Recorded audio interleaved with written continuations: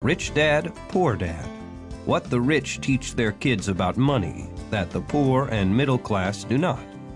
By Robert T. Kiyosaki. To parents everywhere, a child's first and most important teachers, and to all those who educate, influence, and lead by example.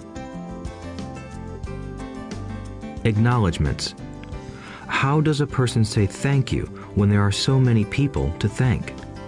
Obviously, this book is a thank you to my two fathers, who were powerful role models, and to my mom, who taught me love and kindness. The person most responsible for this book becoming a reality is my wife, Kim, my partner in marriage, business, and in life. She makes my life complete. Introduction. Rich Dad, Poor Dad. Having two dads offered me the choice of contrasting points of view, one of a rich man and one of a poor man. I had two fathers, a rich one and a poor one. One was highly educated and intelligent. He had a PhD and completed 4 years of undergraduate work in less than 2 years. He then went on to Stanford University, the University of Chicago, and Northwestern University to do his advanced studies, all on full financial scholarships. The other father never finished the 8th grade. Both men were successful in their careers, working hard all their lives. Both earned substantial incomes, yet one always struggled financially. The other would become one of the richest men in Hawaii. One died, leaving tens of millions of dollars to his family, charities, and his church. The other left bills to be paid. Both men were strong, charismatic, and influential. Both men offered me advice, but they did not advise the same things. Both men believed strongly in education, but did not recommend the same course of study. If I had had only one dad, I would have had to accept or reject his advice. Having two dads offered me the choice of contrasting points of view, one of a rich man and one of a poor man. Instead of simply accepting or rejecting one or the other, I found myself thinking more, comparing, and then choosing for myself. The problem was that the rich man was not rich yet, and the poor man was not yet poor. Both were just starting out on their careers, and both were struggling with money and families. But they had very different points of view about money. For example, one dad would say, "The love of money is the root of all evil." The other said, "The lack of money is the root of all evil." As a young boy, having two strong fathers, both influencing me, was difficult. I wanted to be a good son and listen, but the two fathers did not say the same things. The contrast in their points of view, particularly about money, was so extreme that I grew curious and intrigued. I began to start thinking for long periods of time about what each was saying. Much of my private time was spent reflecting, asking myself questions such as, "Why does he say that?" and then asking the same question of the other dad's statement. It would have been much easier to simply say, "Yeah, he's right, I agree with that," or to simply reject the point of view by saying, "The old man doesn't know what he's talking about." Instead, having two dads whom I loved forced me to think and ultimately choose a way of thinking for myself. As a process, choosing for myself turned out to be much more valuable in the long run than simply accepting or rejecting a single point of view. One of the reasons the rich get richer, the poor get poorer, and the middle class struggles in debt is that the subject of money is taught at home, not in school. Most of us learn about money from our parents, so what can poor parents tell their child about money? They simply say, "Stay in school and study hard." The child may graduate with excellent grades, but with a poor person's financial programming and mindset. Sadly, money is not taught in schools. Schools focus on scholastic and professional skills, but not on financial skills. This explains how smart bankers, doctors, and accountants who earned excellent grades may struggle financially all of their lives. Our staggering national debt is due in large part to highly educated politicians and government officials making financial decisions with little or no training in the subject of money. Today, I often wonder what will soon happen when we have millions of people who need financial and medical assistance. They will be dependent upon their families or the government for financial support. What will happen when Medicare and Social Security run out of money? How will a nation survive if teaching children about money continues to be left to parents, most of whom will be, or already are, poor? Because I had two influential fathers, I learned from both of them. I had to think about each dad's advice, and in doing so, I gained valuable insight into the power and effect of one's thoughts on one's life. For example, one dad had a habit of saying, "I can't afford it." The other dad forbade those words to be used. He insisted I ask, "How can I afford it?" One is a statement, and the other is a question. One lets you off the hook, and the other forces you to think. My soon-to-be rich dad would explain that by automatically saying the words, "I can't afford it," your brain stops working. By asking the question, "How can I afford it?" your brain is put to work. He did not mean that you should buy everything you want. He was fanatical about exercising your mind, the most powerful computer in the world. He'd say, "My brain gets stronger every day because I exercise it. The stronger it gets, the more money I can make." He believed that automatically saying, "I can't afford it," was a sign of mental laziness. Although both dads worked hard, I noticed that one dad had a habit of putting his brain to sleep when it came to finances, and the other had a habit of exercising his brain. The long-term result was that one dad grew stronger financially, and the other grew weaker. It is not much different from a person who goes to the gym to exercise on a regular basis versus someone who sits on the couch watching television. Proper physical exercise increases your chances for health, and proper mental exercise increases your chances for wealth. My two dads had opposing attitudes, and that affected the way they thought. One dad thought that the rich should pay more in taxes to take care of those less fortunate. The other said, taxes punish those who produce and reward those who don't produce. One dad recommended, study hard so you can find a good company to work for. The other recommended, study hard so you can find a good company to buy. One dad said, the reason I'm not rich is because I have you kids. The other said, the reason I must be rich is because I have you kids. One encouraged talking about money and business at the dinner table, while the other forbade the subject of money to be discussed over a meal. One said, when it comes to money, play it safe, don't take risks. The other said, learn to manage risk. One believed, our home is our largest investment and our greatest asset. The other believed, my house is a liability, and if your house is your largest investment, you're in trouble.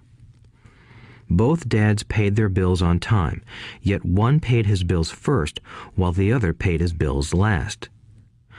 One dad believed in a company or the government taking care of you and your needs.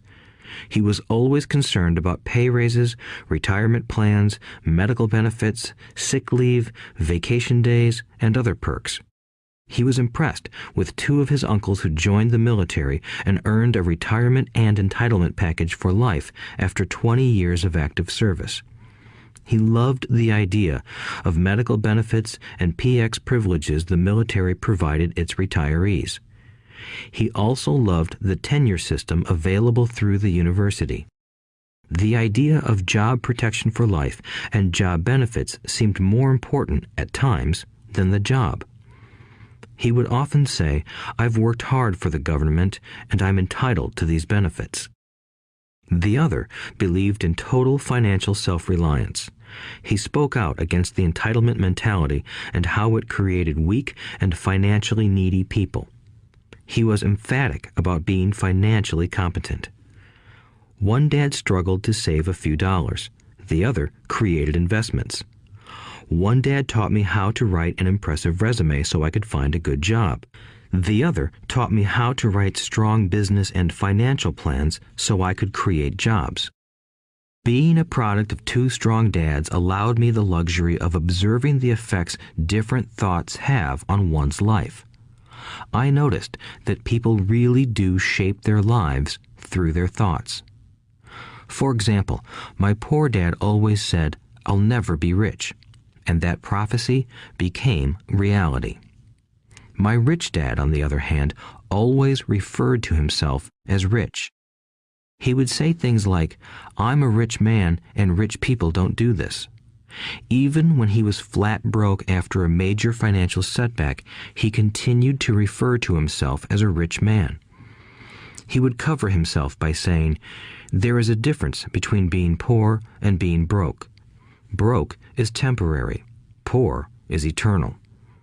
My poor dad would say, "I'm not interested in money," or "money doesn't matter." My rich dad always said, "Money is power." The power of our thoughts may never be measured or appreciated, but it became obvious to me as a young boy that it was important to be aware of my thoughts and how I expressed myself. I noticed that my poor dad was poor, not because of the amount of money he earned, which was significant, but because of his thoughts and actions. As a young boy having two fathers, I became acutely aware of being careful about which thoughts I chose to adopt as my own. Should I listen to my rich dad or to my poor dad? Although both men had tremendous respect for education and learning, they disagreed about what they thought was important to learn. One wanted me to study hard, earn a degree, and get a good job to earn money. He wanted me to study to become a professional, an attorney or an accountant, and to go to business school for my MBA.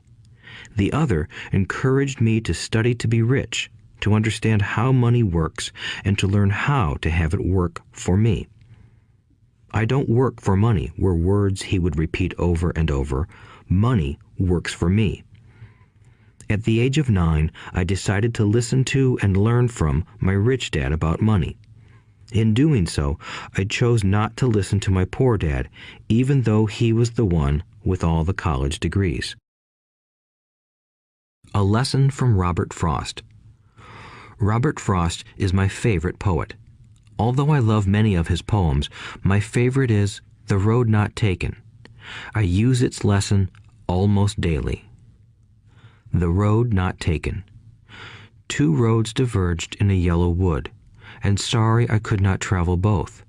And be one traveler long I stood, and looked down one as far as I could, to where it bent in the undergrowth, then took the other as just as fair, and having perhaps the better claim, because it was grassy and wanted wear.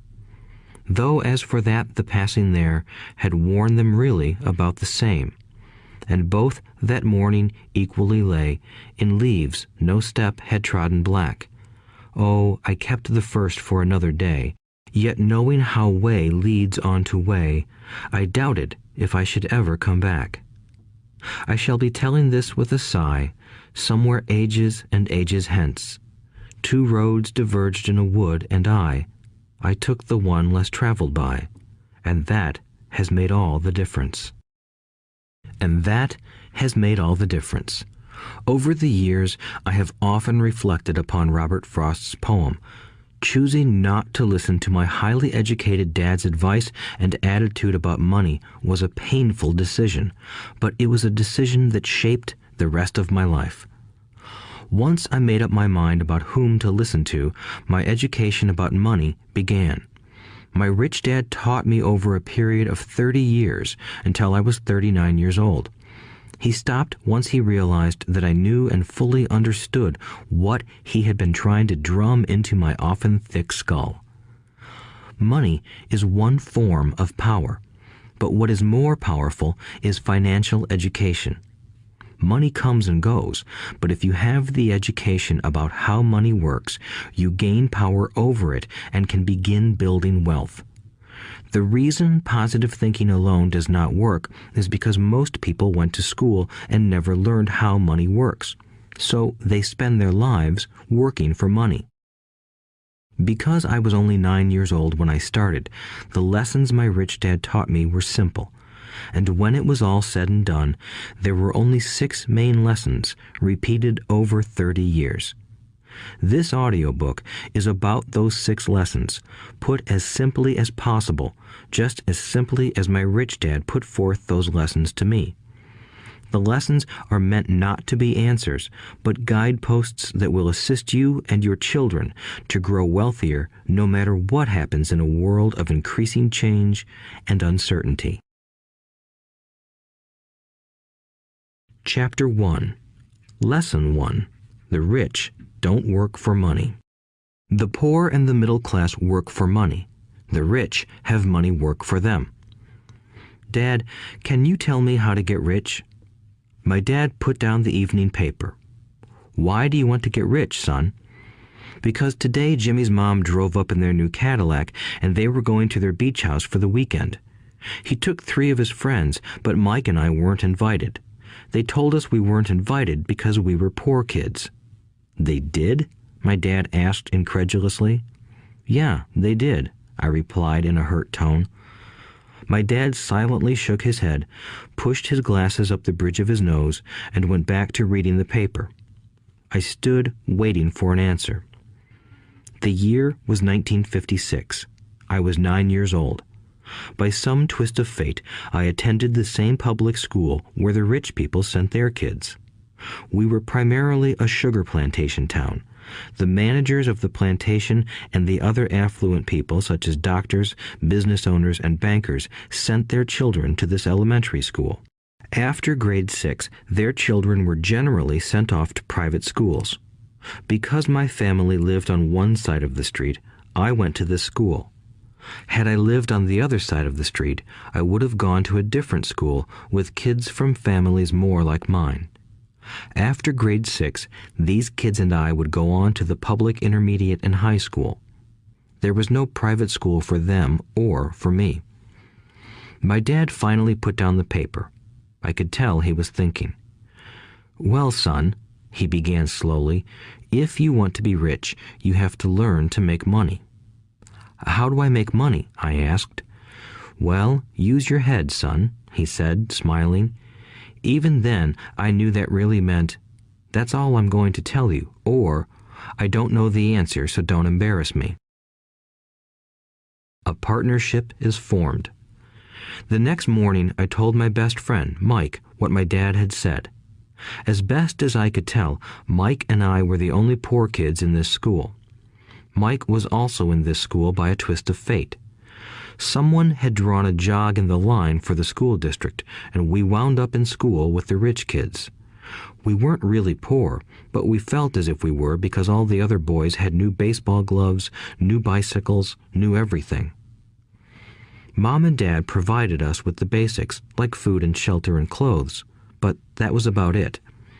My dad used to say, if you want something, work for it.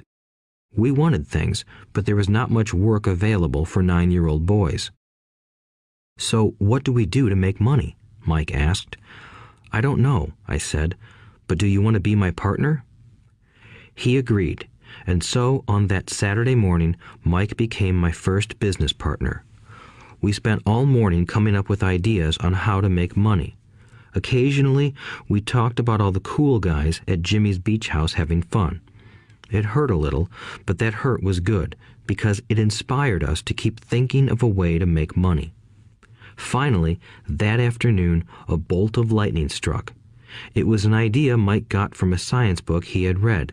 Excitedly, we shook hands, and the partnership now had a business. For the next several weeks, Mike and I ran around our neighborhood, knocking on doors and asking our neighbors if they would save their toothpaste tubes for us. With puzzled looks, most adults consented with a smile. Some asked us what we were doing, to which we replied, "We can't tell you.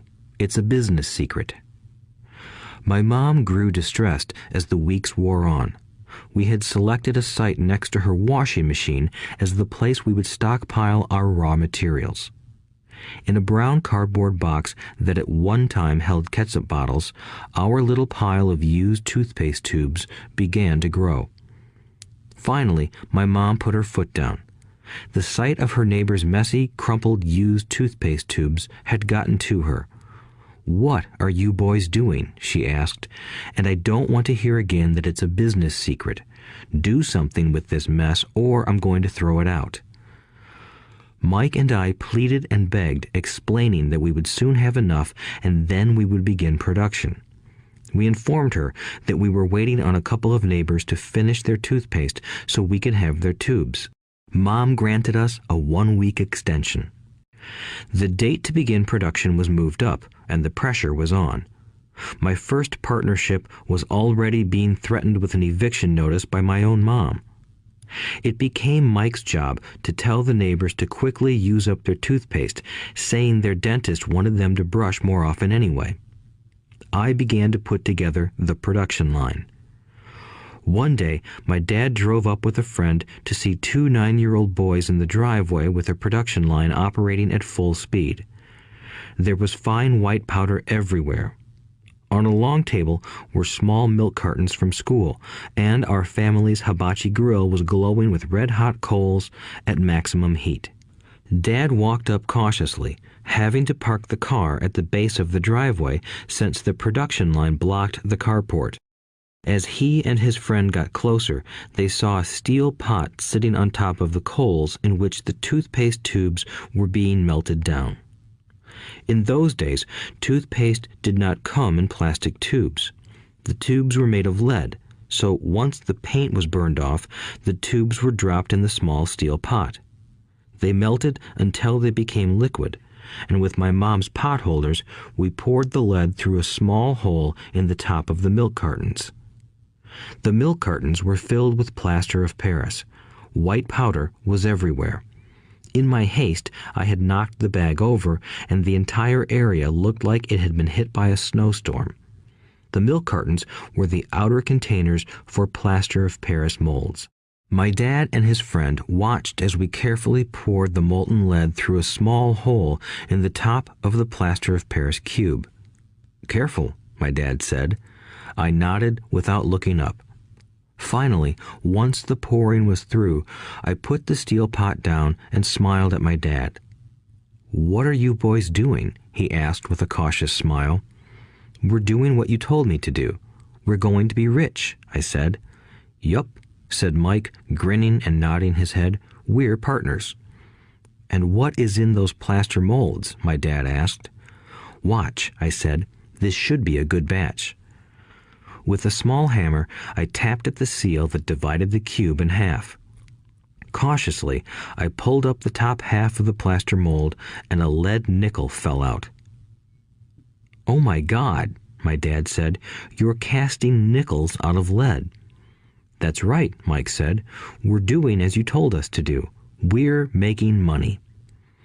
My dad's friend turned and burst into laughter. My dad smiled and shook his head. Along with a fire and a box of spent toothpaste tubes, in front of him were 2 little boys covered with white dust, smiling from ear to ear. He asked us to put everything down and sit with him on the front step of our house. With a smile, he gently explained what the word counterfeiting meant. Our dreams were dashed. "You mean this is illegal?" asked Mike in a quivering voice.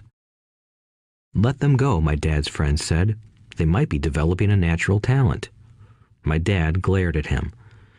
"Yes, it is illegal," my dad said gently, "but you boys have shown great creativity and original thought. Keep going. I'm really proud of you." Disappointed, Mike and I sat in silence for about 20 minutes before we began cleaning up our mess. The business was over on opening day. Sweeping the powder up, I looked at Mike and said, "I guess Jimmy and his friends are right. We are poor." My father was just leaving as I said that. "Boys," he said, "you're only poor if you give up. The most important thing is that you did something. Most people only talk and dream of getting rich. You've done something. I'm very proud of the two of you. I will say it again. Keep going. Don't quit." Mike and I stood there in silence. They were nice words, but we still did not know what to do. "So how come you're not rich, Dad?" I asked. "Because I chose to be a school teacher. School teachers really don't think about being rich. We just like to teach. I wish I could help you, but I really don't know how to make money."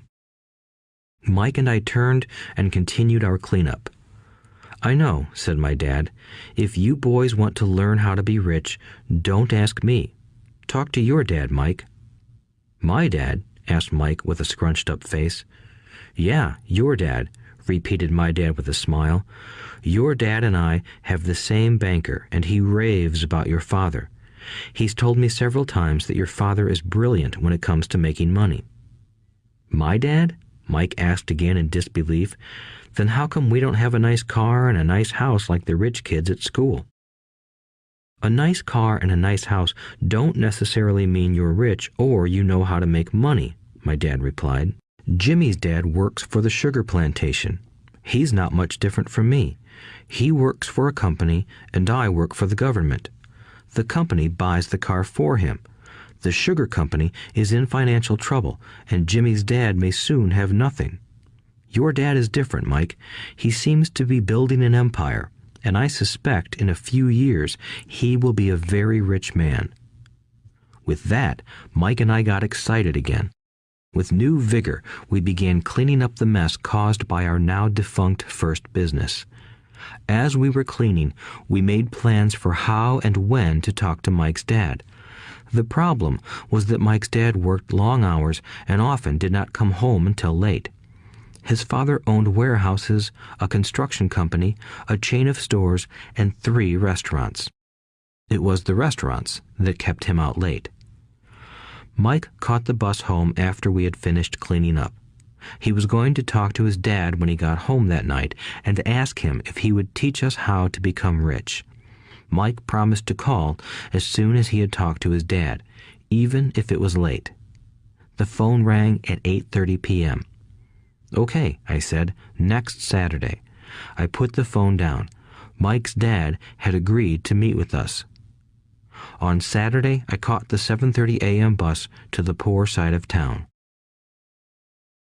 The lessons begin. Mike and I met with his dad that morning at 8 o'clock. He was already busy, having been at work for more than an hour. His construction supervisor was just leaving in his pickup truck as I walked up to his simple, small, and tidy home. Mike met me at the door. "Dad's on the phone, and he said to wait on the back porch," Mike said as he opened the door. The old wooden floor creaked as I stepped across the threshold of the aging house. There was a cheap mat just inside the door. The mat was there to hide the years of wear from countless footsteps that the floor had supported. Although clean, it needed to be replaced. I felt claustrophobic as I entered the narrow living room that was filled with old, musty, overstuffed furniture that today would be collector's items. Sitting on the couch were 2 women, both a little older than my mom. Across from the women sat a man in workman's clothes. He wore khaki slacks and a khaki shirt, neatly pressed but without starch, and polished work boots. He was about 10 years older than my dad. They smiled as Mike and I walked past them toward the back porch. I smiled back shyly. "Who are those people?" I asked. "Oh, they work for my dad. The older man runs his warehouses, and the women are the managers of the restaurants. And as you arrived, you saw the construction supervisor who was working on a road project about 50 miles from here. His other supervisor, who was building a track of houses, left before you got here." "Does this go on all the time?" I asked. "Not always, but quite often," said Mike, smiling as he pulled up a chair to sit down next to me. "I asked my dad if he would teach us to make money," Mike said. "Oh, and what did he say to that?" I asked with cautious curiosity. "Well, he had a funny look on his face at first, and then he said he would make us an offer." "Oh," I said, rocking my chair back against the wall. I sat there, perched on two rear legs of the chair. Mike did the same thing. "Do you know what the offer is?" I asked. "No, but we'll soon find out." Suddenly, Mike's dad burst through the rickety screen door and onto the porch. Mike and I jumped to our feet, not out of respect, but because we were startled. "Ready, boys?" he asked as he pulled up a chair to sit down with us. We nodded our heads as we pulled our chairs away from the wall to sit in front of him. He was a big man, about 6 feet tall and 200 pounds. My dad was taller, about the same weight, and 5 years older than Mike's dad. They sort of looked alike, though not of the same ethnic makeup. Maybe their energy was similar. "Mike says you want to learn to make money. Is that correct, Robert?" I nodded my head quickly, but with a little trepidation. He had a lot of power behind his words and smile. "Okay, here's my offer. I'll teach you, but I won't do it classroom style. You work for me, I'll teach you. You don't work for me, I won't teach you. I can teach you faster if you work, and I'm wasting my time if you just want to sit and listen like you do in school. That's my offer. Take it or leave it." May I ask a question first?" I asked. "No. Take it or leave it. I've got too much work to do to waste my time. If you can't make up your mind decisively, then you'll never learn to make money anyway. Opportunities come and go. Being able to know when to make quick decisions is an important skill. You have the opportunity that you asked for. School is beginning, or it's over, in 10 seconds, Mike's dad said with a teasing smile. "Take it," I said. "Take it," said Mike. "Good," said Mike's dad. "Mrs. Martin will be by in 10 minutes. After I'm through with her, you'll ride with her to my superette and you can begin working. I'll pay you 10 cents an hour and you'll work 3 hours every Saturday." "But I have a softball game today," I said. Mike's dad lowered his voice to a stern tone. "Take it or leave it," he said. "I'll take it," I replied, choosing to work and learn instead of playing. 30 cents later. By 9 a.m. that day, Mike and I were working for Mrs. Martin. She was a kind and patient woman. She always said that Mike and I reminded her of her 2 grown sons. Although kind, she believed in hard work and kept us moving. We spent 3 hours taking canned goods off the shelves, brushing each can with a feather duster to get the dust off, and then restacking them neatly. It was excruciatingly boring work. Mike's dad, whom I called my rich dad, owned 9 of these little superettes, each with a large parking lot. They were the early version of the 7-Eleven convenience stores, little neighborhood grocery stores where people bought items such as milk, bread, butter, and cigarettes. The problem was that this was Hawaii before air conditioning was widely used, and the stores could not close their doors because of the heat. On 2 sides of the store, the doors had to be wide open to the road and parking lot. Every time a car drove by or pulled into the parking lot, dust would swirl and settle in the store. We knew we had a job as long as there was no air conditioning. For 3 weeks, Mike and I reported to Mrs. Martin and worked our 3 hours. By noon, our work was over, and she dropped 3 little dimes in each of our hands. Now, even at the age of 9 in the mid-1950s, 30 cents was not too exciting. Comic books cost 10 cents back then, so I usually spent my money on comic books and went home. By Wednesday of the 4th week, I was ready to quit. I had agreed to work only because I wanted to learn to make money from Mike's dad, and now I was a slave for 10 cents an hour. On top of that, I had not seen Mike's dad since that first Saturday. "I'm quitting," I told Mike at lunchtime. School was boring, and now I did not even have my Saturdays to look forward to. But it was the 30 cents that really got to me. This time, Mike smiled. "What are you laughing at?" I asked with anger and frustration. "Dad said this would happen. He said to meet with him when you were ready to quit." "What?" I said indignantly. "He's been waiting for me to get fed up?" Sort of, Mike said. Dad's kind of different. He doesn't teach like your dad. Your mom and dad lecture a lot. My dad is quiet and a man of few words. You just wait till this Saturday. I'll tell him you're ready. You mean I've been set up? No, not really. But maybe. Dad will explain on Saturday. Waiting in line on Saturday. I was ready to face Mike's dad. Even my real dad was angry with him. My real dad, the one I called the poor one, thought that my rich dad was violating child labor laws and should be investigated.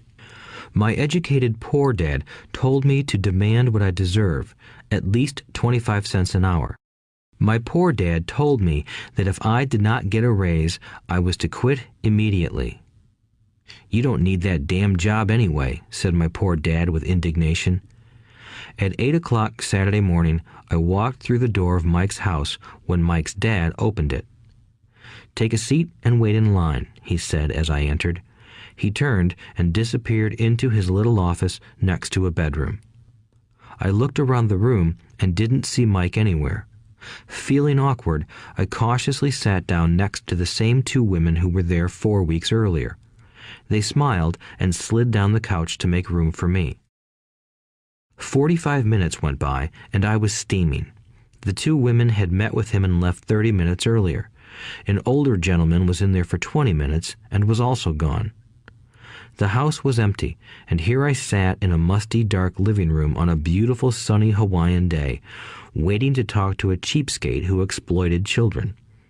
I could hear him rustling around the office, talking on the phone, and ignoring me. I was ready to walk out, but for some reason I stayed. Finally, 15 minutes later, at exactly 9 o'clock, Rich Dad walked out of his office, said nothing, and signaled with his hand for me to enter. I understand you want a raise or you're going to quit, Rich Dad said as he swiveled in his office chair.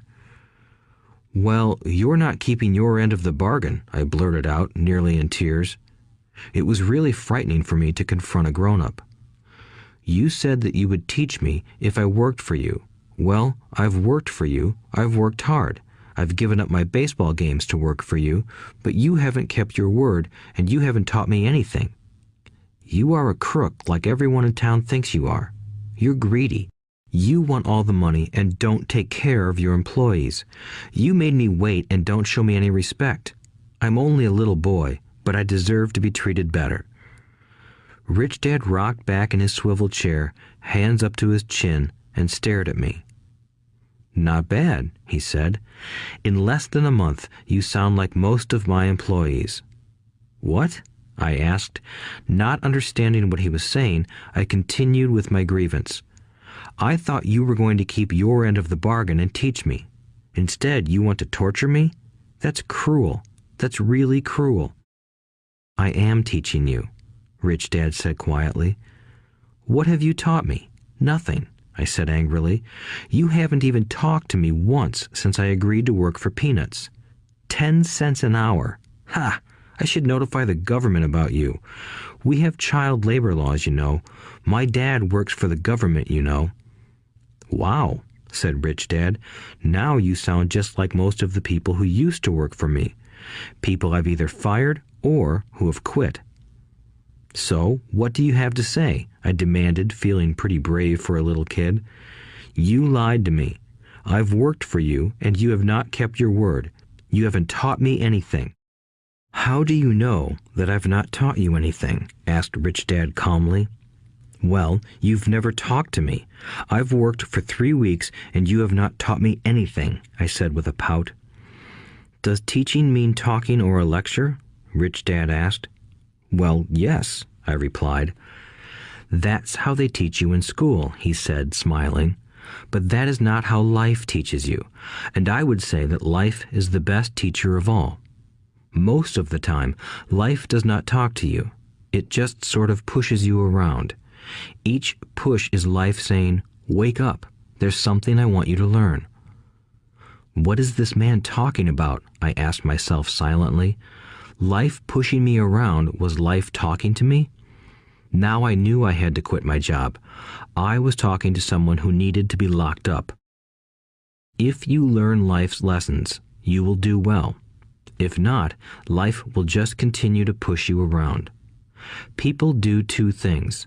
Some just let life push them around. Others get angry and push back.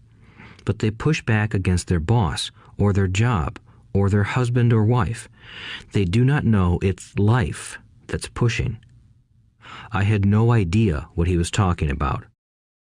Life pushes all of us around. Some people give up and others fight. A few learn the lesson and move on. They welcome life pushing them around. To these few people, it means they need and want to learn something. They learn and move on. Most quit, and a few, like you, fight. Rich Dad stood and shut the creaky old wooden window that needed repair. If you learn this lesson, you will grow into a wise, wealthy, and happy young man. If you don't, you will spend your life blaming a job, low pay, or your boss for your problems. You'll live life always hoping for that big break that will solve all your money problems. Rich Dad looked over at me to see if I was still listening. His eyes met mine. We stared at each other, communicating through our eyes. Finally, I looked away once I had absorbed his message. I knew he was right. I was blaming him, and I did ask to learn. I was fighting. Rich Dad continued, "Or, if you are the kind of person who has no guts, you just give up every time life pushes you. If you are that kind of person, you'll live all your life playing it safe, doing the right things, saving yourself for some event that never happens. Then you die a boring old man. You'll have lots of friends who really like you because you were such a nice, hard-working guy. But the truth is that you let life push you into submission. Deep down, you were terrified of taking risks. You really wanted to win, but the fear of losing was greater than the excitement of winning. Deep inside, you and only you will know you didn't go for it. You chose to play it safe." Our eyes met again. "You've been pushing me around?" I asked. "Some people might say that," smiled Rich Dad. "I would say that I just gave you a taste of life." "What taste of life?" I asked, still angry, but now curious and ready to learn. "You boys are the first people that have ever asked me to teach them how to make money. I have more than 150 employees, and not one of them has asked me what I know about money. They ask me for a job and a paycheck, but never to teach them about money. So most will spend the best years of their lives working for money, not really understanding what it is they are working for." I sat there listening intently. "So when Mike told me you wanted to learn how to make money, I decided to design a course that mirrored real life. I could talk until I was blue in the face, but you wouldn't hear a thing. So I decided to let life push you around a bit so you could hear me. That's why I only paid you 10 cents. "So what is the lesson I learned from working for only 10 cents an hour?" I asked. "That you're cheap and exploit your workers?" Rich Dad rocked back and laughed heartily. Finally, he said, "You'd best change your point of view. Stop blaming me and thinking I'm the problem. If you think I'm the problem, then you have to change me. If you realize that you're the problem, then you can change yourself, learn something, and grow wiser. Most people want everyone else in the world to change but themselves. Let me tell you, it's easier to change yourself than everyone else." "I don't understand," I said. "Don't blame me for your problems," Rich Dad said, growing impatient. "But you only pay me 10 cents. "So what are you learning?" Rich Dad asked, smiling. "That you're cheap," I said with a sly grin. "See, you think I'm the problem," said Rich Dad. "But you are. Well, keep that attitude and you'll learn nothing. Keep the attitude that I'm the problem, and what choices do you have?" "Well, if you don't pay me more or show me more respect and teach me, I'll quit." "Well put," Rich Dad said, "and that's exactly what most people do. They quit and go looking for another job, a better opportunity and higher pay, actually thinking that this will solve the problem. In most cases, it won't. So what should I do? I asked. Just take this measly 10 cents an hour and smile? Rich Dad smiled. That's what the other people do. But that's all they do, waiting for a raise, thinking that more money will solve their problems. Most just accept it, and some take a second job working harder, but again, accepting a small paycheck. I sat staring at the floor, beginning to understand the lesson Rich Dad was presenting. I could sense it was a taste of life. Finally, I looked up and asked, "So what will solve the problem?" "This," he said, leaning forward in his chair and tapping me gently on the head. "This stuff between your ears." It was at that moment that Rich Dad shared the pivotal point of view that separated him from his employees and my poor dad, and led him to eventually become one of the richest men in Hawaii, while my highly educated but poor dad struggled financially all his life. It was a singular point of view that made all the difference over a lifetime. Rich Dad said this point of view over and over, which I call lesson number 1. The poor and the middle class work for money. The rich have money work for them. On that bright Saturday morning, I learned a completely different point of view from what I had been taught by my poor dad. At the age of 9, I understood that both dads wanted me to learn. Both dads encouraged me to study, but not the same things. My highly educated dad recommended that I do what he did. "Son, I want you to study hard, get good grades so you can find a safe, secure job with a big company, and make sure it has excellent benefits."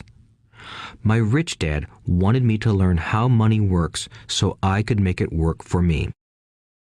These lessons I would learn through life with his guidance, not because of a classroom. My rich dad continued my first lesson. "I'm glad you got angry about working for 10 cents an hour. If you hadn't got angry and had simply accepted it, I would have to tell you that I could not teach you. You see, true learning takes energy, passion, and a burning desire.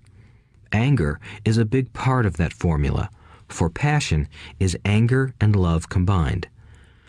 When it comes to money, most people want to play it safe and feel secure, so passion does not direct them. Fear does." "So is that why they'll take jobs with low pay?" I asked. "Yes," said Rich Dad. "Some people say I exploit people because I don't pay as much as the sugar plantation or the government. I say the people exploit themselves. It's their fear, not mine." "But don't you feel you should pay them more?" I asked. "I don't have to. And besides, more money will not solve their problems. Just look at your dad. He makes a lot of money, and he still can't pay his bills. Most people, given more money, only get into more debt." "So that's why the 10 cents an hour," I said, smiling. "It's part of the lesson." "That's right," smiled Rich Dad. "You see, your dad went to school and got an excellent education so he could get a high-paying job. But he still has money problems because he never learned anything about money in school. On top of that, he believes in working for money." "And you don't?" I asked.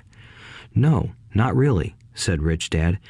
"If you want to learn to work for money, then stay in school. That is a great place to learn to do that. But if you want to learn how to have money work for you, then I will teach you that. But only if you want to learn." "Wouldn't everyone want to learn that?" I asked. "No," said Rich Dad, "simply because it's easier to learn to work for money, especially if fear is your primary emotion when the subject of money is discussed." "I don't understand," I said with a frown. "Don't worry about that for now. Just know that it's fear that keeps most people working at a job. The fear of not paying their bills, the fear of being fired, the fear of not having enough money, and the fear of starting over. That's the price of studying to learn a profession or trade and then working for money. Most people become a slave to money and then get angry at their boss. Learning to have money work for you is a completely different course of study? I asked. Absolutely, Rich Dad answered. Absolutely. We sat in the silence on that beautiful Hawaiian Saturday morning. My friends had just started their Little League baseball game, but for some reason I was now thankful I had decided to work for 10 cents an hour. I sensed that I was about to learn something my friends wouldn't learn in school. Ready to learn? Asked Rich Dad. Absolutely, I said with a grin. I have kept my promise. I've been teaching you from afar, my Rich Dad said. At 9 years old, you've gotten a taste of what it feels like to work for money. Just multiply your last month by 50 years, and you will have an idea of what most people spend their life doing. I don't understand, I said. How did you feel waiting in line to see me, once to get hired and once to ask for more money? Terrible, I said. If you choose to work for money, that is what life will be like, said Rich Dad. And how did you feel when Mrs. Martin dropped 3 dimes in your hand for 3 hours of work? I felt like it wasn't enough. It seemed like nothing. I was disappointed, I said. And that is how most employees feel when they look at their paychecks, especially after all the tax and other deductions are taken out. At least you got 100%. You mean most workers don't get paid everything? I asked with amazement. Heavens no, said Rich Dad. The government always takes its share first. How do they do that? I asked. Taxes, said Rich Dad. You're taxed when you earn. You're taxed when you spend. You're taxed when you save. You're taxed when you die. Why do people let the government do that to them? The rich don't, said Rich Dad with a smile. The poor and the middle class do. I'll bet you that I earn more than your dad, yet he pays more in taxes. How can that be? I asked. At my age, that made no sense to me. Why would someone let the government do that to them? Rich Dad rocked slowly and silently in his chair, just looking at me. Ready to learn? He asked. I nodded my head slowly. As I said, there is a lot to learn.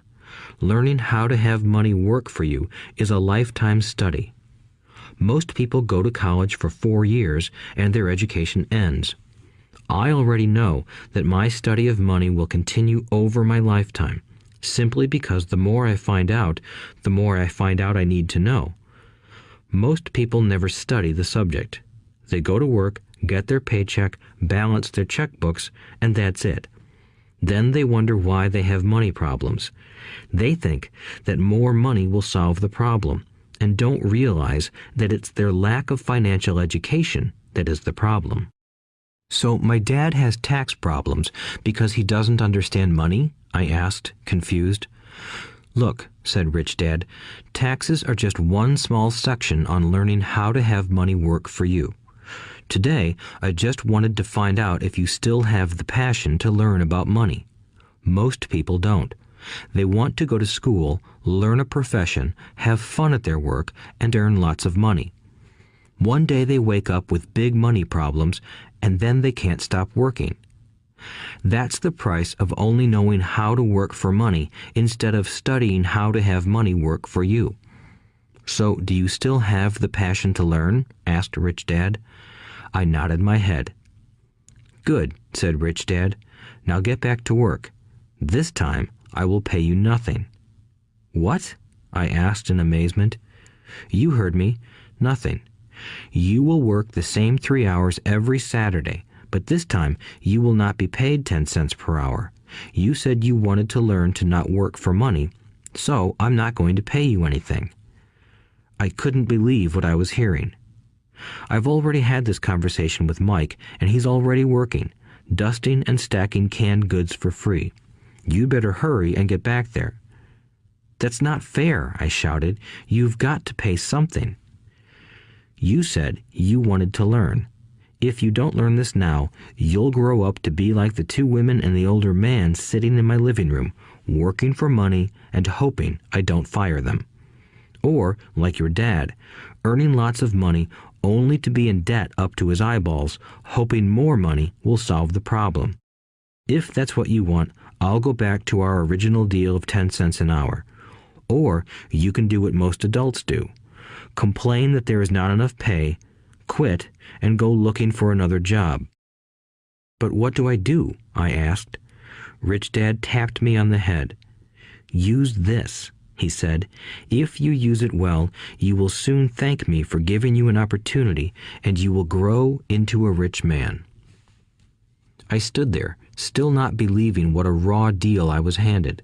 I came to ask for a raise, and somehow I was instead working for nothing. Rich Dad tapped me on the head again and said, "Use this. Now, get out of here and get back to work." Lesson number 1. The rich don't work for money. I didn't tell my poor dad I wasn't being paid. He wouldn't have understood, and I didn't want to try to explain something I didn't understand myself. For 3 more weeks, Mike and I worked 3 hours every Saturday for nothing. The work didn't bother me, and the routine got easier. But it was the missed baseball games and not being able to afford to buy a few comic books that got to me. Rich Dad stopped by at noon on the 3rd week. We heard his truck pull up in the parking lot and sputter when the engine was turned off. He entered the store and greeted Mrs. Martin with a hug. After finding out how things were going in the store, he reached into the ice cream freezer, pulled out 2 bars, paid for them, and signaled to Mike and me. "Let's go for a walk, boys." We crossed the street, dodging a few cars, and walked across a large grassy field where a few adults were playing softball. Sitting down at a lone picnic table, he handed Mike and me the treats. "How's it going, boys?" "Okay," Mike said. I nodded in agreement. "Learn anything yet?" Rich Dad asked. Mike and I looked at each other, shrugged our shoulders, and shook our heads in unison. Avoiding one of life's biggest traps. Well, you boys had better start thinking. You're staring at one of life's biggest lessons. If you learn it, you'll enjoy a life of great freedom and security. If you don't, you'll wind up like Mrs. Martin and most of the people playing softball in this park. They work very hard for little money, clinging to the illusion of job security and looking forward to a 3-week vacation each year and maybe a skimpy pension after 45 years of service. If that excites you, I'll give you a raise to 25 cents an hour. But these are good, hard-working people. Are you making fun of them? I demanded. A smile came over Rich Dad's face. Mrs. Martin is like a mother to me. I would never be that cruel. I may sound unkind because I'm doing my best to point something out to the 2 of you. I want to expand your point of view so you can see something most people never have the benefit of seeing because their vision is too narrow. Most people never see the trap they are in. Mike and I sat there, uncertain of his message. He sounded cruel, yet we could sense he was trying to drive home a point. With a smile, Rich Dad said, "Doesn't that 25 cents an hour sound good? Doesn't it make your heart beat a little faster?" I shook my head no, but it really did. 25 cents an hour would be big bucks to me. "Okay, I'll pay you $1 an hour," Rich Dad said, with a sly grin. Now my heart started to race. My brain was screaming, "Take it, take it." I could not believe what I was hearing. Still, I said nothing. "Okay, $2 an hour." My little brain and heart nearly exploded. After all, it was 1956, and being paid $2 an hour would have made me the richest kid in the world. I couldn't imagine earning that kind of money. I wanted to say yes. I wanted the deal. I could picture a new bicycle, new baseball glove, and the adoration of my friends when I flashed some cash. On top of that, Jimmy and his rich friends could never call me poor again. But somehow, my mouth stayed shut. The ice cream had melted and was running down my hand. Rich Dad was looking at two boys staring back at him, eyes wide open and brains empty. He was testing us, and he knew there was a part of our emotions that wanted to take the deal. He understood that every person has a weak and needy part of their soul that can be bought, and he knew that every individual also had a part of their soul that was resilient and could never be bought. It was only a question of which one was stronger. Okay, $5 an hour. Suddenly, I was silent. Something had changed. The offer was too big and ridiculous. Not many grown-ups in 1956 made more than that, but quickly my temptation disappeared and calm set in. Slowly, I turned to my left to look at Mike. He looked back at me. The part of my soul that was weak and needy was silenced. The part of me that had no price took over. I knew Mike had gotten to that point too. "Good," said Rich Dad softly. "Most people have a price, and they have a price because of human emotions named fear and greed. First, the fear of being without money motivates us to work hard, and then, once we get that paycheck, greed or desire starts us thinking about all the wonderful things money can buy. The pattern is then set." "What pattern?" I asked. "The pattern of get up, go to work, pay bills, get up, go to work, pay bills." People's lives are forever controlled by two emotions, fear and greed. Offer them more money, and they continue the cycle by increasing their spending. This is what I call the rat race. "There is another way?" Mike asked. "Yes," said Rich Dad slowly, "but only a few people find it." "And what is that way?" Mike asked. "That's what I hope you boys will learn as you work and study with me. That is why I took away all forms of pay." "Any hints?" Mike asked. "We're kind of tired of working hard, especially for nothing." "Well, the first step is telling the truth," said Rich Dad. "We haven't been lying," I said. "I did not say you were lying. I said to tell the truth," Rich Dad retorted. "The truth about what?" I asked. "How you're feeling," Rich Dad said. "You don't have to say it to anyone else. Just admit it to yourself." "You mean the people in this park, the people who work for you, Mrs. Martin, they don't do that?" I asked. "I doubt it," said Rich Dad. "Instead, they feel the fear of not having money. They don't confront it logically. They react emotionally instead of using their heads," Rich Dad said. "Then they get a few bucks in their hands, and again, the emotions of joy, desire, and greed take over. And again they react instead of think." "So their emotions control their brain," Mike said. "That's correct," said Rich Dad. "Instead of admitting the truth about how they feel, they react to their feelings and fail to think. They feel the fear, so they go to work, hoping that money will soothe the fear, but it doesn't. It continues to haunt them, and they return to work, hoping again that money will calm their fears, and again it doesn't.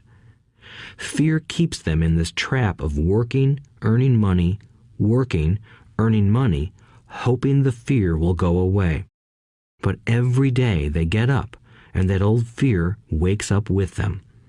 For millions of people, that old fear keeps them awake all night, causing a night of turmoil and worry. So they get up and go to work, hoping that a paycheck will kill that fear gnawing at their souls. Money is running their lives, and they refuse to tell the truth about that. Money is in control of their emotions and their souls." Rich Dad sat quietly, letting his words sink in. Mike and I had heard what he said, but didn't understand fully what he was talking about. I just knew that I often wondered why grown-ups hurried off to work. It did not seem like much fun, and they never looked that happy, but something kept them going. Realizing we had absorbed as much as possible of what he was talking about, Rich Dad said, "I want you boys to avoid that trap. That is really what I want to teach you. Not just to be rich, because being rich does not solve the problem."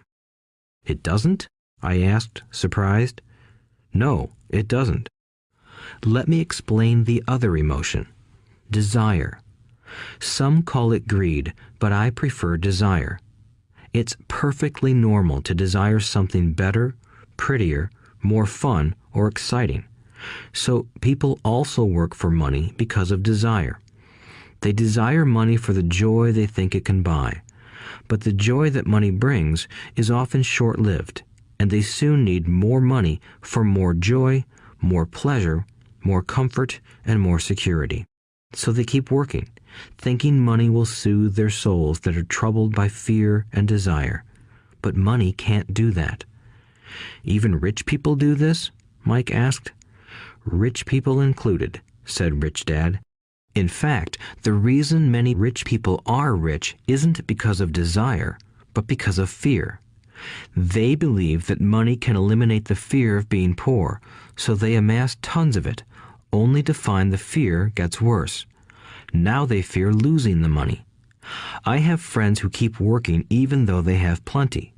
I know people who have millions who are more afraid now than when they were poor.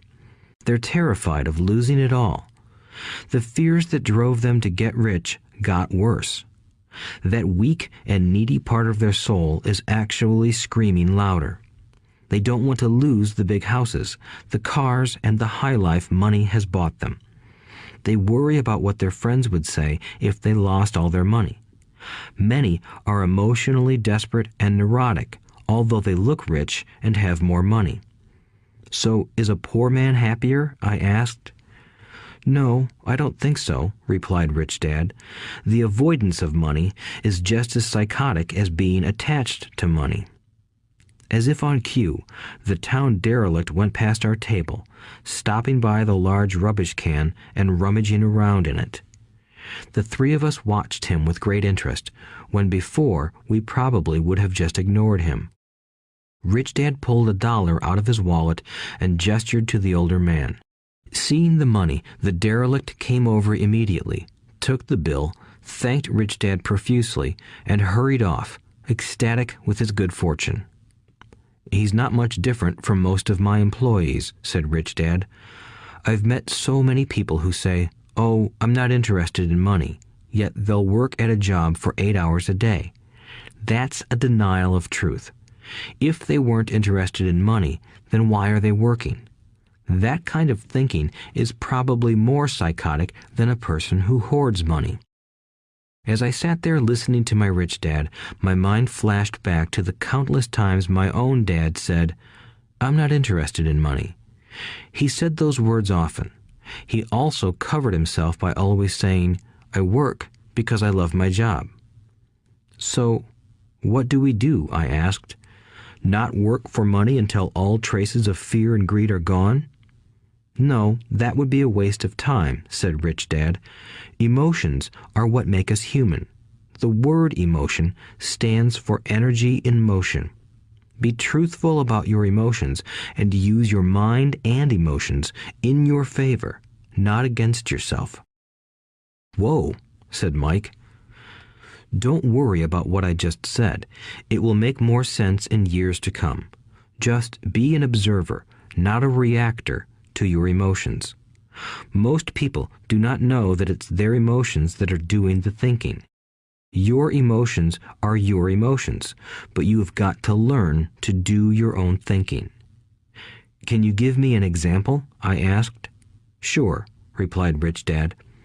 When a person says, "I need to find a job," it's most likely an emotion doing the thinking. Fear of not having money generates that thought. But people do need money if they have bills to pay, I said. Sure they do, smiled Rich Dad. All I'm saying is that it's fear that is all too often doing the thinking. I don't understand, said Mike. For example, said Rich Dad, if the fear of not having enough money arises, instead of immediately running out to get a job, they instead might ask themselves this question. Will a job be the best solution to this fear over the long run? In my opinion, the answer is no. A job is really a short-term solution to a long-term problem. But my dad is always saying, stay in school and get good grades so you can find a safe, secure job, I interjected, somewhat confused. Yes, I understand he says that, said Rich Dad, smiling. Most people recommend that, and it's a good path for most people. But people make that recommendation primarily out of fear. You mean my dad says that because he's afraid? Yes, said Rich Dad. He's terrified that you won't earn enough money and won't fit into society. Don't get me wrong. He loves you and wants the best for you. I, too, believe an education and a job are important, but it won't handle the fear. You see, that same fear that makes him get up in the morning to earn a few bucks is the fear that is causing him to be so fanatical about your going to school. So what do you recommend? I asked. I want to teach you to master the power of money instead of being afraid of it. They don't teach that in school, and if you don't learn it, you become a slave to money. It was finally making sense. He wanted us to widen our views and to see what the Mrs. Martins of this world couldn't see. He used examples that sounded cruel at the time, but I've never forgotten them. My vision widened that day, and I began to see the trap that lay ahead for most people. You see, we're all employees ultimately. We just work at different levels, said Rich Dad. I just want you boys to have a chance to avoid the trap caused by those two emotions, fear and desire. Use them in your favor, not against you. That's what I want to teach you. I'm not interested in just teaching you to make a pile of money. That won't handle the fear or desire. If you don't first handle fear and desire, and you get rich, you'll only be a highly paid slave. So how do we avoid the trap? I asked. The main cause of poverty or financial struggle is fear and ignorance, not the economy or the government or the rich. It's self-inflicted fear and ignorance that keep people trapped. So you boys go to school and get your college degrees, and I'll teach you how to stay out of the trap.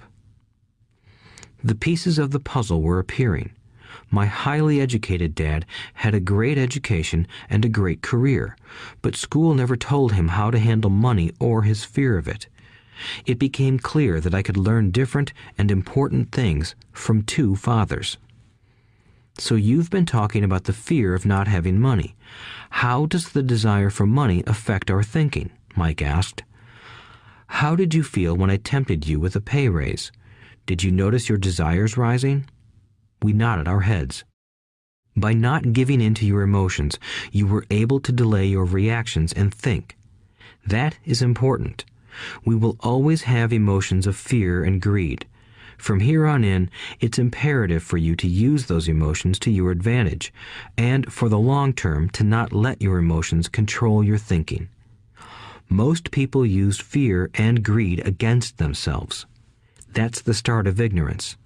Most people live their lives chasing paychecks, pay raises, and job security because of the emotions of desire and fear, not really questioning where those emotion-driven thoughts are leading them.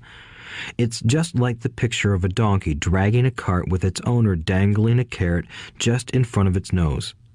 The donkey's owner may be going where he wants to, but the donkey is chasing an illusion. Tomorrow, there will only be another carrot for the donkey. You mean the moment I pictured a new baseball glove, candy, and toys, that's like a carrot to a donkey? Mike asked. Yes, and as you get older, your toys get more expensive. A new car, a boat, and a big house to impress your friends, said Rich Dad with a smile. Fear pushes you out the door, and desire calls to you. That's the trap. So what's the answer? Mike asked. What intensifies fear and desire is ignorance. That is why rich people with lots of money often have more fear the richer they get. Money is the carrot, the illusion. If the donkey could see the whole picture, it might rethink its choice to chase the carrot. Rich Dad went on to explain that a human's life is a struggle between ignorance and illumination. He explained that once a person stops searching for information and self-knowledge, ignorance sets in. That struggle is a moment-to-moment decision to learn to open or close one's mind. Look, school is very important. You go to school to learn a skill or profession to become a contributing member of society. Every culture needs teachers, doctors, mechanics, artists, cooks, business people, police officers, firefighters, and soldiers. Schools train them so society can thrive and flourish, said Rich Dad. Unfortunately, for many people, school is the end, not the beginning. There was a long silence. Rich Dad was smiling. I didn't comprehend everything he said that day, but as with most great teachers, his words continued to teach for years. I've been a little cruel today, said Rich Dad, but I want you to always remember this talk. I want you to always think of Mrs. Martin, and I want you always to remember that donkey. Never forget that fear and desire can lead you into life's biggest trap if you are not aware of them controlling your thinking. To spend your life living in fear, never exploring your dreams, is cruel. To work hard for money, thinking that it will buy you things that will make you happy, is also cruel. To wake up in the middle of the night terrified about paying bills is a horrible way to live. To live a life dictated by the size of a paycheck is not really living a life. Thinking that a job makes you secure is lying to yourself. That's cruel, and that's the trap I want you to avoid. I've seen how money runs people's lives. Don't let that happen to you. Please, don't let money run your life. A softball rolled under our table. Rich Dad picked it up and threw it back. So what does ignorance have to do with greed and fear? I asked. Because it is ignorance about money that causes so much greed and fear, said Rich Dad. Let me give you some examples. A doctor, wanting more money to better provide for his family, raises his fees. By raising his fees, it makes healthcare more expensive for everyone. It hurts the poor people the most, so they have worse health than those with money. Because the doctors raise their fees, the attorneys raise their fees. Because the attorneys' fees have gone up, school teachers want a raise, which raises our taxes, and on and on and on. Soon, there will be such a horrifying gap between the rich and the poor that chaos will break out and another great civilization will collapse. History proves that great civilizations collapse when the gap between the haves and have-nots is too great. Sadly, America is on that same course because we haven't learned from history. We only memorize historical dates and names, not the lesson. Aren't prices supposed to go up? I asked. In an educated society with a well-run government, prices should actually come down. Of course, that is often only true in theory. Prices go up because of greed and fear caused by ignorance. If schools taught people about money, there would be more money and lower prices. But schools focus only on teaching people to work for money, not how to harness money's power. But don't we have business schools? Mike asked. And haven't you encouraged me to go for my MBA? Yes, said Rich Dad, but all too often business schools train employees to become sophisticated bean counters. Heaven forbid a bean counter takes over a business. All they do is look at the numbers, fire people, and kill the business. I know this because I hire bean counters. All they think about is cutting costs and raising prices, which cause more problems. Bean counting is important. I wish more people knew it, but it, too, is not the whole picture, added Rich Dad angrily. So, is there an answer? Asked Mike. Yes, said Rich Dad. Learn to use your emotions to think, not think with your emotions. When you boys mastered your emotions by agreeing to work for free, I knew there was hope. When you again resisted your emotions when I tempted you with more money, you were again learning to think in spite of being emotionally charged. That's the first step. Why is that step so important? I asked. Well, that's up to you to find out. If you want to learn, I'll take you boys into the briar patch, a place almost everyone else avoids. If you go with me, you'll let go of the idea of working for money and instead learn to have money work for you. And what will we get if we go with you? What if we agree to learn from you? What will we get? I asked. The same thing Brer Rabbit got, said Rich Dad, referring to the classic children's story. Is there a briar patch? I asked. Yes, said Rich Dad. The briar patch is our fear and greed. Confronting fear, weaknesses, and neediness by choosing our own thoughts is the way out. Choosing our thoughts? Mike asked, puzzled. Yes, choosing what we think rather than reacting to our emotions. Instead of just getting up and going to work because not having the money to pay your bills is scaring you, ask yourself, is working harder at this the best solution to this problem? Most people are too afraid to rationally think things through and instead run out the door to a job they hate. The tar baby is in control. That's what I mean by choosing your thoughts. And how do we do that? Mike asked. That's what I will teach you. I'll teach you to have a choice of thoughts rather than a knee-jerk reaction, like gulping down your morning coffee and running out the door. Remember what I said before. A job is only a short-term solution to a long-term problem. Most people have only one problem in mind, and it's short-term. It's the bills at the end of the month, the tar baby. Money controls their lives, or should I say the fear and ignorance about money controls it. So they do as their parents did.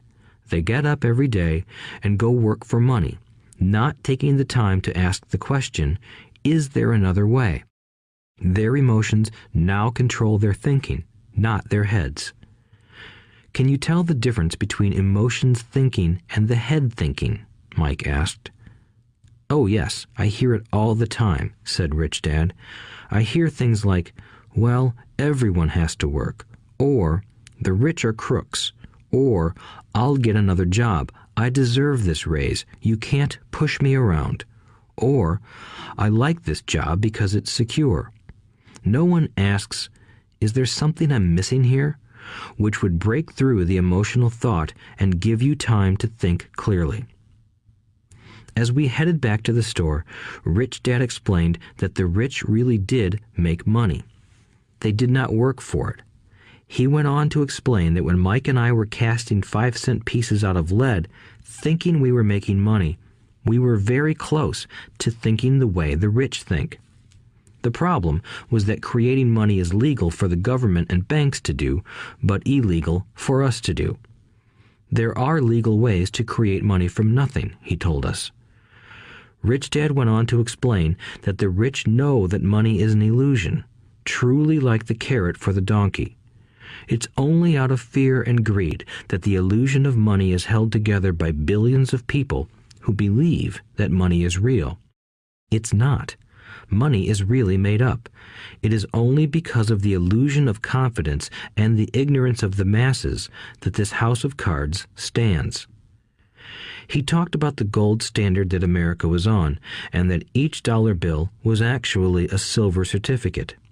What concerned him was the rumor that we would someday go off the gold standard and our dollars would no longer be backed by something tangible. If that happens, boys, all hell will break loose.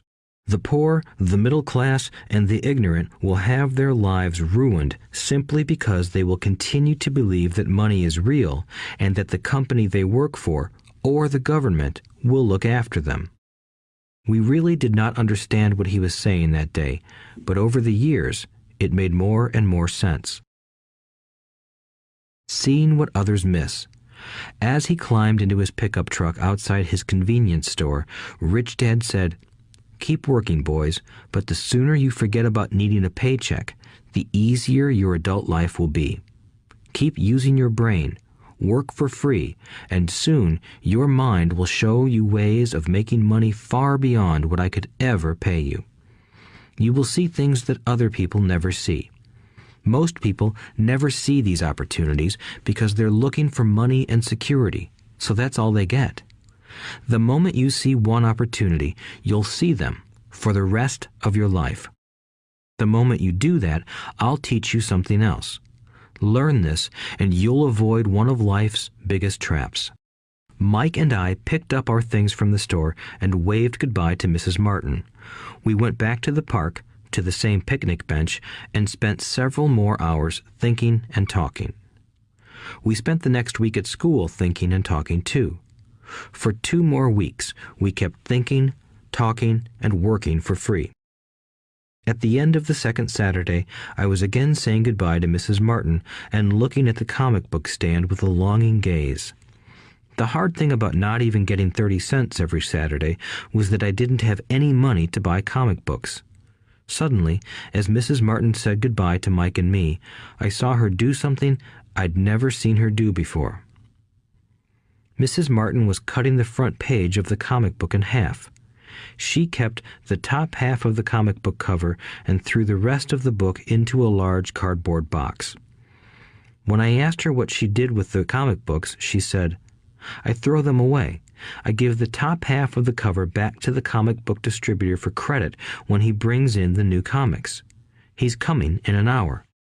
Mike and I waited for an hour. Soon the distributor arrived, and I asked him if we could have the comic books. To my delight, he said, "You can have them if you work for this store and do not resell them." Remember our old business partnership? Well, Mike and I revived it. Using a spare room in Mike's basement, we began piling hundreds of comic books in that room. Soon, our comic book library was open to the public. We hired Mike's younger sister, who loved to study, to be head librarian. She charged each child 10 cents admission to the library, which was open from 2:30 p.m. to 4:30 p.m. every day after school. The customers, the children of the neighborhood, could read as many comics as they wanted in 2 hours. It was a bargain for them since a comic cost 10 cents each, and they could read 5 or 6 in 2 hours. Mike's sister would check the kids as they left to make sure they weren't borrowing any comic books. She also kept the books, logging in how many kids showed up each day, who they were, and any comments they might have. Mike and I averaged $9.50 per week over a 3-month period. We paid his sister $1 a week and allowed her to read the comics for free, which she rarely did since she was always studying. Mike and I kept our agreement by working in the store every Saturday and collecting all the comic books from the different stores. We kept our agreement to the distributor by not selling any comic books. We burned them once they got too tattered. We tried opening a branch office, but we could never quite find someone as trustworthy and dedicated as Mike's sister. At an early age, we found out how hard it was to find good staff. 3 months after the library first opened, a fight broke out in the room. Some bullies from another neighborhood pushed their way in, and Mike's dad suggested we shut down the business. So our comic book business shut down, and we stopped working on Saturdays at the convenience store. But Rich Dad was excited because he had new things he wanted to teach us. He was happy because we had learned our first lessons so well. We learned to make money work for us. By not getting paid for our work at the store, we were forced to use our imaginations to identify an opportunity to make money. By starting our own business, the comic book library, we were in control of our own finances, not dependent on an employer. The best part was that our business generated money for us even when we weren't physically there. Our money worked for us. Instead of paying us money, Rich Dad had given us so much more. Chapter 2. Lesson 2. Why teach financial literacy? It's not how much money you make, it's how much money you keep. In 1990, Mike took over his father's empire and is, in fact, doing a better job than his dad did. We see each other once or twice a year on the golf course. He and his wife are wealthier than you can imagine. Rich Dad's empire is in great hands, and Mike is now grooming his son to take his place, as his dad had groomed us. In 1994, I retired at the age of 47, and my wife Kim was 37. Retirement does not mean not working. For us, it means that, barring unforeseen cataclysmic changes, we can work or not work, and our wealth grows automatically, staying ahead of inflation. Our assets are large enough to grow by themselves. It's like planting a tree. You water it for years, and then one day it doesn't need you anymore. Its roots are implanted deep enough. Then the tree provides shade for your enjoyment. Mike chose to run the empire, and I chose to retire. Whenever I speak to groups of people, they often ask what I would recommend that they do. How do I get started? Is there a book you would recommend? What should I do to prepare my children? What is your secret to success? How do I make millions? Whenever I hear one of these questions, I'm reminded of the following story. The richest businessmen. In 1923, a group of our greatest leaders and richest businessmen held a meeting at the Edgewater Beach Hotel in Chicago. Among them were Charles Schwab, head of the largest independent steel company; Samuel Insull, president of the world's largest utility; Howard Hobson, head of the largest gas company; Ivar Kruger, president of International Match Company, one of the world's largest companies at that time; Leon Fraser, president of the Bank of International Settlements; Richard Whitney, president of the New York Stock Exchange; Arthur Cotton and Jesse Livermore, two of the biggest stock speculators; and Albert Fall, a member of President Harding's cabinet. 25 years later, 9 of these titans ended their lives as follows. Schwab died penniless after living for 5 years on borrowed money.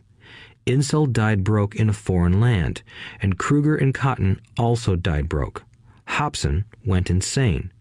Whitney and Albert Fall were released from prison, and Fraser and Livermore committed suicide. I doubt if anyone can say what really happened to these men. If you look at the date, 1923, it was just before the 1929 market crash and the Great Depression, which I suspect had a great impact on these men and their lives. The point is this. Today, we live in times of greater and faster change than these men did. I suspect there will be many booms and busts in the coming years that will parallel the ups and downs these men faced. I am concerned that too many people are too focused on money and not on their greatest wealth, their education. If people are prepared to be flexible, keep an open mind and learn, they will grow richer and richer despite tough changes. If they think money will solve problems, they will have a rough ride. Intelligence solves problems and produces money. Money without financial intelligence is money soon gone.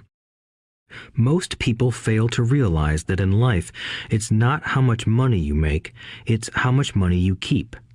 We've all heard stories of lottery winners who are poor, then suddenly rich, and then poor again. They win millions, yet are soon back where they started. Or stories of professional athletes who at the age of 24 are earning millions, but are sleeping under a bridge 10 years later. I remember a story of a young basketball player who a year ago had millions. Today, at just 29, he claims his friends, attorney, and accountant took his money and he was forced to work at a car wash for minimum wage. He was fired from the car wash because he refused to take off his championship ring as he was wiping off the cars. His story made national news, and he is appealing his termination, claiming hardship and discrimination. He claims that the ring is all he has left, and if it was stripped away, he'll crumble. I know so many people who became instant millionaires, and while I am glad some people have become richer and richer, I caution them that in the long run, it's not how much money you make, it's how much you keep and how many generations you keep it. So when people ask, "Where do I get started?" or "Tell me how to get rich quick," they often are greatly disappointed with my answer. I simply say to them what my rich dad said to me when I was a little kid. If you want to be rich, you need to be financially literate. That idea was drummed into my head every time we were together. As I said, my educated dad stressed the importance of reading books, while my rich dad stressed the need to master financial literacy. If you are going to build the Empire State Building, the first thing you need to do is dig a deep hole and pour a strong foundation. If you are going to build a home in the suburbs, all you need to do is pour a 6-inch slab of concrete. Most people, in their drive to get rich, are trying to build an Empire State Building on a 6-inch slab. Our school system, created in the agrarian age, still believes in homes with no foundation. Dirt floors are still the rage, so kids graduate from school with virtually no financial foundation. One day, sleepless and deep in debt in suburbia, living the American dream, they decide that the answer to their financial problems is to find a way to get rich quick. Construction on the skyscraper begins. It goes up quickly, and soon, instead of the Empire State Building, we have the Leaning Tower of suburbia. The sleepless nights return. As for Mike and me in our adult years, both of our choices were possible because we were taught to pour a strong financial foundation when we were just kids. Accounting is possibly the most confusing, boring subject in the world, but if you want to be rich long term, it could be the most important subject. For Rich Dad, the question was how to take a boring and confusing subject and teach it to kids. The answer he found was to make it simple by teaching it in pictures. My rich dad poured a strong financial foundation for Mike and me. Since we were just kids, he created a simple way to teach us. For years, he only drew pictures and used few words. Mike and I understood the simple drawings, the jargon, the movement of money, and then in later years, Rich Dad began adding numbers. Today, Mike has gone on to master much more complex and sophisticated accounting analysis because he had to in order to run his empire.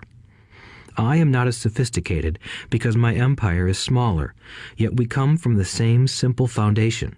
Over the following pages, we will discuss those same simple line drawings Mike's dad created for us. Though basic, those drawings helped guide two little boys in building great sums of wealth on a solid and deep foundation. Rule number 1. You must know the difference between an asset and a liability, and buy assets. If you want to be rich, this is all you need to know. It is rule number 1. It is the only rule. This may sound absurdly simple, but most people have no idea how profound this rule is. Most people struggle financially because they do not know the difference between an asset and a liability. Rich people acquire assets. The poor and middle class acquire liabilities that they think are assets, said Rich Dad. When Rich Dad explained this to Mike and me, we thought he was kidding. Here we were, nearly teenagers, and waiting for the secret to getting rich. And this was his answer. It was so simple that we stopped for a long time to think about it. "What is an asset?" asked Mike. "Don't worry right now," said Rich Dad. "Just let the idea sink in. If you can comprehend the simplicity, your life will have a plan and be financially easy. It is simple. That is why the idea is missed." "You mean all we need to know is what an asset is, acquire them, and we'll be rich?" I asked. Rich Dad nodded his head. "It's that simple." "If it's that simple, how come everyone is not rich?" I asked. Rich Dad smiled.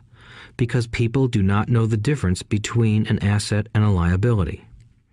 I remember asking, how could adults be so misguided? If it is that simple, if it is that important, why would everyone not want to find out? It took Rich Dad only a few minutes to explain what assets and liabilities were. As an adult, I have difficulty explaining it to other adults. The simplicity of the idea escapes them because they have been educated differently. They were taught by other educated professionals, such as bankers, accountants, real estate agents, financial planners, and so forth. The difficulty comes in asking adults to unlearn or become children again. An intelligent adult often feels it is demeaning to pay attention to simplistic definitions. Rich Dad believed in the KISS principle.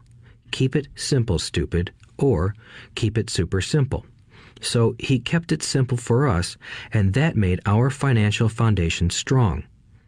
So what causes the confusion? How could something so simple be so screwed up? Why would someone buy an asset that was really a liability? The answer is found in basic education. We focus on the word literacy and not financial literacy. What defines something to be an asset or a liability are not words.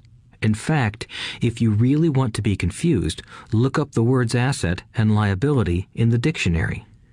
I know the definition may sound good to a trained accountant, but for the average person, it makes no sense. But we adults are often too proud to admit that something does not make sense. To us young boys, Rich Dad said, "What defines an asset are not words, but numbers. And if you can't read the numbers, you can't tell an asset from a hole in the ground." In accounting, Rich Dad would say, it's not the numbers, but what the numbers are telling you. It's just like words. It's not the words, but the story the words are telling you. If you want to be rich, you've got to read and understand numbers. If I heard that once, I heard it 1,000 times from my rich dad. And I also heard the rich acquire assets and the poor and middle class acquire liabilities. Here is how to tell the difference between an asset and a liability.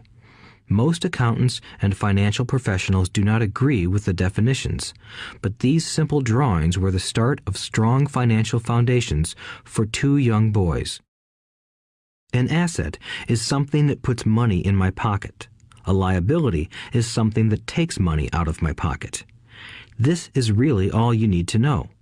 If you want to be rich, simply spend your life buying assets.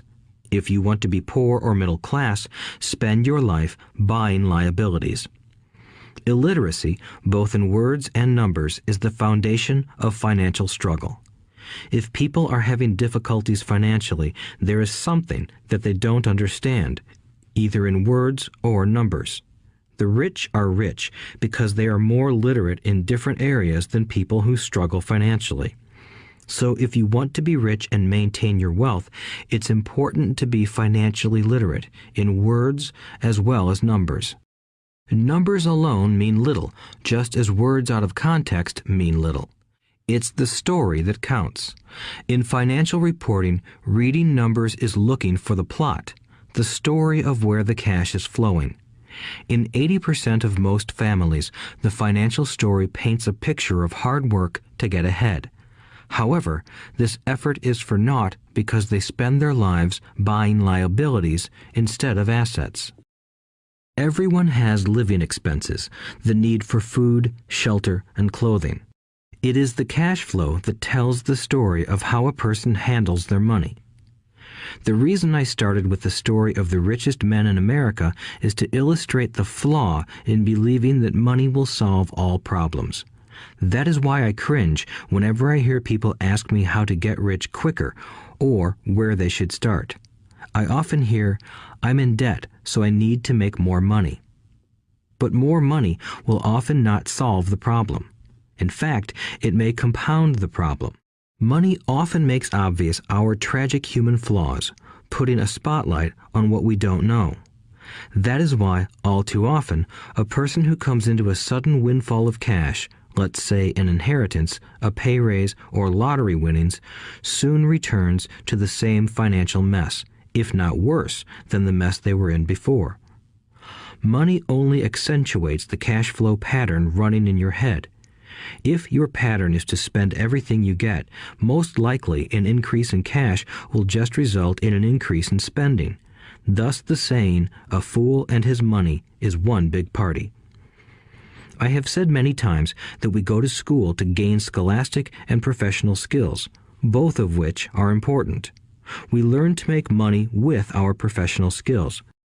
In the 1960s, when I was in high school, if someone did well academically, people assumed this bright student would go on to be a medical doctor because it was the profession with the promise of the greatest financial reward. Today, doctors face financial challenges I wouldn't wish on my worst enemy. Insurance companies taking control of the business, managed health care, government intervention, and malpractice suits. Today, kids want to be famous athletes, movie stars, rock stars, beauty queens, or CEOs because that is where the fame, money, and prestige are. That is the reason it is so hard to motivate kids in school today. They know that professional success is no longer solely linked to academic success, as it once was. Because students leave school without financial skills, millions of educated people pursue their profession successfully, but later find themselves struggling financially. They work harder, but don't get ahead. What is missing from their education is not how to make money, but how to manage money. It's called financial aptitude, what you do with the money once you make it, how to keep people from taking it from you, how to keep it longer, and how to make that money work hard for you. Most people don't understand why they struggle financially because they don't understand cash flow. A person can be highly educated, professionally successful, and financially illiterate. These people often work harder than they need to because they learned how to work hard, but not how to have their money work hard for them. The story of how the quest for a financial dream turns into a financial nightmare. The classic story of hardworking people has set a pattern. Recently married, the happy, highly educated young couple moves into one of their cramped, rented apartments. Immediately, they realize that they are saving money because two can live as cheaply as one. The problem is the apartment is cramped. They decide to save money to buy their dream home so they can have kids. They now have two incomes and they begin to focus on their careers. Their incomes begin to increase. As their incomes go up, their expenses go up as well.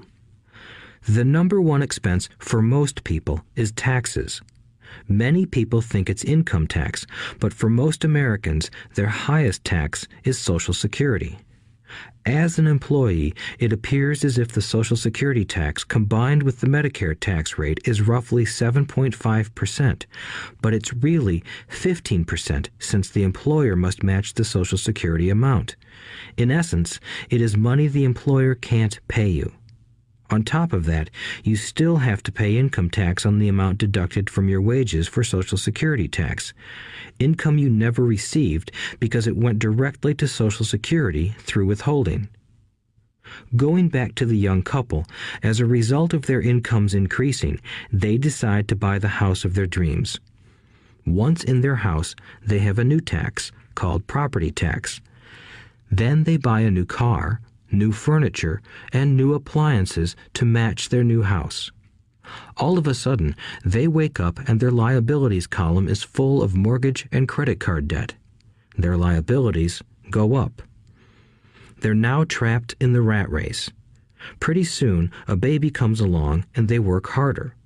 The process repeats itself. Higher incomes cause higher taxes, also called bracket creep. A credit card comes in the mail. They use it. It maxes out. A loan company calls and says their greatest asset, their home, has appreciated in value. Because their credit is so good, the company offers a bill consolidation loan and tells them the intelligent thing to do is clear off the high-interest consumer debt by paying off their credit card. And besides, interest on their home is a tax deduction. They go for it and pay off those high-interest credit cards. They breathe a sigh of relief. Their credit cards are paid off. They've now folded their consumer debt into their home mortgage. Their payments go down because they extend their debt over 30 years. It is the smart thing to do. Their neighbor calls to invite them to go shopping. The Memorial Day sale is on. They promise themselves they'll just window shop, but they take a credit card, just in case. I run into this young couple all the time. Their names change, but their financial dilemma is the same. They come to one of my talks to hear what I have to say. They ask me, "Can you tell us how to make more money?" They don't understand that their trouble is really how they choose to spend the money they do have. It is caused by financial illiteracy and not understanding the difference between an asset and a liability. More money seldom solves someone's money problems. Intelligence solves problems. There is a saying a friend of mine says over and over to people in debt. If you find you have dug yourself into a hole, stop digging. As a child, my dad often told us that the Japanese were aware of 3 powers: the power of the sword, the jewel, and the mirror. The sword symbolizes the power of weapons. America has spent trillions of dollars on weapons, and because of this is a powerful military presence in the world. The jewel symbolizes the power of money. There is some degree of truth to the saying, "Remember the golden rule. He who has the gold makes the rules." The mirror symbolizes the power of self-knowledge. This self-knowledge, according to Japanese legend, was the most treasured of the 3. All too often, the poor and middle class allow the power of money to control them. By simply getting up and working harder, failing to ask themselves if what they do makes sense, they shoot themselves in the foot as they leave for work every morning. By not fully understanding money, the vast majority of people allow its awesome power to control them. If they used the power of the mirror, they would have asked themselves, "Does this make sense?" All too often, instead of trusting their inner wisdom, that genius inside, most people follow the crowd. They do things because everybody else does them. They conform rather than question. Often, they mindlessly repeat what they have been told. Diversify. Your home is an asset. Your home is your biggest investment. You get a tax break for going into greater debt. Get a safe job. Don't make mistakes. Don't take risks.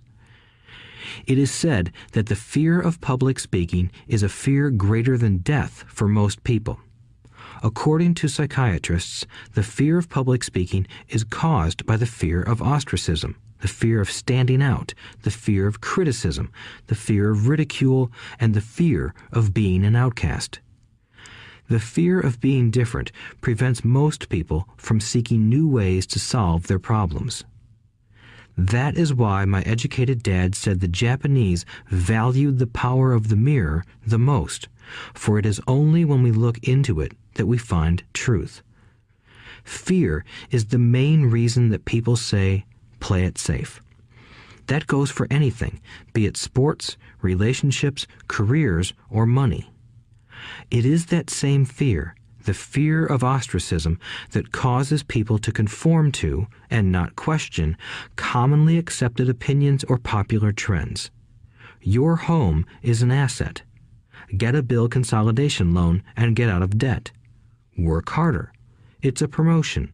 Someday I'll be a vice president. Save money. When I get a raise, I'll buy us a bigger house. Mutual funds are safe. Many financial problems are caused by trying to keep up with the Joneses. Occasionally, we all need to look in the mirror and be true to our inner wisdom rather than our fears. By the time Mike and I were 16 years old, we began to have problems in school. We were not bad kids. We just began to separate from the crowd. We worked for Mike's dad after school and on weekends. Mike and I often spent hours after work just sitting at a table with his dad while he held meetings with his bankers, attorneys, accountants, brokers, investors, managers, and employees. Here was a man who had left school at 13, who was now directing, instructing, ordering, and asking questions of educated people. They came at his beck and call and cringed when he didn't approve of them. Here was a man who had not gone along with the crowd. He was a man who did his own thinking and detested the words, "We have to do it this way because that's the way everyone else does it." He also hated the word can't. If you wanted him to do something, just say, "I don't think you can do it." Mike and I learned more sitting in on his meetings than we did in all our years of school, college included. Mike's dad was not book smart, but he was financially educated and successful as a result. He told us over and over again, an intelligent person hires people who are more intelligent than he is. So Mike and I had the benefit of spending hours listening to and learning from intelligent people. But because of this, Mike and I couldn't go along with the standard dogma our teachers preached, and that caused problems.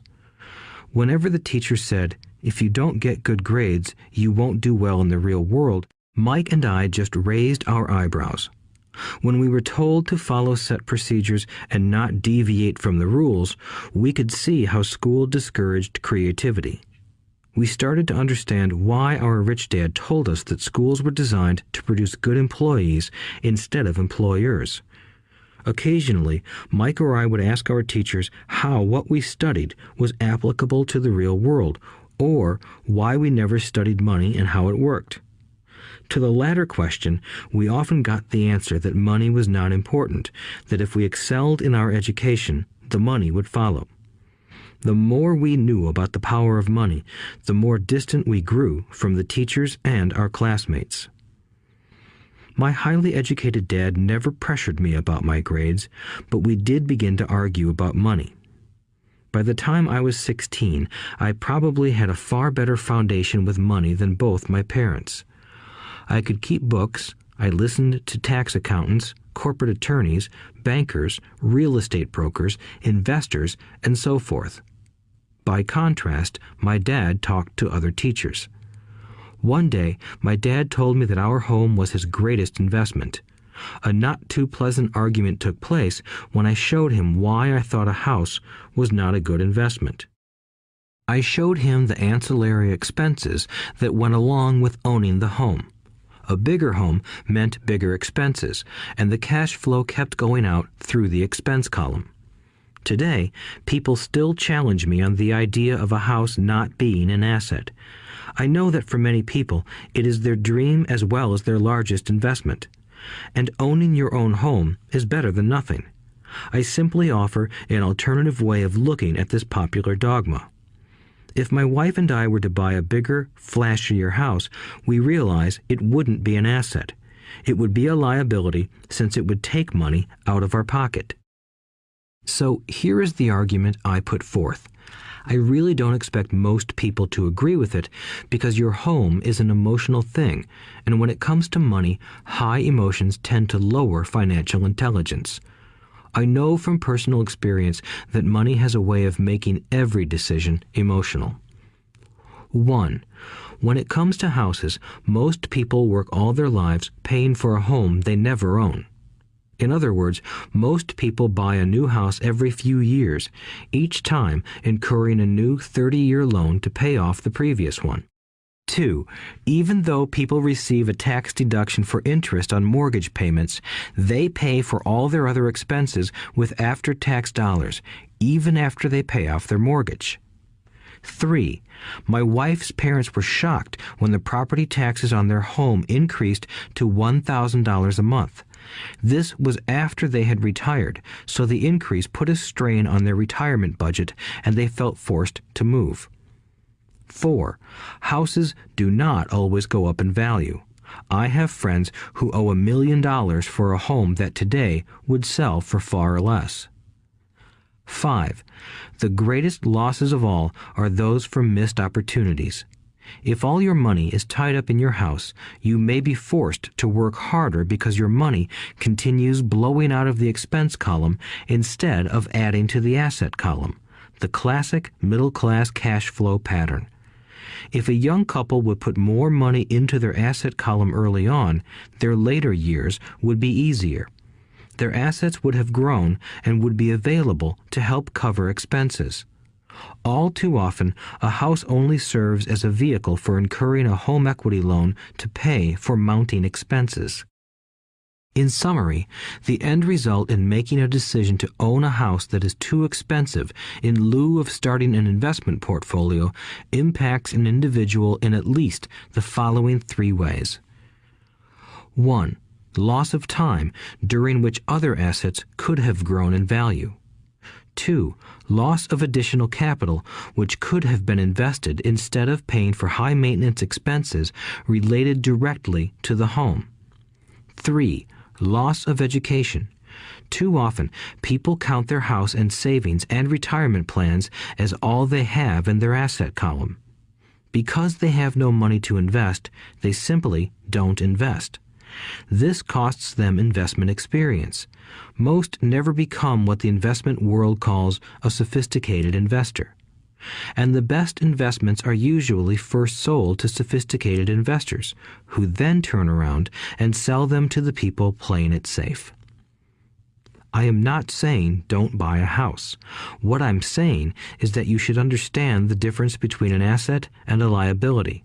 When I want a bigger house, I first buy assets that will generate the cash flow to pay for the house. My educated dad's personal financial statement best demonstrates the life of someone caught in the rat race.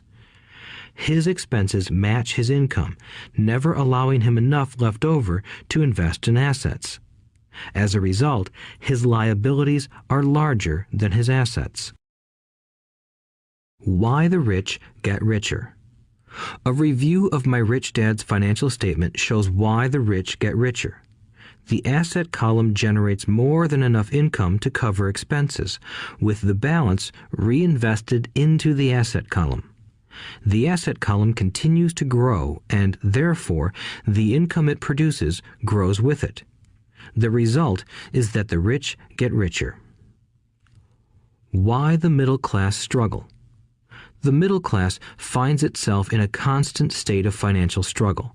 Their primary income is through their salary. As their wages increase, so do their taxes. Their expenses tend to increase in proportion to their salary increase, hence the phrase, the rat race. They treat their home as their primary asset instead of investing in income-producing assets. This pattern of treating your home as an investment and the philosophy that a pay raise means you can buy a larger home or spend more is the foundation of today's debt-ridden society. Increased spending throws families into greater debt and into more financial uncertainty, even though they may be advancing in their jobs and receiving raises on a regular basis. This is high-risk living caused by weak financial education. The massive loss of jobs in recent times proves how shaky the middle class really is financially. Company pension plans are being replaced by 401k plans. Social Security is obviously in trouble and can't be relied upon as a source for retirement. Panic has set in for the middle class. Today, mutual funds are popular because they supposedly represent safety. Average mutual fund buyers are too busy working to pay taxes and mortgages, save for their children's college, and pay off credit cards. They do not have time to study investing, so they rely on the expertise of the manager of a mutual fund. Also, because the mutual fund includes many different types of investments, they feel their money is safer because it is diversified. This educated middle class subscribes to the dogma put out by mutual fund brokers and financial planners. Play it safe, avoid risk. The real tragedy is that the lack of early financial education is what creates the risk faced by average middle class people. The reason they have to play it safe is because their financial positions are tenuous at best. Their balance sheets are not balanced. Instead, they are loaded with liabilities and have no real assets that generate income. Typically, their only source of income is their paycheck. Their livelihood becomes entirely dependent on their employer. So when genuine deals of a lifetime come along, these people can't take advantage of them because they are working so hard, are taxed to the max, and are loaded with debt. As I said at the start of this section, the most important rule is to know the difference between an asset and a liability. Once you understand the difference, concentrate your efforts on buying income-generating assets. That's the best way to get started on a path to becoming rich. Keep doing that and your asset column will grow. Keep liabilities and expenses down so more money is available to continue pouring into the asset column. Soon, the asset base will be so deep that you can afford to look at more speculative investments. Investments that may have returns of 100% to infinity. $5,000 investments that are soon turned into $1 million or more. Investments that the middle class calls too risky. The investment is not risky for the financially literate. As an employee who is also a homeowner, your working efforts are generally as follows. 1. You work for the company. Employees make their business owner or the shareholders rich, not themselves. Your efforts and success will help provide for the owner's success and retirement. 2. You work for the government. The government takes its share from your paycheck before you even see it. By working harder, you simply increase the amount of taxes taken by the government. Most people work from January to May just for the government. 3. You work for the bank. After taxes, your next largest expense is usually your mortgage and credit card debt. The problem with simply working harder is that each of these 3 levels takes a greater share of your increased efforts. You need to learn how to have your increased efforts benefit you and your family directly. Once you have decided to concentrate on minding your own business, focusing your efforts on acquiring assets instead of a bigger paycheck, how do you set your goals? Most people must keep their job and rely on their wages to fund their acquisition of assets. As their assets grow, how do they measure the extent of their success? When does someone know that they are rich, that they have wealth? As well as having my own definitions for assets and liabilities, I also have my own definition for wealth. Actually, I borrowed it from a man named R. Buckminster Fuller. Some call him a quack, and others call him a genius. Years ago, he got architects buzzing because he applied for a patent for something he called a geodesic dome. But in the application, Fuller also said something about wealth. It was pretty confusing at first, but after reading it, it began to make some sense. Wealth is a person's ability to survive so many number of days forward, or, if I stopped working today, how long could I survive? Unlike net worth, the difference between your assets and liabilities, which is often filled with a person's expensive junk and opinions of what things are worth, this definition creates the possibility for developing a truly accurate measurement. I could now measure and know where I was in terms of my goal to become financially independent. Although net worth often includes non-cash producing assets, like stuff you bought that now sits in your garage, wealth measures how much money your money is making and, therefore, your financial survivability. Wealth is the measure of the cash flow from the asset column compared with the expense column. Let's use an example. Let's say I have cash flow from my asset column of $1,000 a month, and I have monthly expenses of $2,000 a month. What is my wealth? Let's go back to Buckminster Fuller's definition. Using his definition, how many days forward can I survive? Assuming a 30-day month, I have enough cash flow for half a month. When I achieve $2,000 a month cash flow from my assets, then I will be wealthy. So, while I'm not yet rich, I am wealthy. I now have income generated from assets each month that fully cover my monthly expenses.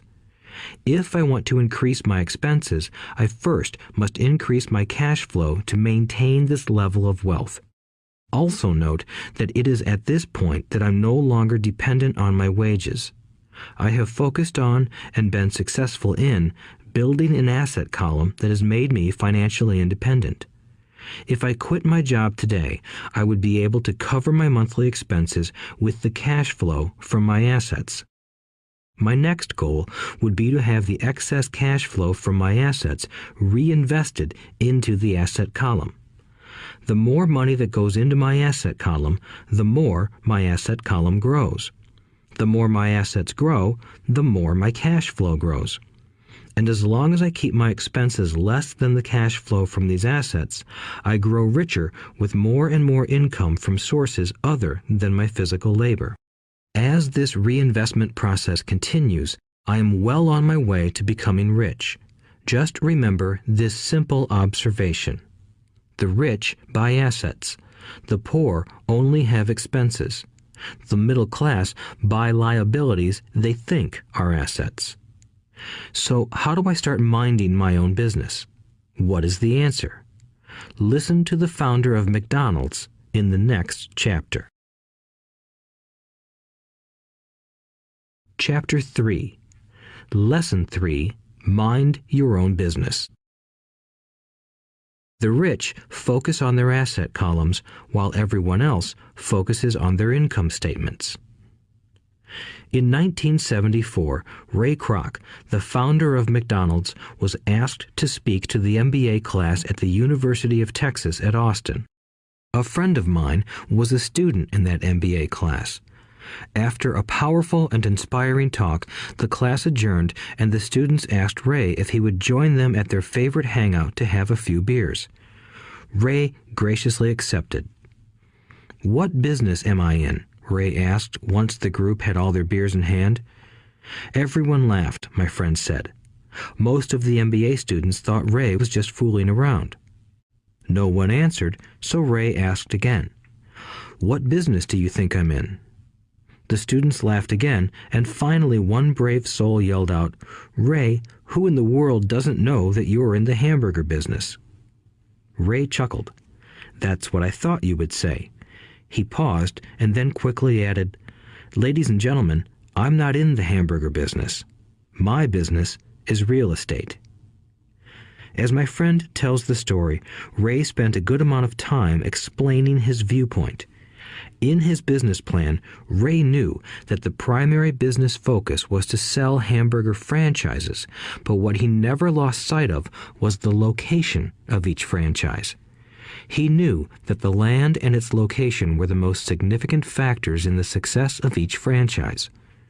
Basically, the person who bought the franchise was also buying the real estate under the franchise for Ray Kroc's organization.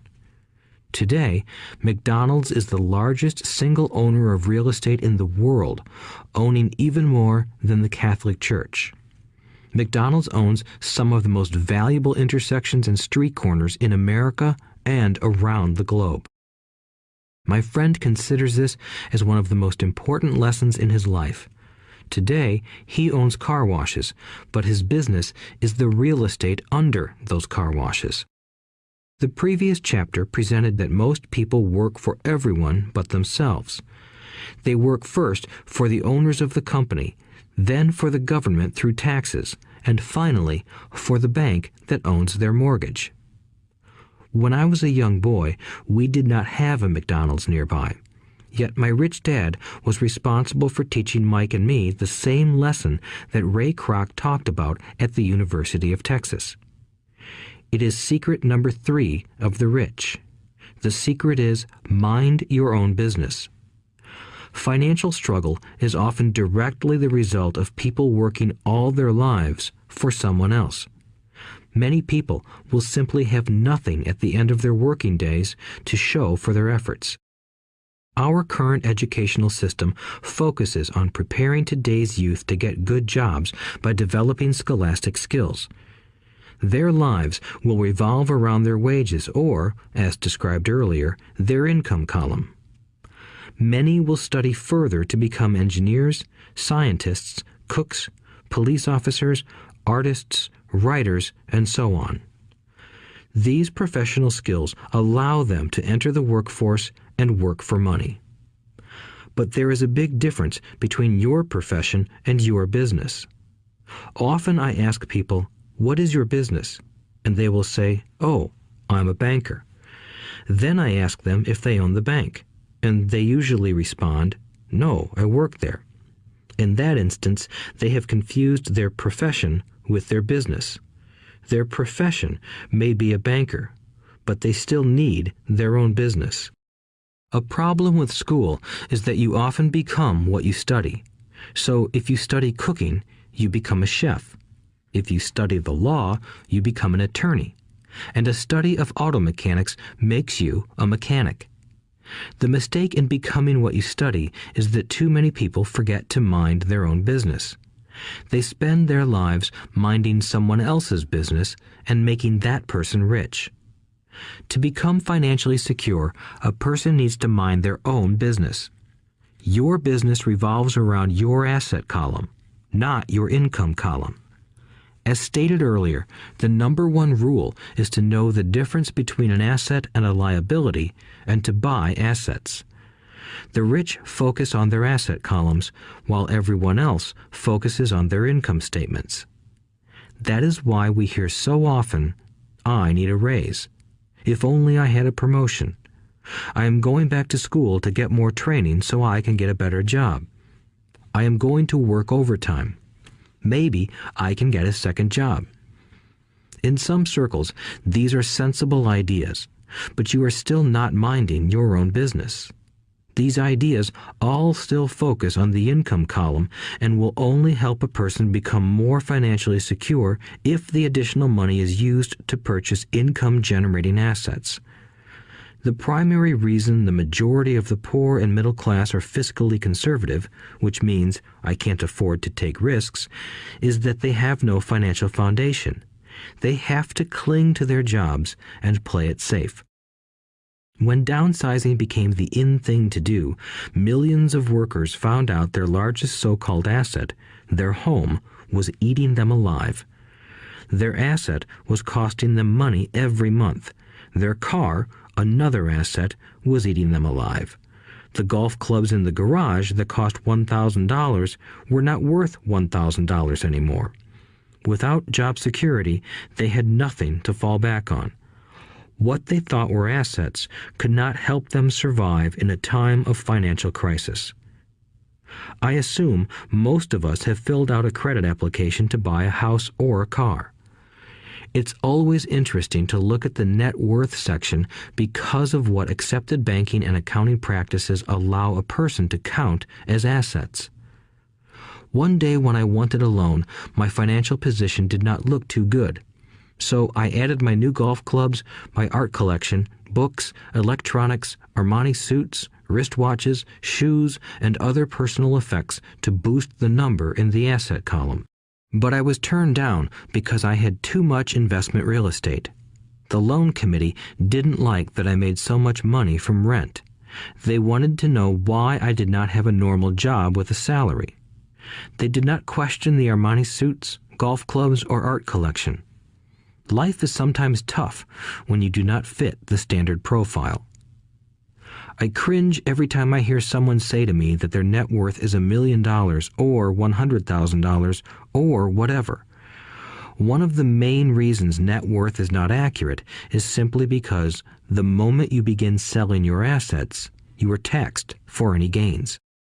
So many people have put themselves in deep financial trouble when they run short of income. To raise cash, they sell their assets, but their personal assets can generally be sold for only a fraction of the value that is listed on their personal balance sheet. Or, if there is a gain on the sale of the assets, they are taxed on the gain. So again, the government takes its share, thus reducing the amount available to help them out of debt. That is why I say someone's net worth is often worth less than they think. Start minding your own business. Keep your daytime job, but start buying real assets, not liabilities or personal effects that have no real value once you get them home. A new car loses nearly 25% of the price you pay for it the moment you drive it off the lot. It is not a true asset even if your banker lets you list it as one. My $400 new titanium driver was worth $150 the moment I teed off. Keep expenses low, reduce liabilities, and diligently build a base of solid assets.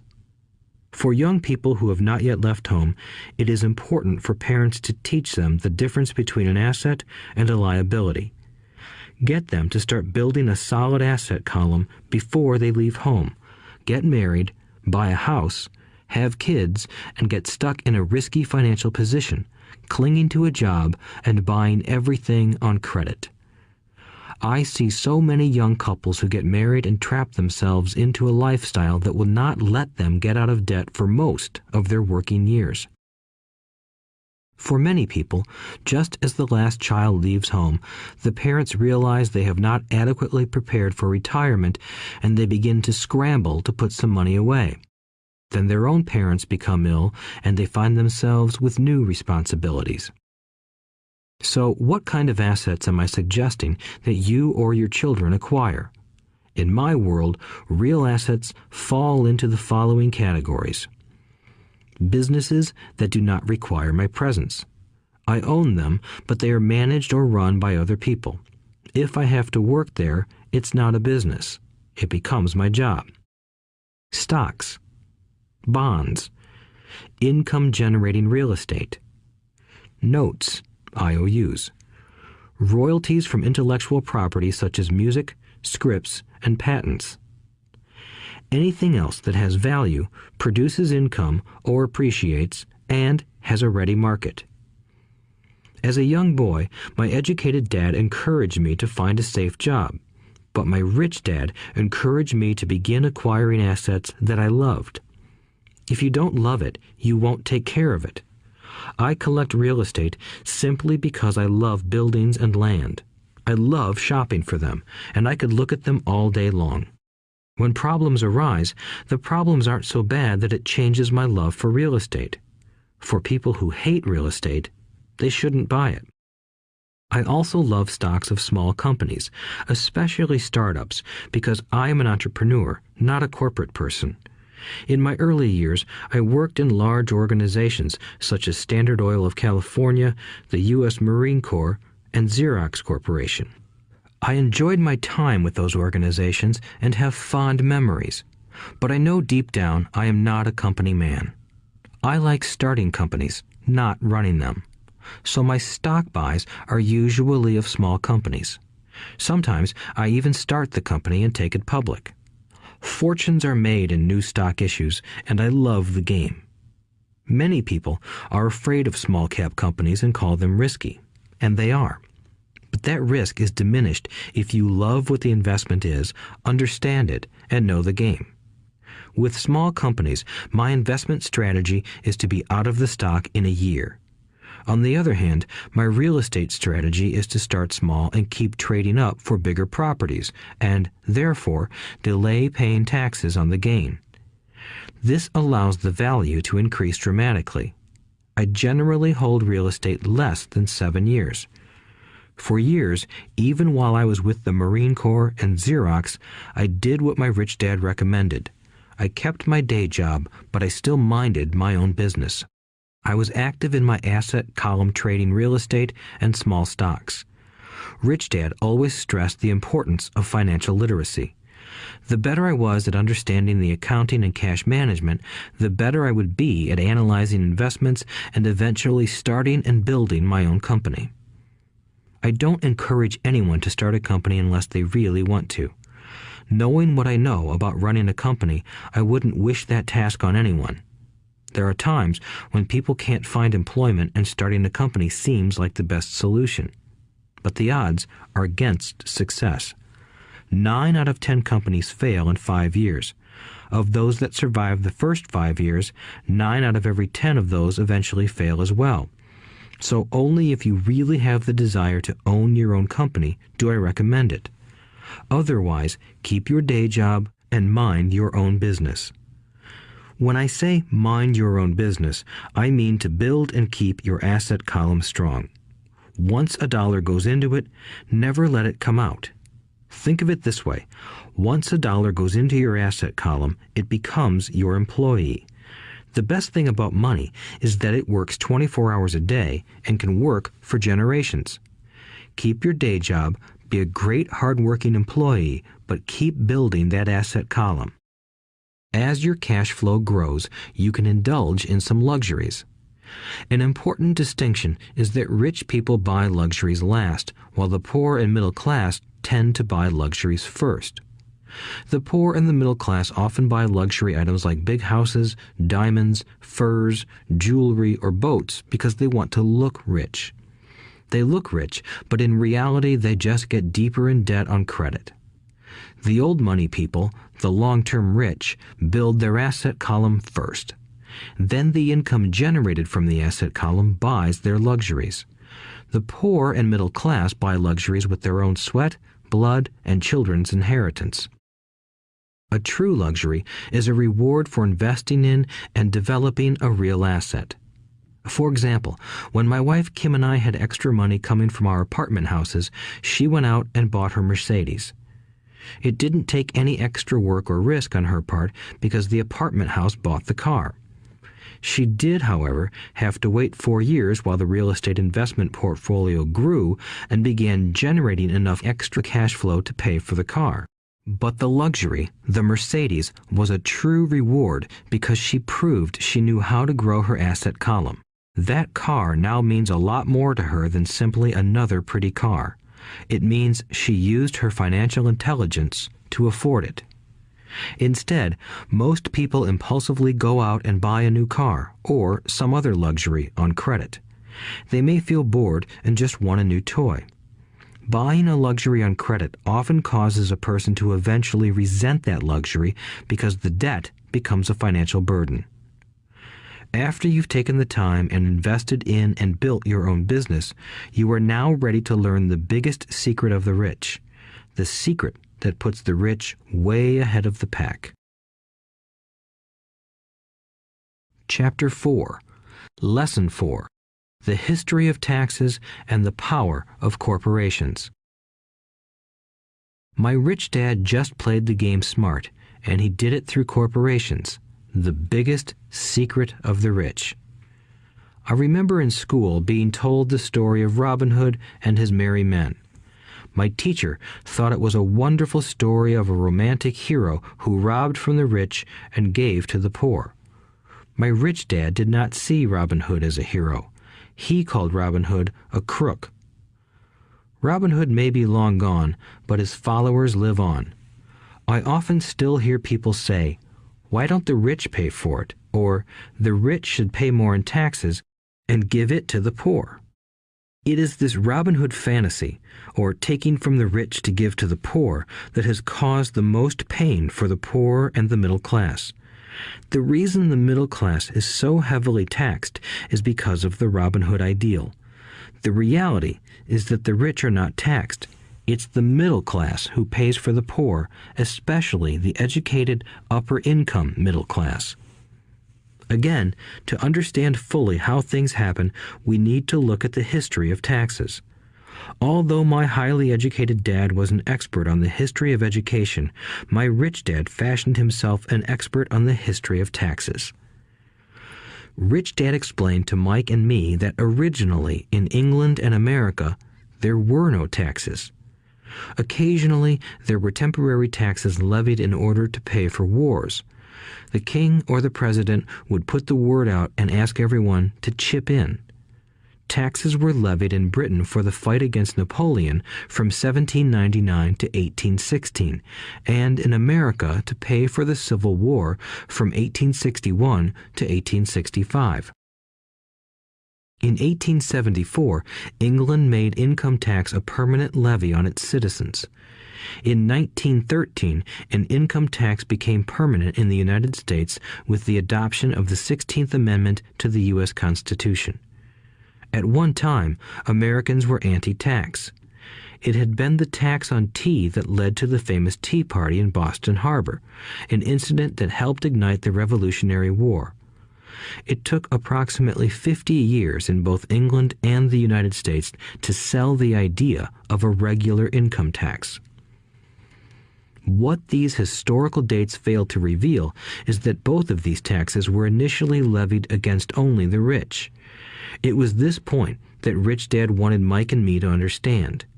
He explained that the idea of taxes was made popular and accepted by the majority by telling the poor and the middle class that taxes were created only to punish the rich. This is how the masses voted for the law, and it became constitutionally legal. Although it was intended to punish the rich, in reality it wound up punishing the very people who voted for it, the poor and middle class.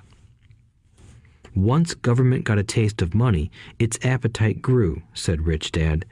Your dad and I are exactly opposite. He's a government bureaucrat, and I am a capitalist. We get paid, and our success is measured on opposite behaviors. He gets paid to spend money and hire people. The more he spends and the more people he hires, the larger his organization becomes.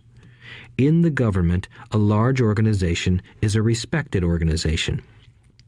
On the other hand, within my organization, the fewer people I hire and the less money I spend, the more I am respected by my investors. That's why I don't like government people. They have different objectives than most business people. As the government grows, more and more tax dollars are needed to support it. My educated dad sincerely believed that government should help people. He loved John F. Kennedy and especially the idea of the Peace Corps. He loved the idea so much that both he and my mom worked for the Peace Corps, training volunteers to go to Malaysia, Thailand, and the Philippines. He always strived for additional grants and budget increases so he could hire more people, both in his job with the Education Department and in the Peace Corps. From the time I was about 10 years old, I would hear from my rich dad that government workers were a pack of lazy thieves, and from my poor dad I would hear how the rich were greedy crooks who should be made to pay more taxes. Both sides had valid points. It was difficult to go to work for one of the biggest capitalists in town and come home to a father who was a prominent government leader. It was not easy to know which dad to believe.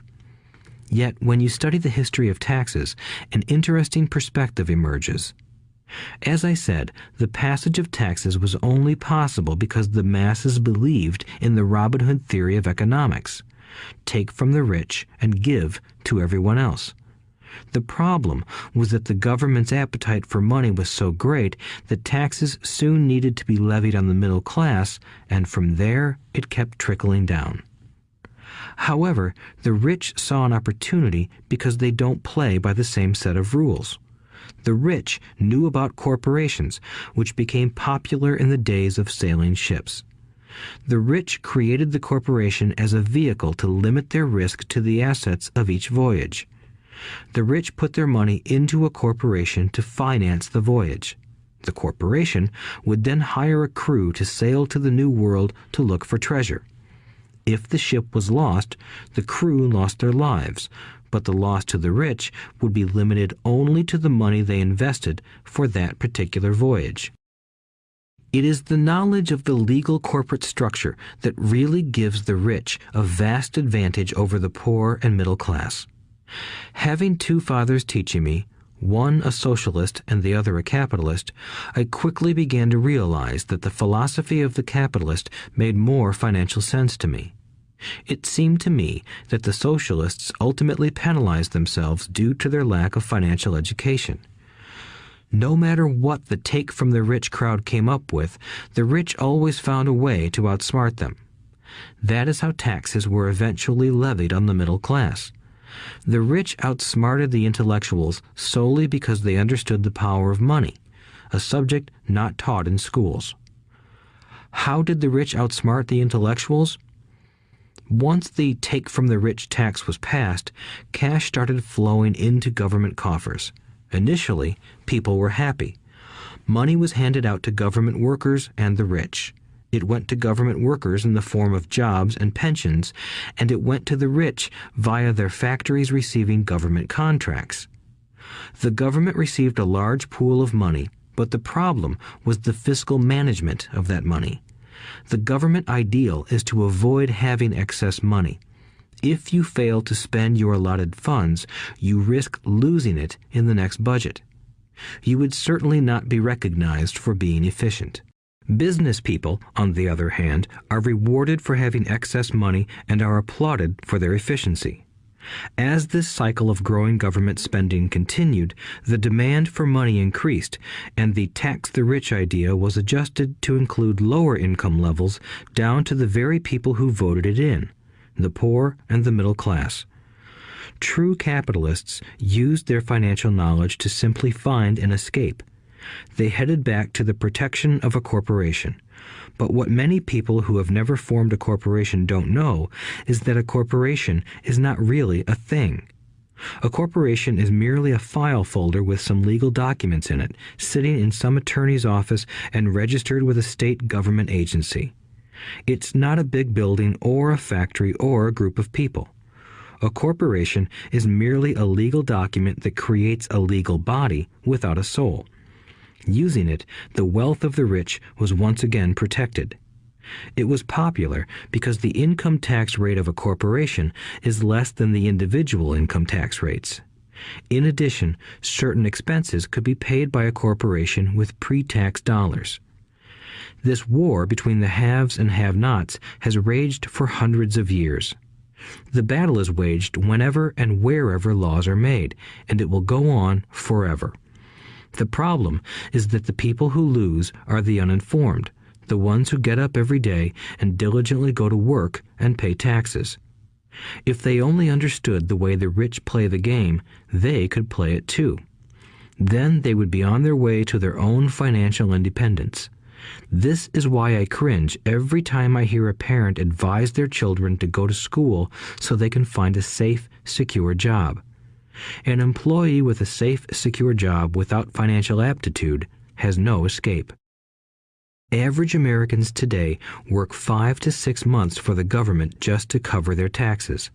In my opinion, that is simply too long. The harder you work, the more you pay the government. That is why I believe that the idea of take from the rich backfired on the very people who voted it in. Every time people try to punish the rich don't simply comply. They react. They have the money, power, and intent to change things. They don't just sit there and voluntarily pay more taxes. Instead, they search for ways to minimize their tax burden. They hire smart attorneys and accountants and persuade politicians to change laws or create legal loopholes. They use their resources to effect change. The tax code of the United States also allows other ways to reduce taxes. Most of these vehicles are available to anyone, but it is the rich who find them because they are minding their own business. For example, 1031 is jargon for Section 1031 of the Internal Revenue Code, which allows a seller to delay paying taxes on a piece of real estate that is sold for a capital gain through an exchange for a more expensive piece of real estate. Real estate is one investment vehicle that has a great tax advantage. As long as you keep trading up in value, you will not be taxed on the gains until you liquidate. People who don't take advantage of these legal tax savings are missing a great opportunity to build their asset columns. The poor and middle class don't have the same resources. They sit there and let the government's needles enter their arm and allow the blood donation to begin. Today, I am constantly shocked at the number of people who pay more taxes or take fewer deductions simply because they are afraid of the government. I have friends who have had their businesses shut down and destroyed, only to find out it was a mistake on the part of the government. I realize all that, but the price of working from January to May is a high price to pay for that intimidation.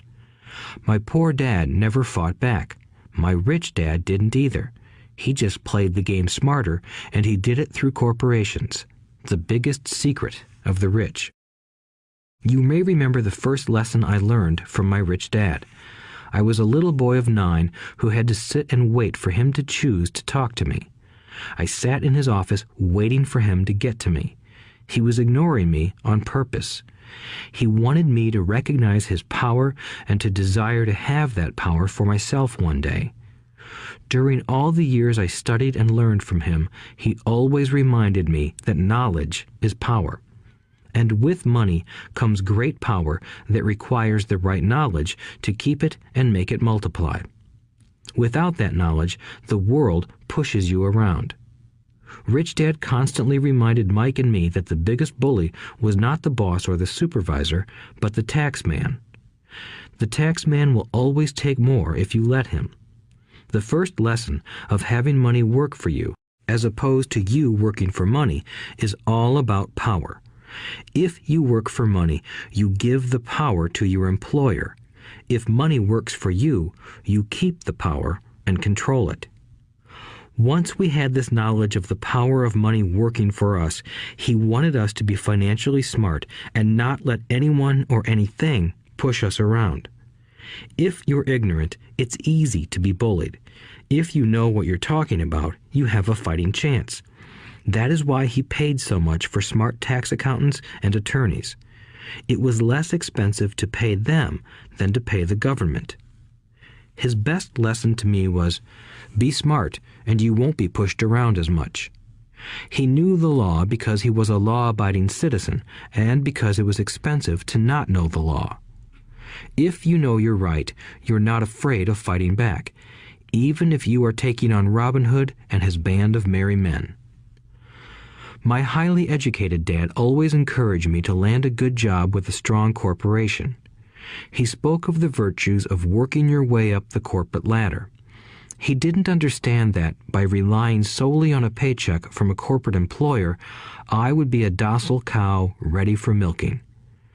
When I told my rich dad of my father's advice, he only chuckled. "Why not own the ladder?" was all he said. As a young boy, I did not understand what Rich Dad meant by owning my own corporation. It was an idea that seemed impossible and intimidating. Although I was excited by the idea, my inexperience wouldn't let me envision the possibility that grown-ups would someday work for a company I would own. The point is that, if not for my rich dad, I would have probably followed my educated dad's advice. It was merely the occasional reminder of my rich dad that kept the idea of owning my own corporation alive and kept me on a different path. By the time I was 15 or 16, I knew I wasn't going to continue down the path my educated dad recommended. I didn't know how I was going to do it, but I was determined not to head in the direction most of my classmates were heading. That decision changed my life. It was not until my mid-20s that my rich dad's advice began to make more sense to me. I was just out of the Marine Corps and working for Xerox. I was making a lot of money, but every time I looked at my paycheck, I was disappointed. The deductions were so large, and the more I worked, the greater they became. As I became more successful, my bosses talked about promotions and raises. It was flattering, but I could hear my rich dad asking in my ear, "Who are you working for? Who are you making rich?" In 1974, while still an employee for Xerox, I formed my first corporation and began minding my own business. There were already a few assets in my asset column, but now I was determined to focus on making it bigger. Those paychecks, with all the deductions, made all the years of my rich dad's advice make total sense. I could see the future if I followed my educated dad's advice. Many employers feel that advising their workers to mind their own business is bad for business. But for me, focusing on my own business and developing assets made me a better employee because I now had a purpose. I came in early and worked diligently, amassing as much money as possible so I could invest in real estate. Hawaii was just set to boom, and there were fortunes to be made. The more I realized that we were in the beginning stages of a boom, the more Xerox machines I sold. The more I sold, the more money I made, and, of course, the more deductions came out of my paycheck. It was inspiring. I wanted out of the employee trap so badly that I worked even harder so I could invest more. By 1978, I was consistently one of the top 5 salespeople at the company. I badly wanted out of the rat race. In less than 3 years, I was making more in my real estate holding corporation than I was making at Xerox, and the money I was making in my asset column in my own corporation was money working for me, not me pounding on doors selling copiers. My rich dad's advice made much more sense. Soon, the cash flow from my properties were so strong that my company bought me my first Porsche.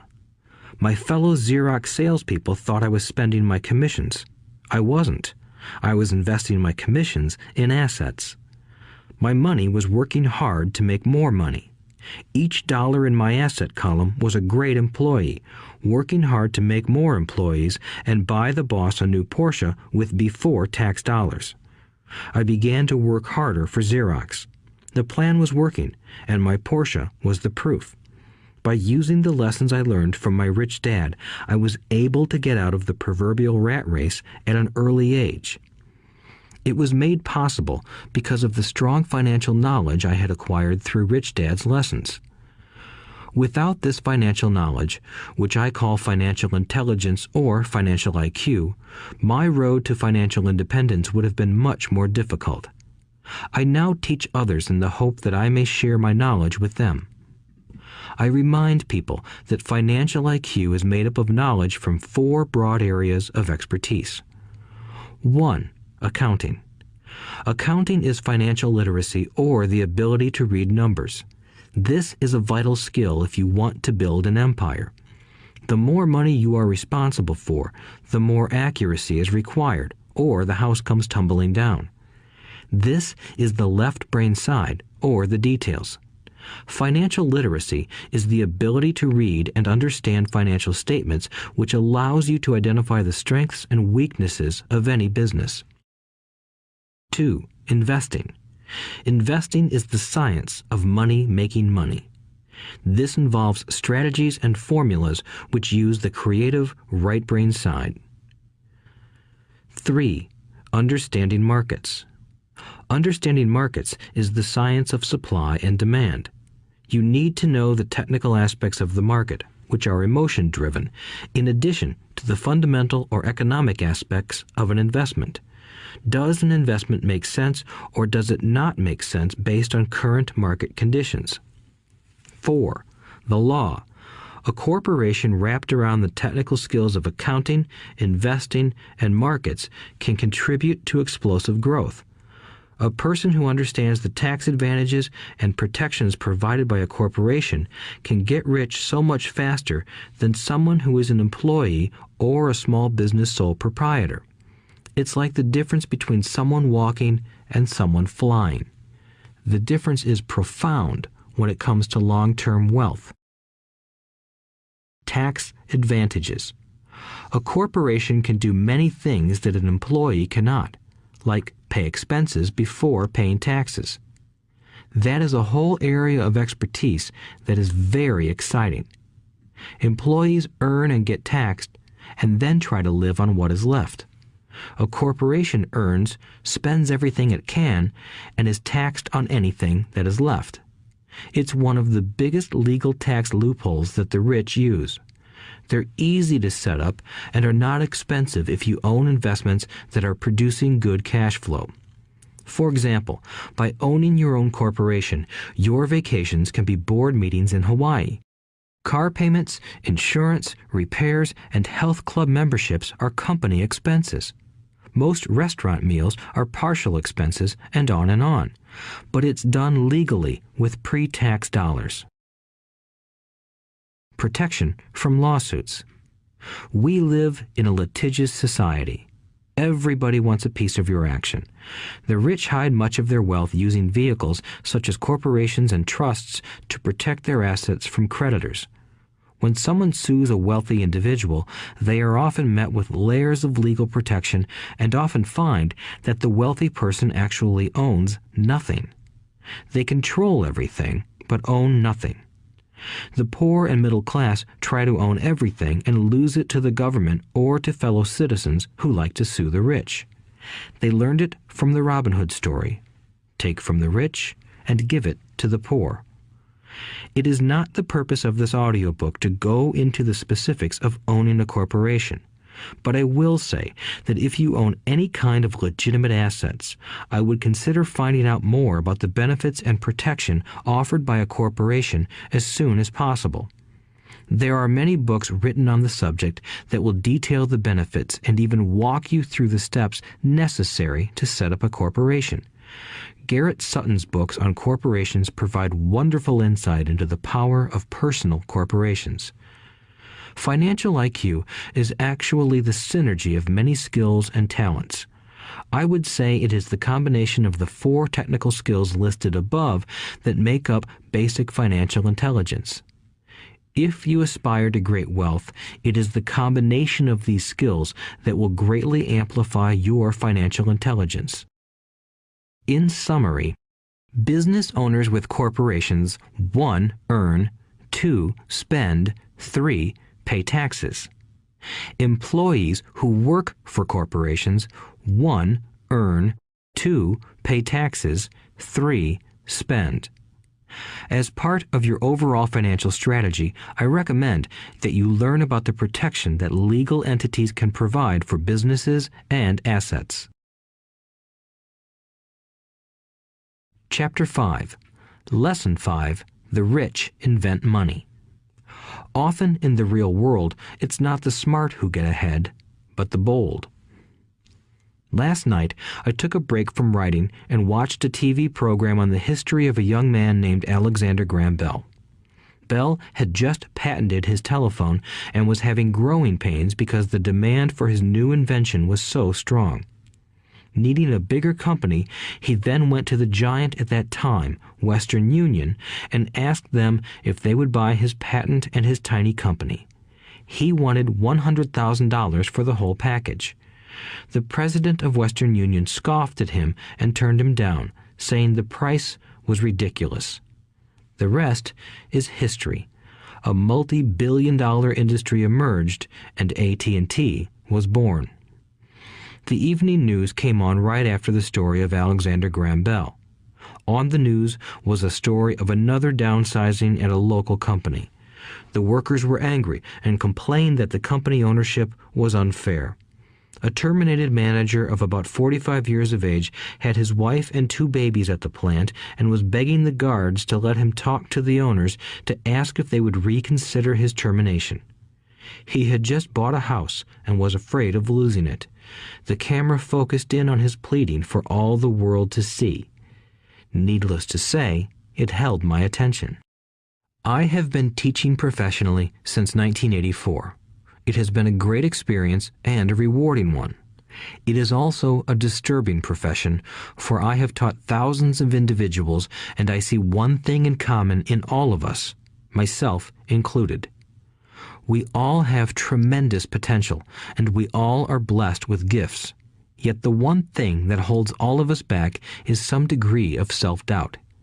It is not so much the lack of technical information that holds us back, but more the lack of self-confidence. Some are more affected than others. Once we leave school, most of us know that it is not so much a matter of college degrees or good grades that count. In the real world, outside of academics, something more than just grades is required. I have heard it called many things: guts, chutzpah, balls, audacity, bravado, cunning, daring, tenacity, and brilliance. This factor, whatever it is labeled, ultimately decides one's future much more than school grades do. Inside each of us is one of these brave, brilliant, and daring characters. There is also the flip side of that character, people who could get down on their knees and beg if necessary.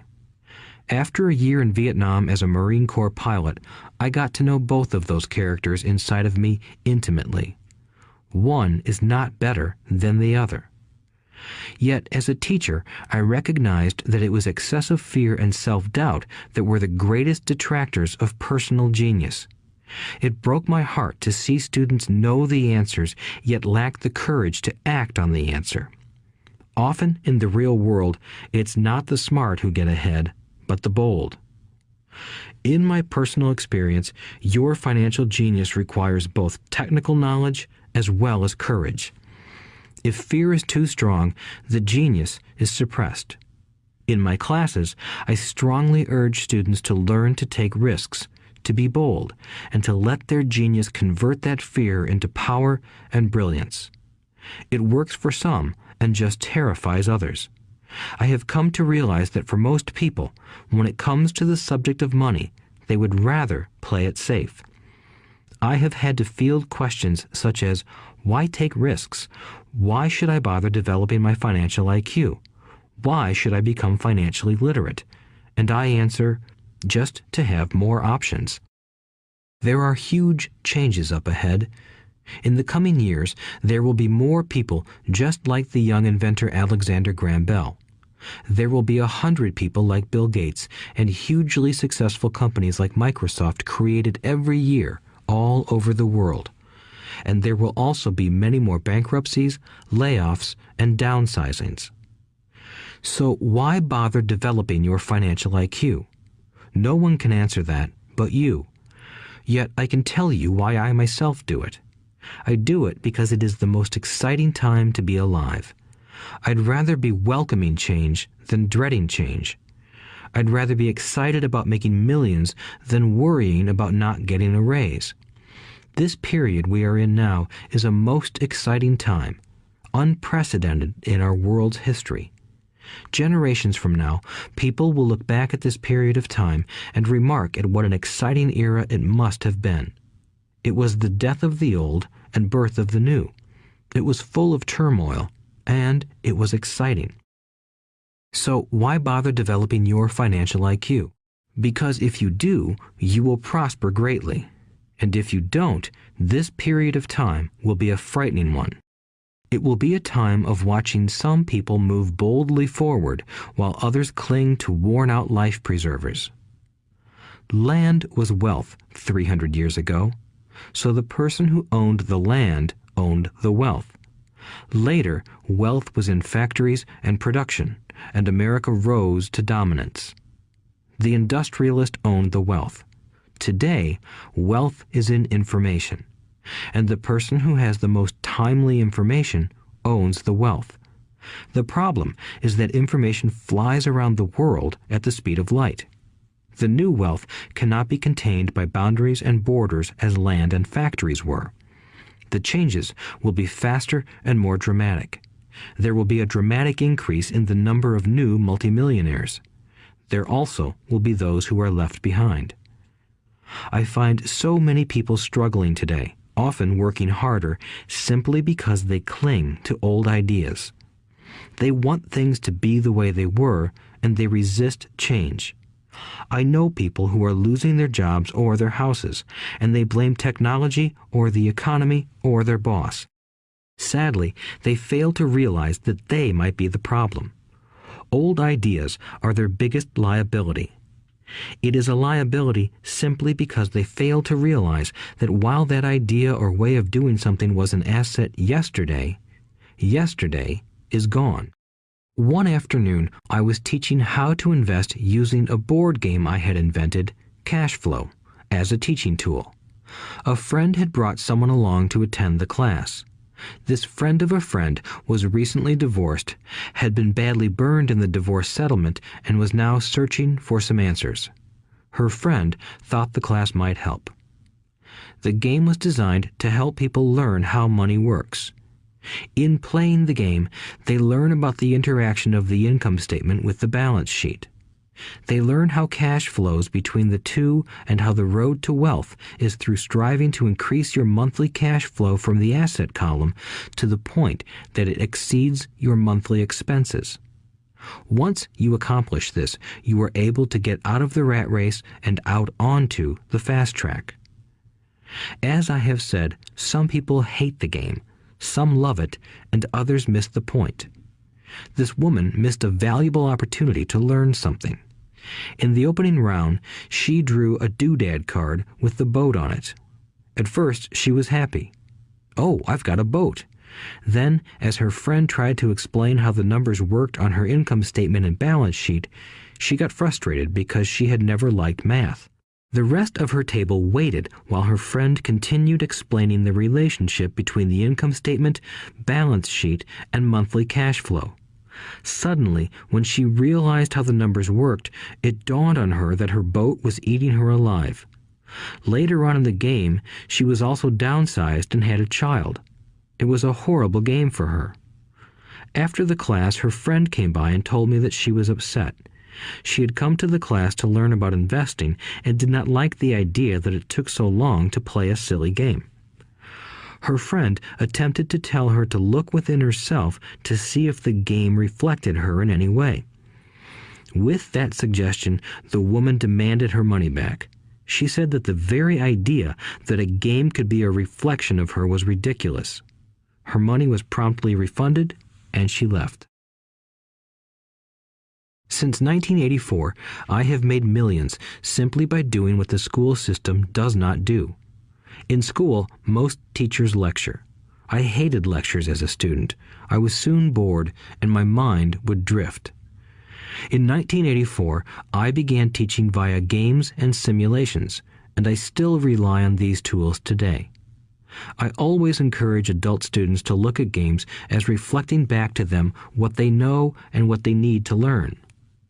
Most importantly, games reflect behavior. They are instant feedback systems. Instead of the teacher lecturing you, the game is giving you a personalized lecture, one that is custom-made just for you. The friend of the woman who left later called to give me an update. She said her friend was fine and had calmed down. In her cooling-off period, she could see some slight relationship between the game and her life. Although she and her husband did not own a boat, they did own everything else imaginable.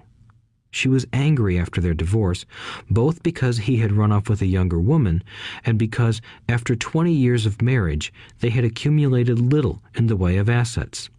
There was virtually nothing for them to split. Their 20 years of married life had been incredible fun, but all they had accumulated was a ton of doodads. She realized that her anger at doing the numbers, the income statement and balance sheet, came from her embarrassment about not understanding them. She believed that finances were the man's job. She maintained the house and did the entertaining, and he handled the finances. She was now quite certain that in the last 5 years of their marriage, he had hidden money from her. She was angry at herself for not being more aware of where the money was going, as well as for not knowing about the other woman. Just like a board game, the world is always providing us with instant feedback. We could learn a lot if we tuned in more. One day, not long ago, I complained to my wife that the cleaners must have shrunk my pants. My wife gently smiled and poked me in the stomach to inform me that the pants had not shrunk. Something else had expanded. Me. The cash flow game was designed to give every player personal feedback. Its purpose is to give you options. If you draw the boat card and it puts you into debt, the question is, now what can you do? How many different financial options can you come up with? That is the purpose of the game, to teach players to think and create new and various financial options.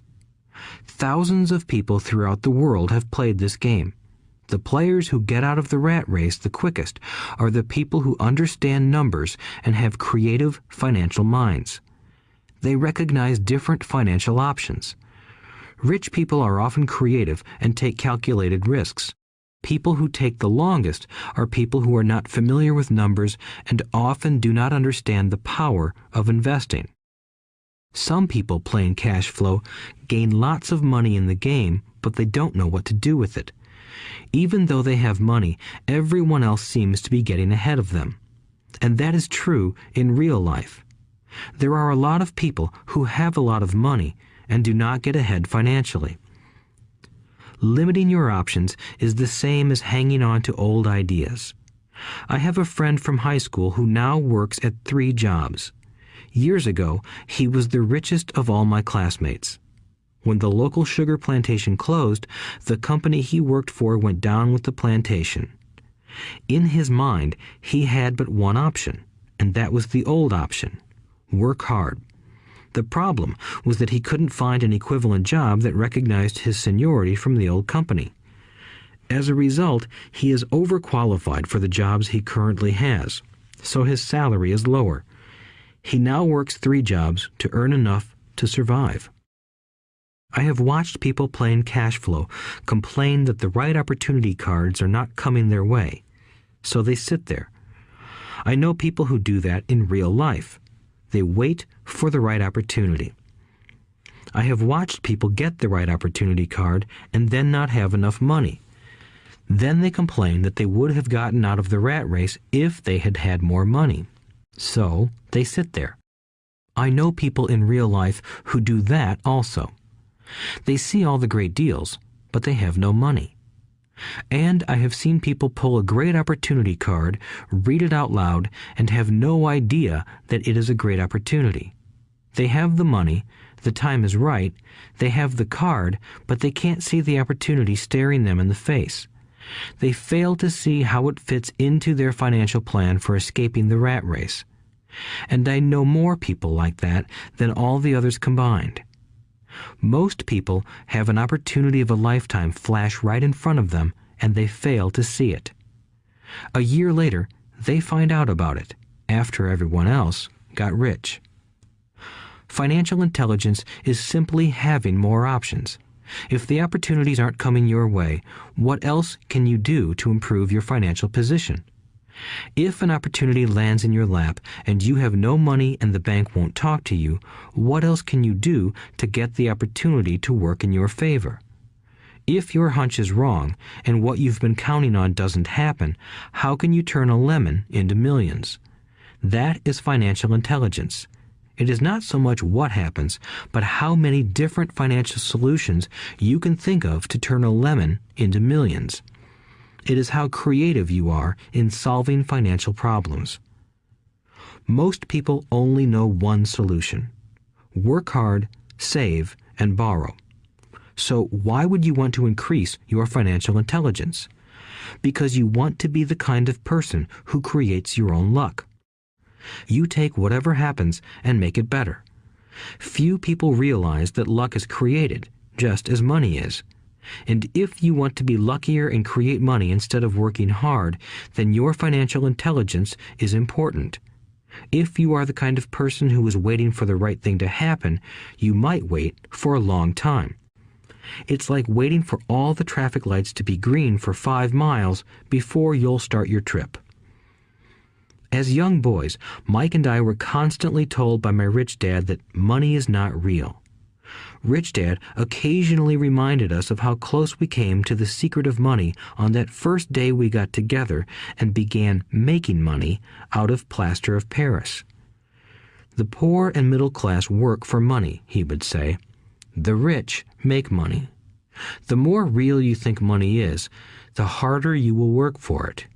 If you can grasp the idea that money is not real, you will grow richer faster. What is it? Was a question Mike and I often came back with. What is money if it is not real? What we agree it is, was all Rich Dad would say. The single most powerful asset we all have is our mind.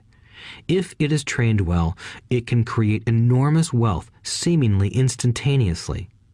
An untrained mind can also create extreme poverty that can crush a family for generations. In the information age, money is increasing exponentially. A few individuals are getting ridiculously rich from nothing, just ideas and agreements. If you ask many people who trade stocks or other investments for a living, they see it done all the time.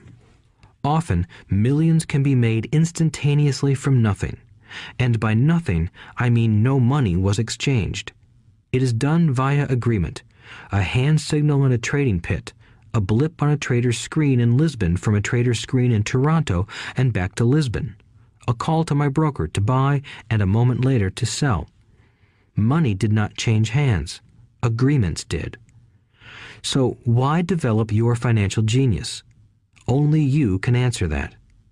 I can tell you why I have been developing this area of my intelligence.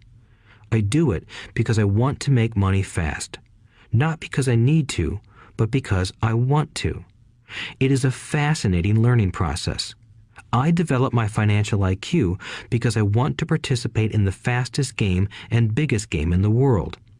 And, in my own small way, I would like to be part of this unprecedented evolution of humanity, the era where humans work purely with their minds and not with their bodies. Besides, it is where the action is. It is what is happening. It's hip, it's scary, and it's fun. That is why I invest in my financial intelligence, developing the most powerful asset I have. I want to be with people moving boldly forward. I do not want to be with those left behind. I will give you a simple example of creating money. In the early 1990s, the economy of Phoenix, Arizona was horrible. I was watching a TV show when a financial planner came on and began forecasting doom and gloom. His advice was to save money. Put $100 away every month, he said. In 40 years, you will be a multimillionaire. Well, putting money away every month is a sound idea. It is one option, the option most people subscribe to. The problem is this. It blinds the person to what is really going on. It causes them to miss major opportunities for much more significant growth of their money. The world is passing them by. As I said, the economy was terrible at that time. For investors, this is the perfect market condition. A chunk of my money was in the stock market and in apartment houses. I was short of cash. Because people were giving properties away, I was buying. I was not saving money. I was investing. Kim and I had more than $1 million in cash working in a market that was rising fast. It was the best opportunity to invest. The economy was terrible. I just could not pass up these small deals. Houses that were once $100,000 were now $75,000. But instead of shopping with local real estate agents, I began shopping at the bankruptcy attorney's office or the courthouse steps. In these shopping places, a $75,000 house could sometimes be bought for $20,000 or less. For $2,000, which was loaned to me from a friend for 90 days for $200, I gave an attorney a cashier's check as a down payment. While the acquisition was being processed, I ran an ad advertising a $75,000 house for only $60,000 and no money down. The phone rang hard and heavy. Prospective buyers were screened, and once the property was legally mine, all the prospective buyers were allowed to look at the house. It was a feeding frenzy. The house sold in a few minutes. I asked for a $2,500 processing fee, which they gladly handed over, and the escrow and title company took over from there. I returned the $2,000 to my friend with an additional $200. He was happy, the home buyer was happy, the attorney was happy, and I was happy. I had sold a house for $60,000 that cost me $20,000. The $40,000 was created from money in my asset column in the form of a promissory note from the buyer. Total working time, 5 hours. So, now that you are on your way to becoming more financially literate and skilled at reading numbers, I will tell you why this is an example of money being invented. During this depressed market, Kim and I were able to do 6 of these simple transactions in our spare time. While the bulk of our money was in larger properties and the stock market, we were able to create more than $190,000 in assets, notes at 10% interest, in those 6 buy, create, and sell transactions. That comes to approximately $19,000 a year income, much of it sheltered through our private corporation. Much of that $19,000 a year goes to pay for our company cars, gas, trips, insurance, dinners with clients, and other things. By the time the government gets a chance to tax that income, it's been spent on legally allowed pre-tax expenses. This was a simple example of how money is invented, created, and protected using financial intelligence. Ask yourself, how long would it take to save $190,000? Would the bank pay you 10% interest on your money? And the promissory note is good for 30 years. I hope they never pay me the $190,000. I have to pay a tax if they pay me the principal, and besides, $19,000 paid over 30 years is a little over $500,000 in income. I have people ask what happens if the person doesn't pay. That does happen, and it's good news. That $60,000 home could be taken back and resold for $70,000 and another $2,500 collected as a loan processing fee. It would still be a zero-down transaction in the mind of the new buyer, and the process would go on. The first time I sold the house, I paid back the $2,000, so technically I have no money in the transaction. My return on investment, ROI, is infinity. It's an example of no money making a lot of money. In the second transaction, when resold, I would have put $2,000 in my pocket and re-extended the loan to 30 years. What would my ROI be if I got paid money to make money? I do not know, but it sure beats saving $100 a month, which actually starts out as $150 because it's after-tax income for 40 years earning low interest. And again, you're taxed on the interest. That is not too intelligent. It may be safe, but it's not smart. A few years later, as the Phoenix real estate market strengthened, those houses we sold for $60,000 became worth $110,000. Foreclosure opportunities were still available, but became rare. It cost a valuable asset, my time, to go out looking for them. Thousands of buyers were looking for the few available deals. The market had changed. It was time to move on and look for other opportunities to put in the asset column. You cannot do that here. That is against the law.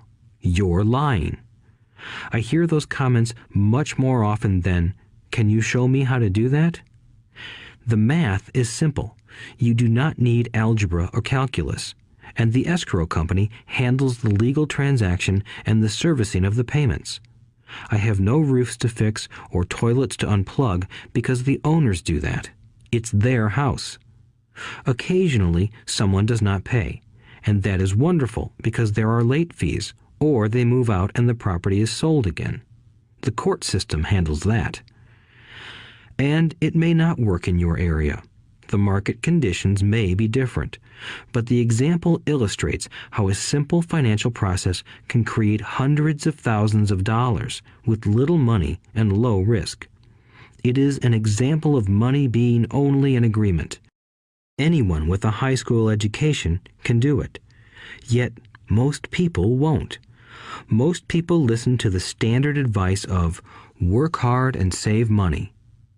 For about 30 hours of work, approximately $190,000 was created in the asset column, and no taxes were paid. Which one sounds harder to you? 1.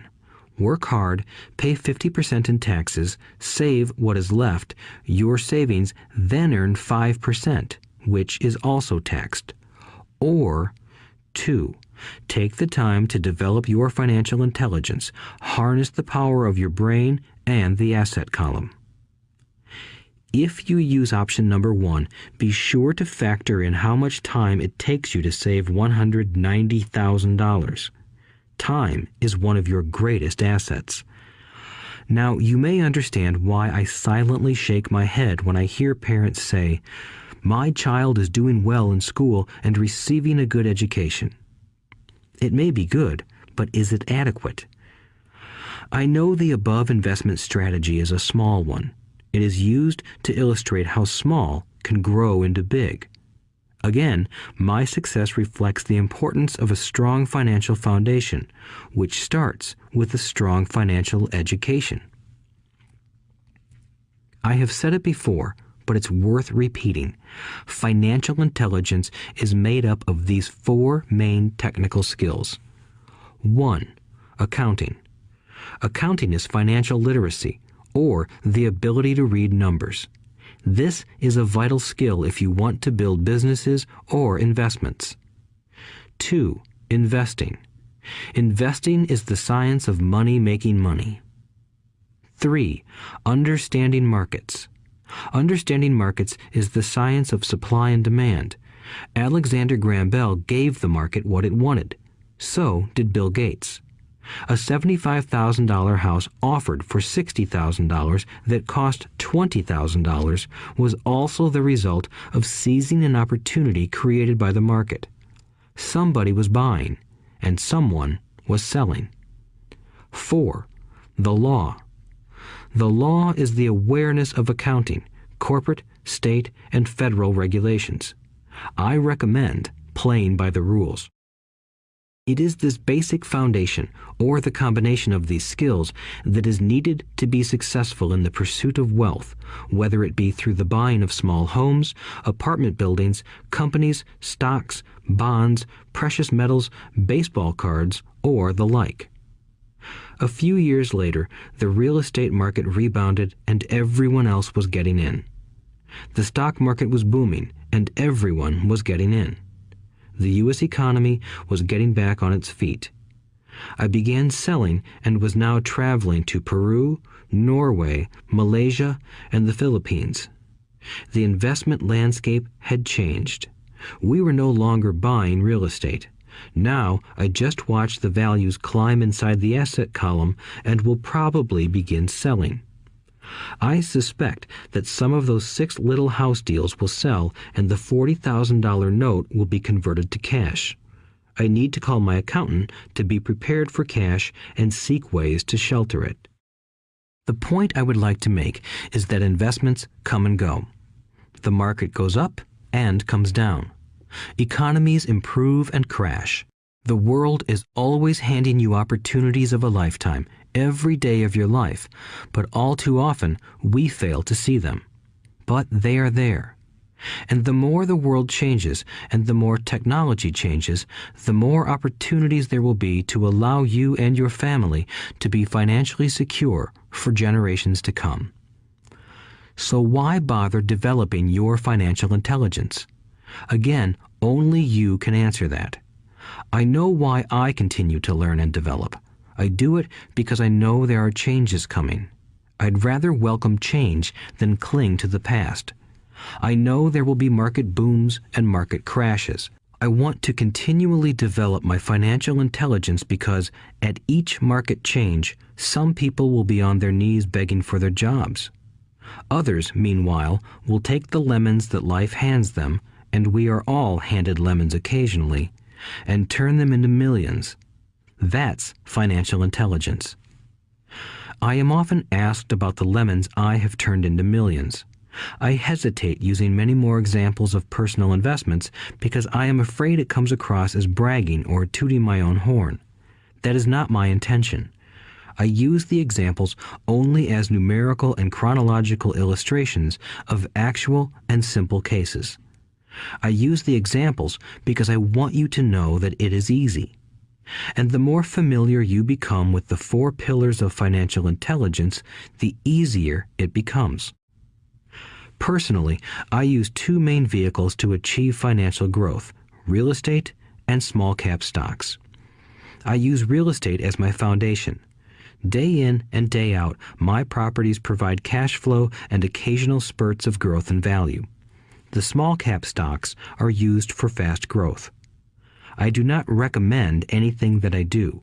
The examples are just that, examples. If the opportunity is too complex and I do not understand the investment, I don't do it. Simple math and common sense are all you need to do well financially. There are 5 reasons for using examples. 1. To inspire people to learn more. 2. To let people know it is easy if the foundation is strong. 3. To show that anyone can achieve great wealth. 4. To show that there are millions of ways to achieve your goals. 5. To show that it's not rocket science. In 1989, I used to jog through a lovely neighborhood in Portland, Oregon. It was a suburb that had little gingerbread houses. They were small and cute.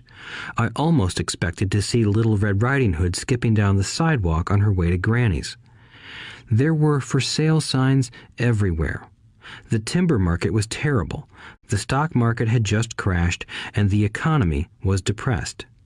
On one street, I noticed a for sale sign that was up longer than most. It looked old. Jogging past it one day, I ran into the owner, who looked troubled. "What are you asking for your house?" I asked. The owner turned and smiled weakly. "Make me an offer," he said. "It's been for sale for over a year. Nobody even comes by anymore to look at it." "I'll look," I said, and I bought the house a half hour later for $20,000 less than his asking price. It was a cute little 2-bedroom home with gingerbread trim on all the windows. It was light blue with gray accents and had been built in 1930. Inside, there was a beautiful rock fireplace, as well as 2 tiny bedrooms. It was a perfect rental house. I gave the owner $5,000 down for a $45,000 house that was really worth $65,000, except that no one wanted to buy it. The owner moved out in a week, happy to be free, and my first tenant moved in, a local college professor. After the mortgage, expenses, and management fees were paid, I put a little less than $40 in my pocket at the end of each month. Hardly exciting. A year later, the depressed Oregon real estate market had begun to pick up. California investors, flush with money from their still booming real estate market, were moving north and buying up Oregon and Washington. I sold that little house for $95,000 to a young couple from California who thought it was a bargain. My capital gains of approximately $40,000 were placed into a 1031 tax-deferred exchange, and I went shopping for a place to put my money. In about a month, I found a 12-unit apartment house right next to the Intel plant in Beaverton, Oregon. The owners lived in Germany, had no idea what the place was worth, and again, just wanted to get out of it. I offered $275,000 for a $450,000 building. They agreed to $300,000. I bought it and held it for 2 years. Utilizing the same 1031 exchange process, we sold the building for $495,000 and bought a 30-unit apartment building in Phoenix, Arizona. We had moved to Phoenix by then to get out of the rain and needed to sell anyway. Like the former Oregon market, the real estate market in Phoenix was depressed. The price of the 30-unit apartment building in Phoenix was $875,000, with $225,000 down. The cash flow from the 30 units was a little over $5,000 a month. The Arizona market began moving up, and a few years later, a Colorado investor offered us $1.2 million for the property. The point of this example is how a small amount can grow into a large amount. Again, it is a matter of understanding financial statements, investment strategies, a sense of the market, and the laws. If people are not versed in these subjects, then obviously they must follow standard dogma, which is to play it safe, diversify, and only invest in secure investments. The problem with secure investments is that they are often sanitized, that is, made so safe that the gains are less. Most large brokerage houses will not touch speculative transactions in order to protect themselves and their clients, and that is a wise policy. The really hot deals are not offered to people who are novices. Often, the best deals that make the rich even richer are reserved for those who understand the game. It is technically illegal to offer speculative deals to someone who is considered not sophisticated, but of course, it happens. The more sophisticated I get, the more opportunities come my way. Another case for developing your financial intelligence over a lifetime is simply that more opportunities are presented to you.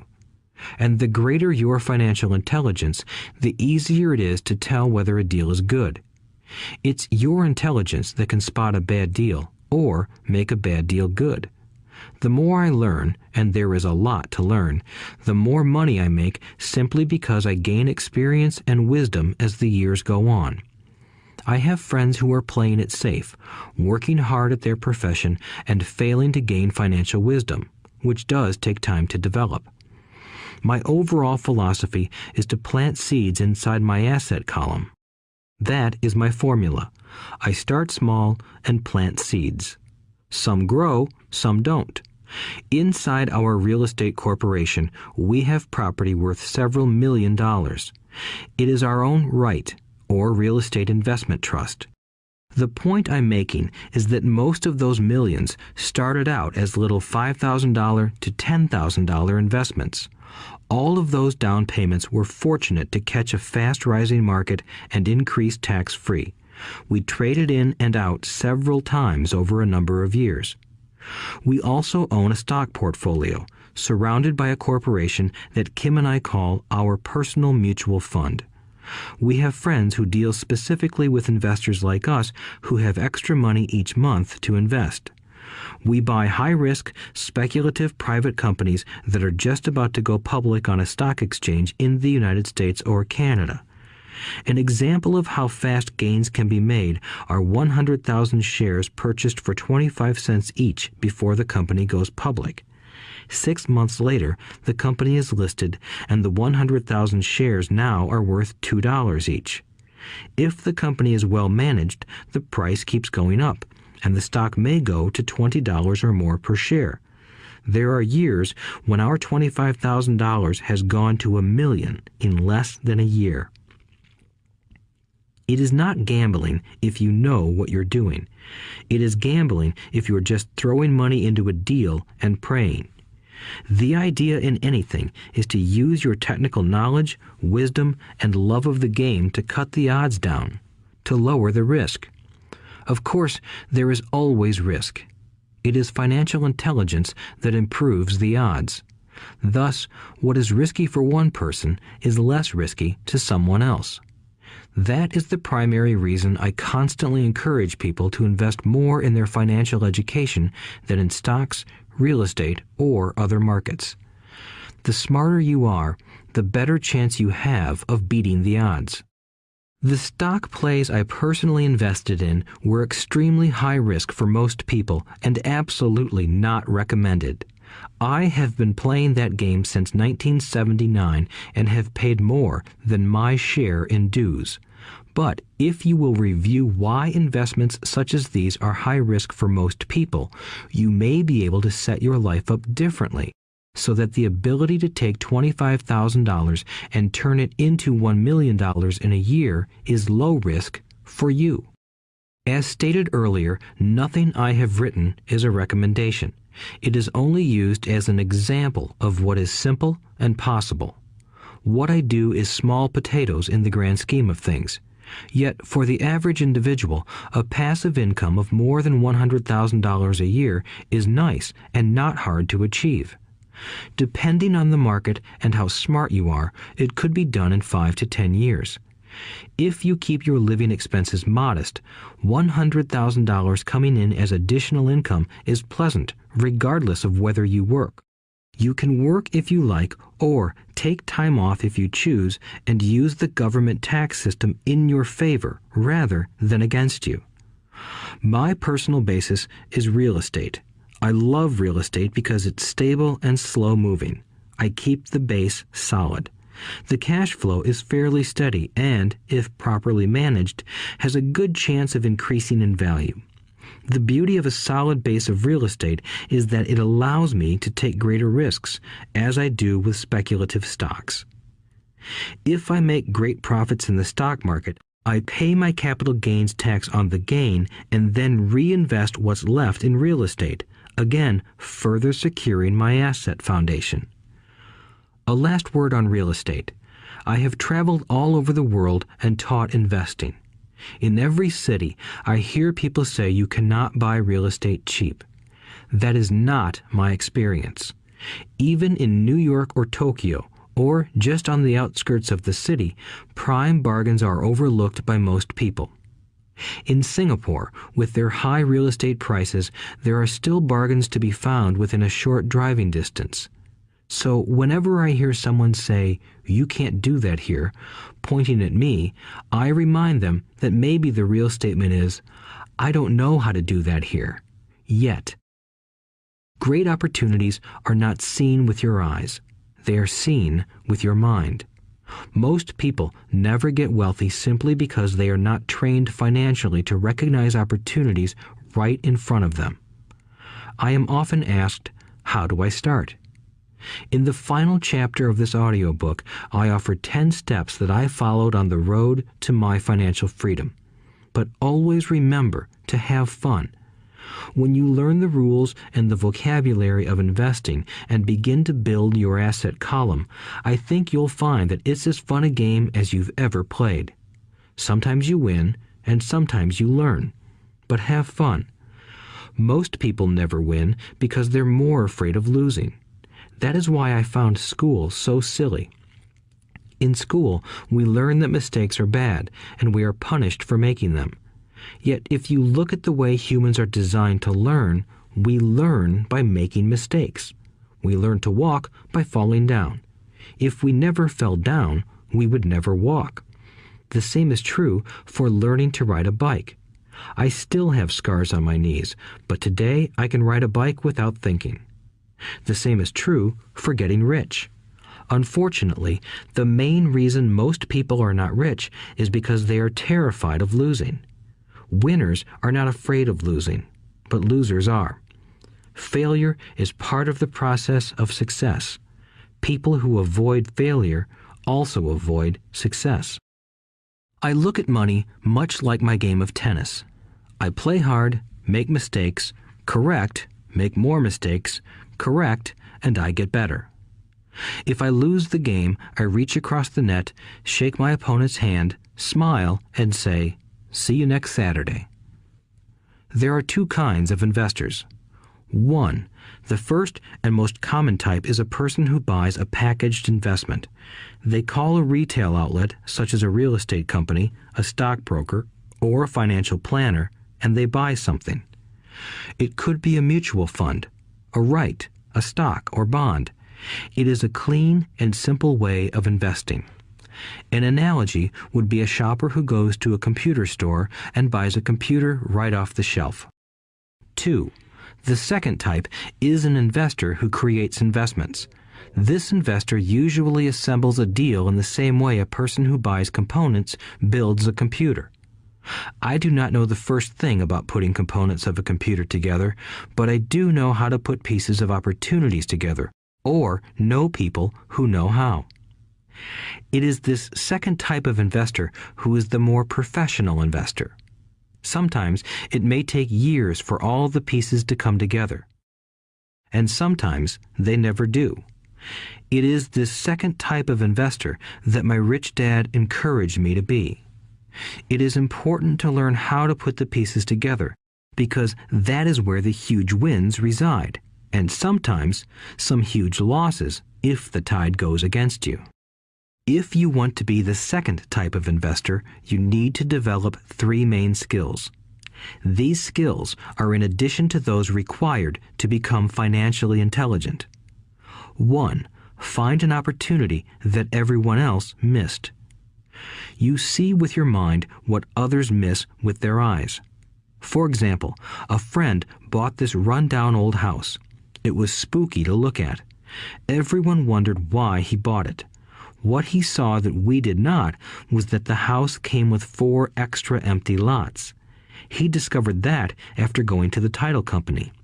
After buying the house, he tore the house down and sold the 5 lots to a builder for 3 times what he paid for the entire package. He made $75,000 for 2 months of work. It's not a lot of money, but it sure beats minimum wage, and it's not technically difficult. 2. Raise money. The average person only goes to the bank. This second type of investor needs to know how to raise capital, and there are many ways that don't require a bank. To get started, I learned how to buy houses without a bank. It was the learned skill of raising money more than the houses themselves that was priceless. All too often, I hear people say, "The bank won't lend me money," or "I don't have the money to buy it." If you want to be a Type 2 investor, you need to learn how to do that which stops most people. In other words, a majority of people let their lack of money stop them from making a deal. If you can avoid that obstacle, you will be millions ahead of those who don't learn those skills. There have been many times I have bought a house, a stock, or an apartment building without a penny in the bank. I once bought an apartment house for $1.2 million. I did what is called tying it up with a written contract between seller and buyer. I then raised the $100,000 deposit, which bought me 90 days to raise the rest of the money. Why did I do it? Simply because I knew it was worth $2 million. I never raised the money. Instead, the person who put up the $100,000 gave me $50,000 for finding the deal, took over my position, and I walked away. Total working time? 3 days. Again, it's what you know more than what you buy. Investing is not buying. It's more a case of knowing. 3. Organize smart people. Intelligent people are those who work with or hire a person who is more intelligent than they are. When you need advice, make sure you choose your advisor wisely. There is a lot to learn, but the rewards can be astronomical. If you do not want to learn those skills, then being a Type 1 investor is highly recommended. It is what you know that is your greatest wealth. It is what you do not know that is your greatest risk. There is always risk, so learn to manage risk instead of avoiding it. Chapter 6. Lesson 6. Work to learn, don't work for money. Job security meant everything to my educated dad. Learning meant everything to my rich dad. A few years ago, I granted an interview with a newspaper in Singapore. The young female reporter was on time, and the interview got underway immediately. We sat in the lobby of a luxurious hotel, sipping coffee and discussing the purpose of my visit to Singapore. I was to share the platform with Zig Ziglar.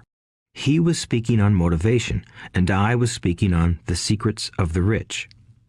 Someday, I would like to be a best-selling author like you, she said. I had seen some of the articles she had written for the paper, and I was impressed. She had a tough, clear style of writing. Her articles held a reader's interest. You have a great style, I said in reply. What holds you back from achieving your dream? My work does not seem to go anywhere, she said quietly. Everyone says that my novels are excellent, but nothing happens. So I keep my job with the paper. At least it pays the bills. Do you have any suggestions?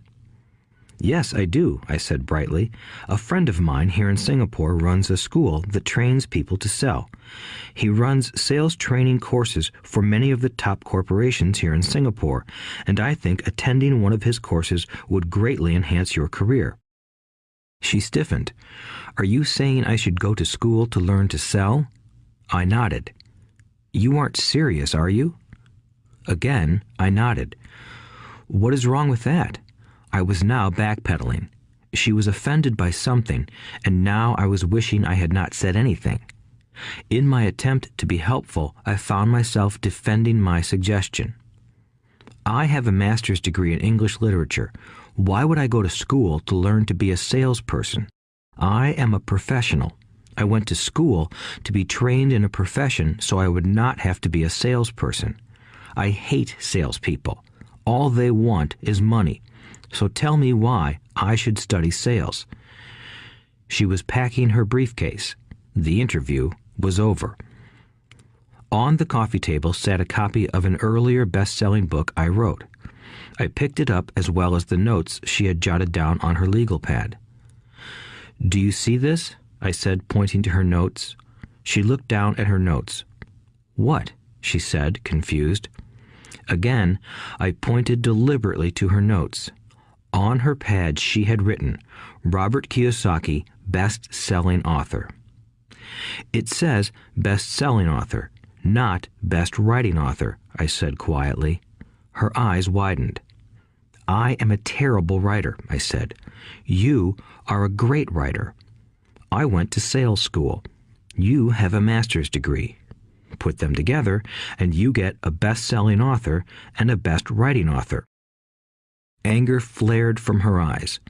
I'll never stoop so low as to learn how to sell. People like you have no business writing.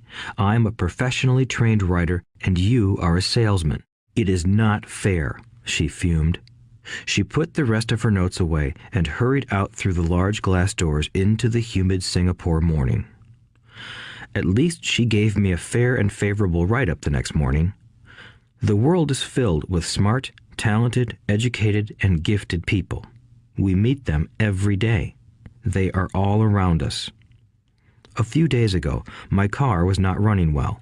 I pulled into a garage, and the young mechanic had it fixed in just a few minutes. He knew what was wrong by simply listening to the engine. I was amazed. I am constantly shocked at how little talented people earn. I have met brilliant, highly educated people who earn less than $20,000 a year. A business consultant who specializes in the medical trade was telling me how many doctors, dentists, and chiropractors struggle financially. All this time, I thought that when they graduated, the dollars would pour in. It was this business consultant who gave me the phrase, "They are one skill away from great wealth." What this phrase means is that most people need only to learn and master one more skill, and their income would jump exponentially. I have mentioned before that financial intelligence is a synergy of accounting, investing, marketing, and law. Combine those 4 technical skills, and making money with money is easier than most people would believe. When it comes to money, the only skill most people know is to work hard. The classic example of a synergy of skills was that young writer for the newspaper. If she diligently learned the skills of sales and marketing, her income would jump dramatically. If I were her, I would take some courses in advertising copywriting as well as sales. Then, instead of working at the newspaper, I would seek a job at an advertising agency. Even if it were a cut in pay, she would learn how to communicate in shortcuts that are used in successful advertising. She also would spend time learning public relations, an important skill. She would learn how to get millions in free publicity. Then, at night and on weekends, she could be writing her great novel. When it was finished, she would be better able to sell her book. Then, in a short while, she could be a best-selling author. When I came out with my first book, If You Want to Be Rich and Happy, Don't Go to School, a publisher suggested I change the title to The Economics of Education. I told the publisher that, with a title like that, I would sell 2 books, one to my family and one to my best friend. The problem is that they would expect it for free. The obnoxious title, If You Want to Be Rich and Happy, Don't Go to School, was chosen because we knew it would get tons of publicity. I am pro-education and believe in education reform. If I were not pro-education, why would I continue to press for changing our antiquated educational system?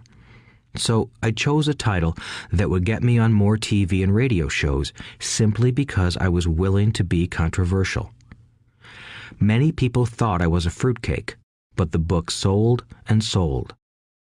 When I graduated from the U.S. Merchant Marine Academy in 1969, my educated dad was happy. Standard Oil of California had hired me for its oil tanker fleet as a third mate. The pay was low compared with my classmates, but it was okay for a first real job after college.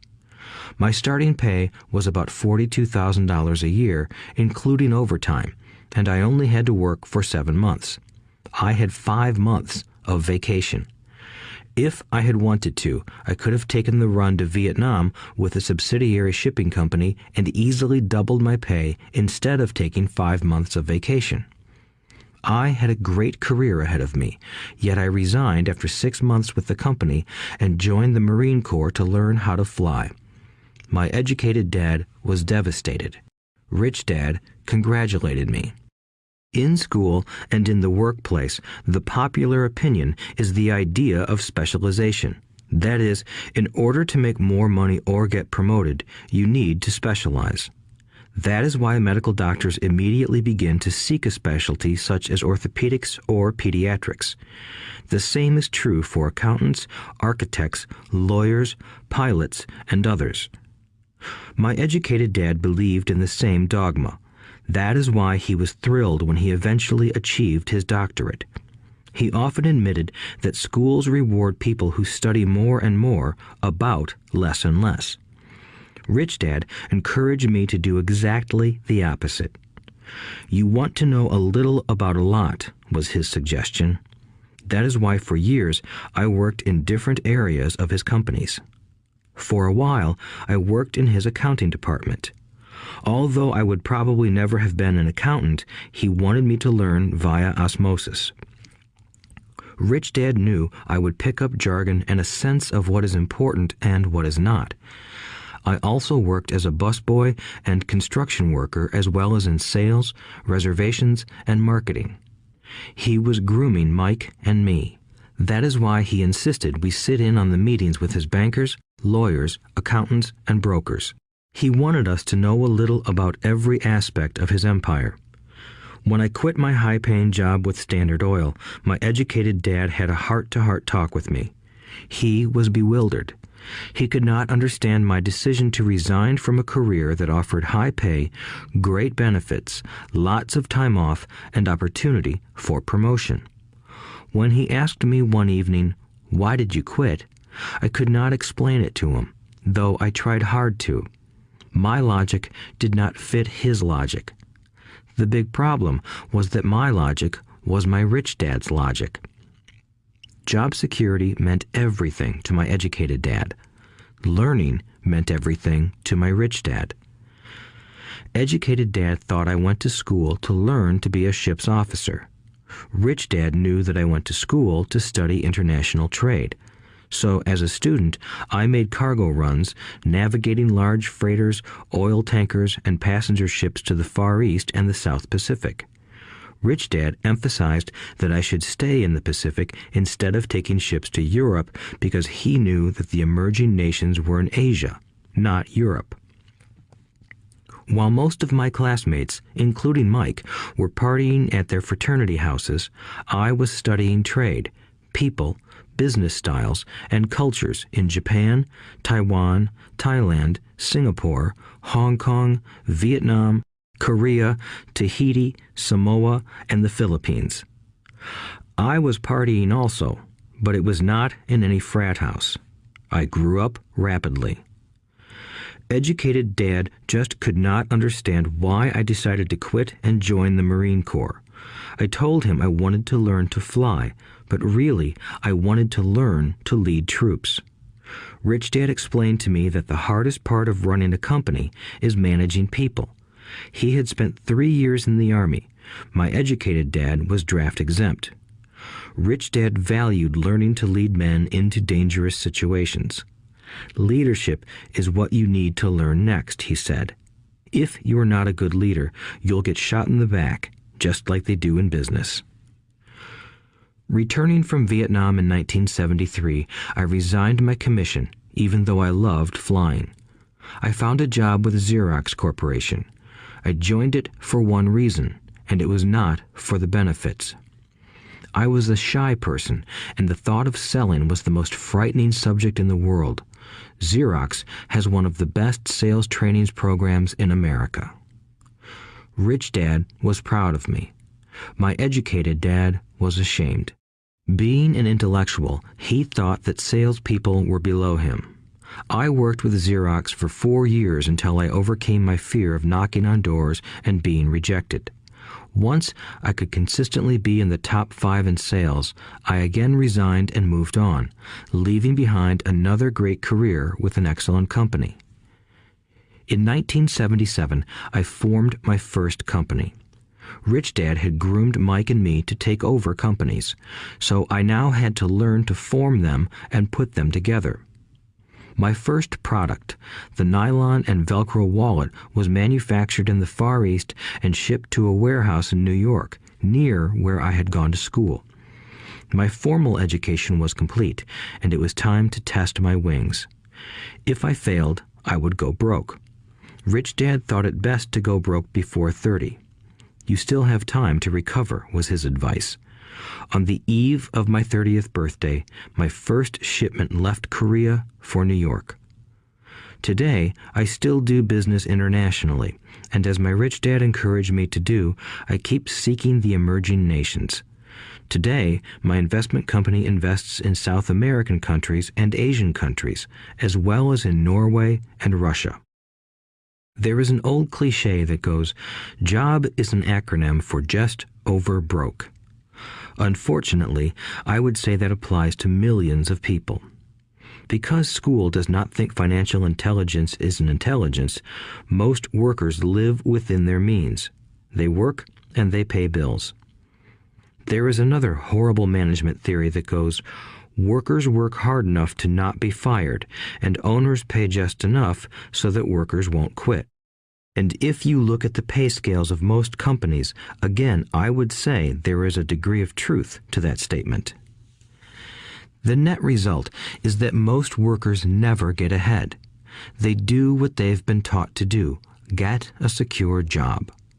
Most workers focus on working for pay and benefits that reward them in the short term, but are often disastrous in the long run. Instead, I recommend to young people to seek work for what they will learn more than what they will earn. Look down the road at what skills they want to acquire before choosing a specific profession and before getting trapped in the rat race. Once people are trapped in the lifelong process of bill paying, they become like those little hamsters running around in those metal wheels. Their little furry legs are spinning furiously, the wheel is turning furiously, but come tomorrow morning, they'll still be in the same cage. Great job. In the movie Jerry Maguire, starring Tom Cruise, there are many great one-liners. Probably the most memorable is, "Show me the money." But there is one line I thought most truthful. It comes from the scene where Tom Cruise is leaving the firm. He has just been fired, and he is asking the entire company, "Who wants to come with me?" And the whole place is silent and frozen. Only one woman speaks up and says, "I'd like to, but I'm due for a promotion in 3 months." That statement is probably the most truthful statement in the whole movie. It is the type of statement that people use to keep themselves busy, working away to pay bills. I know my educated dad looked forward to his pay raise every year, and every year he was disappointed. So he would go back to school to earn more qualifications so he could get another raise. Then, once again, there would be another disappointment. The question I often ask people is, where is this daily activity taking you? Just like the little hamster, I wonder if people look at where their hard work is taking them. What does the future hold? In his book, The Retirement Myth, Craig S. Carpel writes, "I visited the headquarters of a major national pension consulting firm and met with a managing director who specializes in designing lush retirement plans for top management. When I asked her what people who don't have corner offices will be able to expect in the way of pension income, she said with a confident smile, 'The silver bullet.'" "What," I asked, "is the silver bullet?" She shrugged and said, "If baby boomers discover they don't have enough money to live on when they're older, they can always blow their brains out." Carpel goes on to explain the difference between the old defined benefit retirement plans and the new 401k plans that are riskier. It is not a pretty picture for most people working today, and that is just for retirement. Add medical fees and long-term nursing home care, and the picture is frightening. Already, many hospitals in countries with socialized medicine need to make tough decisions such as who will live and who will die. They make those decisions purely on how much money they have and how old the patients are. If the patient is old, they often will give the medical care to someone younger. The older, poor patient gets put to the back of the line. Just as the rich can afford better education, the rich will be able to keep themselves alive, while those who have little wealth will die. So I wonder, are workers looking into the future or just until their next paycheck, never questioning where they are headed? When I speak to adults who want to earn more money, I always recommend the same thing. I suggest taking a long view of their life. Instead of simply working for the money and security, which I admit are important, I suggest they take a second job that will teach them a second skill. Often I recommend joining a network marketing company, also called multi-level marketing, if they want to learn sales skills. Some of these companies have excellent training programs that help people get over their fear of failure and rejection, which are the main reasons people are unsuccessful. Education is more valuable than money in the long run. When I offer this suggestion, I often hear in response, "Oh, that is too much hassle," or "I only want to do what I am interested in." If they say it's too much of a hassle, I ask, so you would rather work all your life giving 50% of what you earn to the government? If they tell me, I only do what I am interested in, I say, I'm not interested in going to the gym, but I go because I want to feel better and live longer. Unfortunately, there is some truth to the old statement, you can't teach an old dog new tricks. Unless a person is used to changing, it's hard to change. But for those of you who might be on the fence when it comes to the idea of working to learn something new, I offer this word of encouragement. Life is much like going to the gym. The most painful part is deciding to go. Once you get past that, it's easy. There have been many days I have dreaded going to the gym, but once I am there and in motion, it is a pleasure. After the workout is over, I am always glad I talked myself into going. If you are unwilling to work to learn something new and instead insist on becoming highly specialized within your field, make sure the company you work for is unionized. Labor unions are designed to protect specialists. My educated dad, after falling from grace with the governor, became the head of the teachers' union in Hawaii. He told me that it was the hardest job he ever held. My rich dad, on the other hand, spent his life doing his best to keep his companies from becoming unionized. He was successful. Although the unions came close, Rich Dad was always able to fight them off. Personally, I take no sides because I can see the need for and the benefits of both sides. If you do as school recommends, become highly specialized, then seek union protection. For example, had I continued with my flying career, I would have sought a company that had a strong pilots union. Why? Because my life would be dedicated to learning a skill that was valuable in only one industry. If I were pushed out of that industry, my life's skills would not be as valuable to another industry. A displaced senior pilot with 100,000 hours of heavy airline transport time, earning $150,000 a year, would have a hard time finding an equivalent high-paying job teaching in school. Skills do not necessarily transfer from industry to industry. Skills the pilots are paid for in the airline industry are not as important in, say, the school system. The same is true even for doctors today. With all the changes in medicine, many medical specialists are needing to conform to medical organizations such as HMOs. School teachers definitely need to be union members. Today in America, the teachers' union is the largest and the richest labor union of all. The NEA, the National Education Association, has tremendous political clout. Teachers need the protection of their union because their skills are also of limited value to an industry outside of education. So the rule of thumb is highly specialized, then unionize. It's the smart thing to do. When I ask the classes I teach, how many of you can cook a better hamburger than McDonald's, almost all the students raise their hands.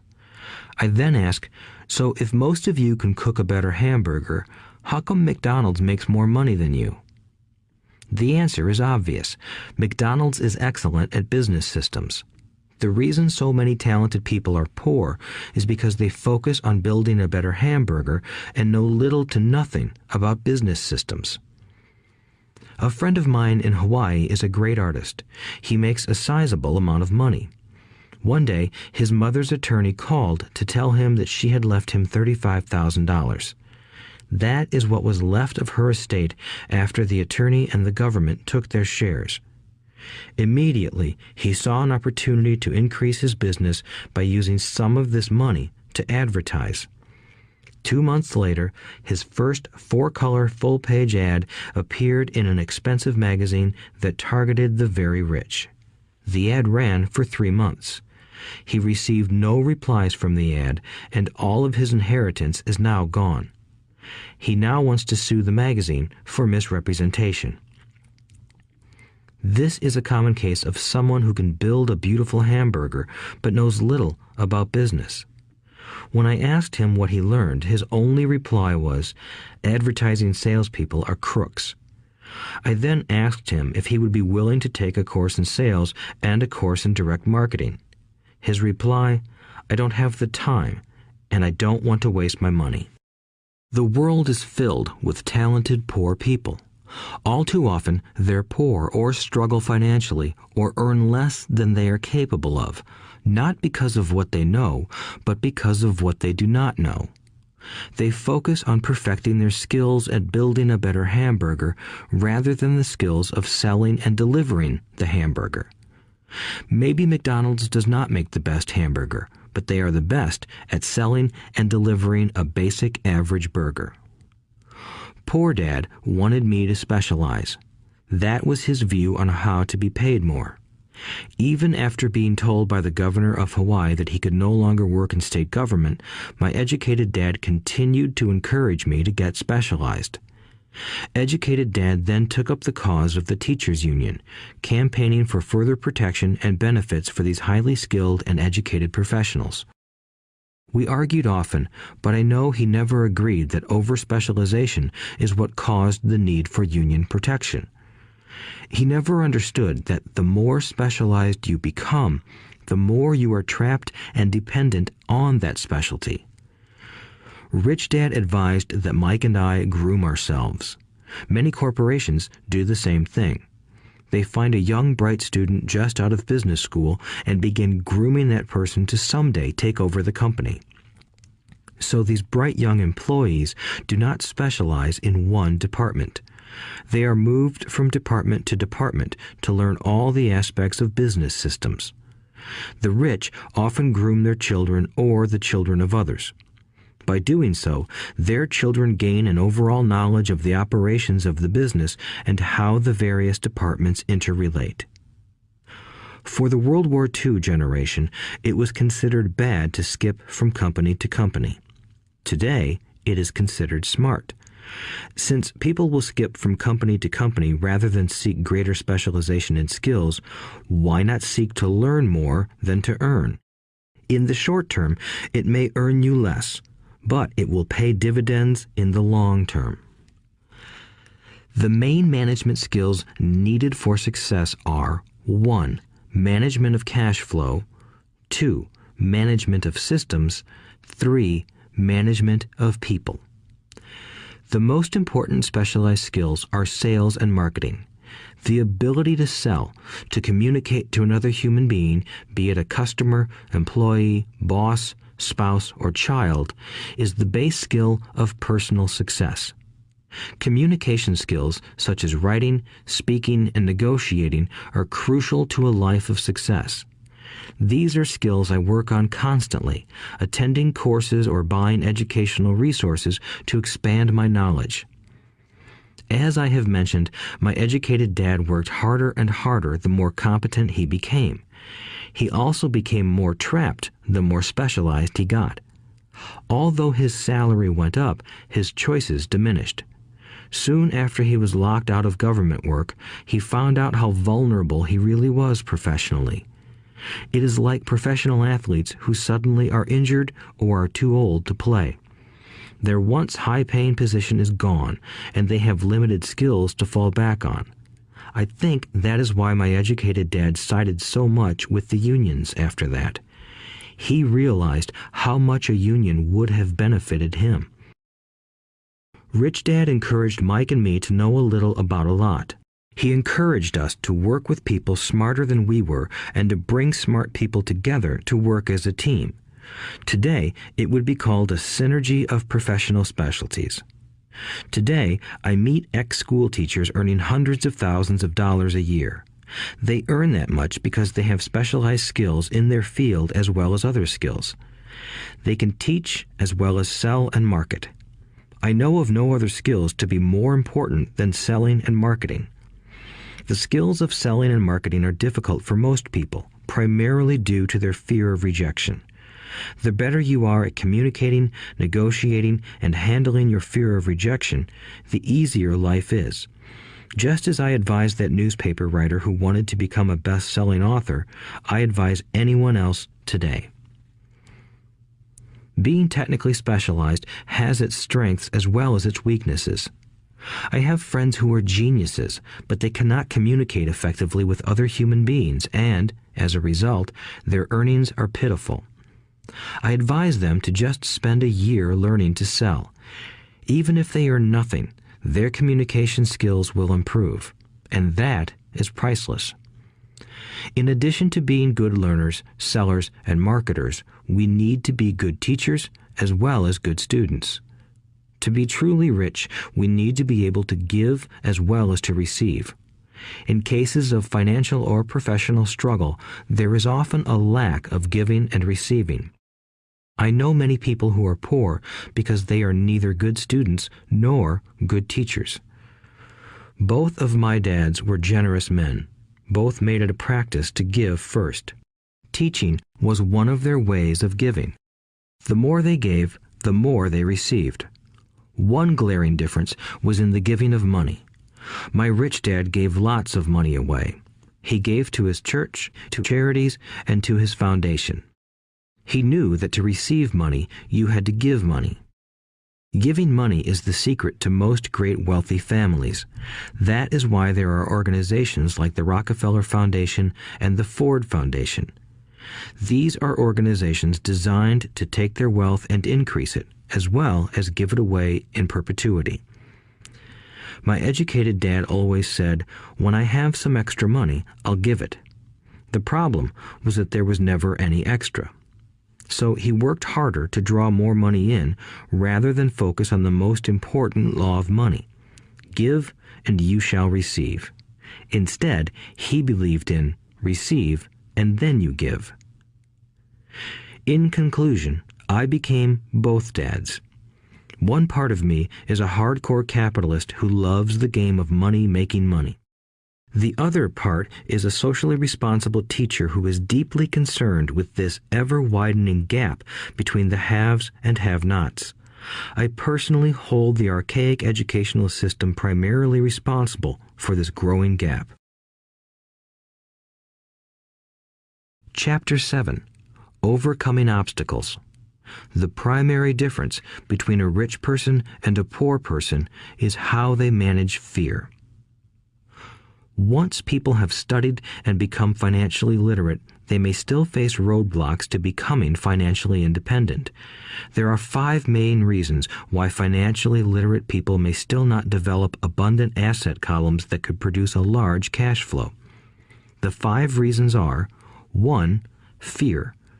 2. Cynicism. 3. Laziness. 4. Bad habits. 5. Arrogance. Overcoming fear.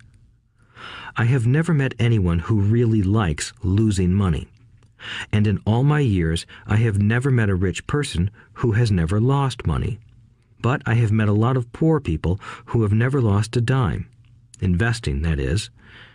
The fear of losing money is real. Everyone has it, even the rich. But it's not having fear that is the problem. It's how you handle fear. It's how you handle losing. It's how you handle failure that makes the difference in one's life. The primary difference between a rich person and a poor person is how they manage that fear. It's okay to be fearful. It's okay to be a coward when it comes to money. You can still be rich. We're all heroes at something and cowards at something else. My friend's wife is an emergency room nurse. When she sees blood, she flies into action. When I mention investing, she runs away. When I see blood, I don't run. I pass out. My rich dad understood phobias about money. Some people are terrified of snakes. Some people are terrified about losing money. Both are phobias, he would say.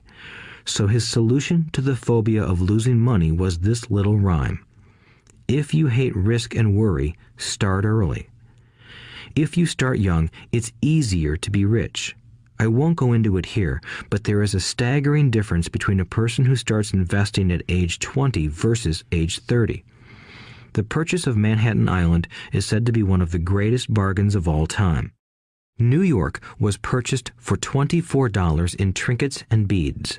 Yet if that $24 had been invested at 8% annually, that $24 would have been worth more than $28 trillion by 1995. Manhattan could be repurchased with money left over to buy much of Los Angeles. But what if you don't have much time left or would like to retire early? How do you handle the fear of losing money? My poor dad did nothing. He simply avoided the issue, refusing to discuss the subject. My rich dad, on the other hand, recommended that I think like a Texan. I like Texas and Texans, he used to say. In Texas, everything is bigger. When Texans win, they win big. And when they lose, it's spectacular. They like losing? I asked. That's not what I'm saying. Nobody likes losing. Show me a happy loser, and I'll show you a loser, said Rich Dad. It's a Texan's attitude toward risk, reward, and failure I'm talking about. It's how they handle life. They live it big. Not like most of the people around here, living like roaches when it comes to money, terrified that someone will shine a light on them and whimpering when the grocery clerk shortchanges them a quarter. Rich Dad went on, "What I like best is the Texas attitude. They're proud when they win, and they brag when they lose. Texans have a saying, if you're going to go broke, go big. You don't want to admit you went broke over a duplex." He constantly told Mike and me that the greatest reason for lack of financial success was because most people played it too safe. People are so afraid of losing that they lose, were his words. Fran Tarkenton, a one-time great NFL quarterback, says it still another way. Winning means being unafraid to lose. In my own life, I've noticed that winning usually follows losing. Before I finally learned to ride a bike, I first fell down many times. I've never met a golfer who has never lost a golf ball. I've never met people who have fallen in love who have never had their heart broken. And I've never met someone rich who has never lost money. So for most people, the reason they don't win financially is because the pain of losing money is far greater than the joy of being rich. Another saying in Texas is, everyone wants to go to heaven, but no one wants to die. Most people dream of being rich, but are terrified of losing money, so they never get to heaven. Rich Dad used to tell Mike and me stories about his trips to Texas. If you really want to learn the attitude of how to handle risk, losing, and failure, go to San Antonio and visit the Alamo. The Alamo is a great story of brave people who chose to fight, knowing there was no hope of success. They chose to die instead of surrendering. It's an inspiring story worthy of study. Nonetheless, it's still a tragic military defeat. They got their butts kicked. So, how do Texans handle failure? They still shout, "Remember the Alamo." Mike and I heard this story a lot. He always told us this story when he was about to go into a big deal and he was nervous. After he had done all his due diligence and it was time to put up or shut up, he told us this story. Every time he was afraid of making a mistake or losing money, he told us this story. It gave him strength, for it reminded him that he could always turn a financial loss into a financial win. Rich Dad knew that failure would only make him stronger and smarter. It's not that he wanted to lose. He just knew who he was and how he would take a loss. He would take a loss and make it a win. That's what made him a winner and others losers. It gave him the courage to cross the line when others backed out. That's why I like Texans so much, he would say. They took a great failure and turned it into inspiration, as well as a tourist destination that makes them millions. But probably his words that mean the most to me today are these. Texans don't bury their failures. They get inspired by them. They take their failures and turn them into rallying cries. Failure inspires Texans to become winners. But that formula is not just the formula for Texans. It is the formula for all winners. I've said that falling off my bike was part of learning to ride. I remember falling off only made me more determined to learn to ride, not less. I also said that I have never met a golfer who has never lost a ball. For top professional golfers, losing a ball or a tournament provides the inspiration to be better, to practice harder, to study more. That's what makes them better. For winners, losing inspires them. For losers, losing defeats them. I like to quote John D. Rockefeller, who said, "I always tried to turn every disaster into an opportunity." And being Japanese American, I can say this. Many people say that Pearl Harbor was an American mistake. I say it was a Japanese mistake. From the movie Tora, Tora, Tora, a somber Japanese admiral says to his cheering subordinates, "I am afraid we have awakened a sleeping giant." Remember Pearl Harbor became a rallying cry. It turned one of America's greatest losses into the reason to win. This great defeat gave America strength, and America soon emerged as a world power. Failure inspires winners, and failure defeats losers. It is the biggest secret of winners. It's the secret that losers do not know. The greatest secret of winners is that failure inspires winning. Thus, they're not afraid of losing. Repeating Fran Tarkenton's quote, "Winning means being unafraid to lose." People like Fran Tarkenton are not afraid of losing because they know who they are. They hate losing, so they know that losing will only inspire them to become better. There is a big difference between hating losing and being afraid to lose. Most people are so afraid of losing money that they lose. They go broke over a duplex. Financially, they play life too safe and too small. They buy big houses and big cars, but not big investments. The main reason that over 90% of the American public struggles financially is because they play not to lose. They don't play to win. They go to their financial planners or accountants or stockbrokers and buy a balanced portfolio. Most have lots of cash in CDs, low-yield bonds, mutual funds that can be traded within a mutual fund family, and a few individual stocks. It is a safe and sensible portfolio, but it is not a winning portfolio. It is a portfolio of someone playing not to lose. Don't get me wrong, it's probably a better portfolio than more than 70% of the population has, and that's frightening. It's a great portfolio for someone who loves safety. But playing it safe and balanced on your investment portfolio is not the way successful investors play the game. If you have little money and you want to be rich, you must first be focused, not balanced. If you look at any successful person, at the start they were not balanced. Balanced people go nowhere. They stay in one spot. To make progress, you must first go unbalanced. Just look at how you make progress walking. Thomas Edison was not balanced. He was focused. Bill Gates was not balanced. He was focused. Donald Trump is focused. George Soros is focused. George Patton did not take his tanks wide. He focused them and blew through the weak spots in the German line. The French went wide with the Maginot Line, and you know what happened to them. If you have any desire to be rich, you must focus. Do not do what poor and middle-class people do, put their few eggs in many baskets. Put a lot of your eggs in a few baskets and focus.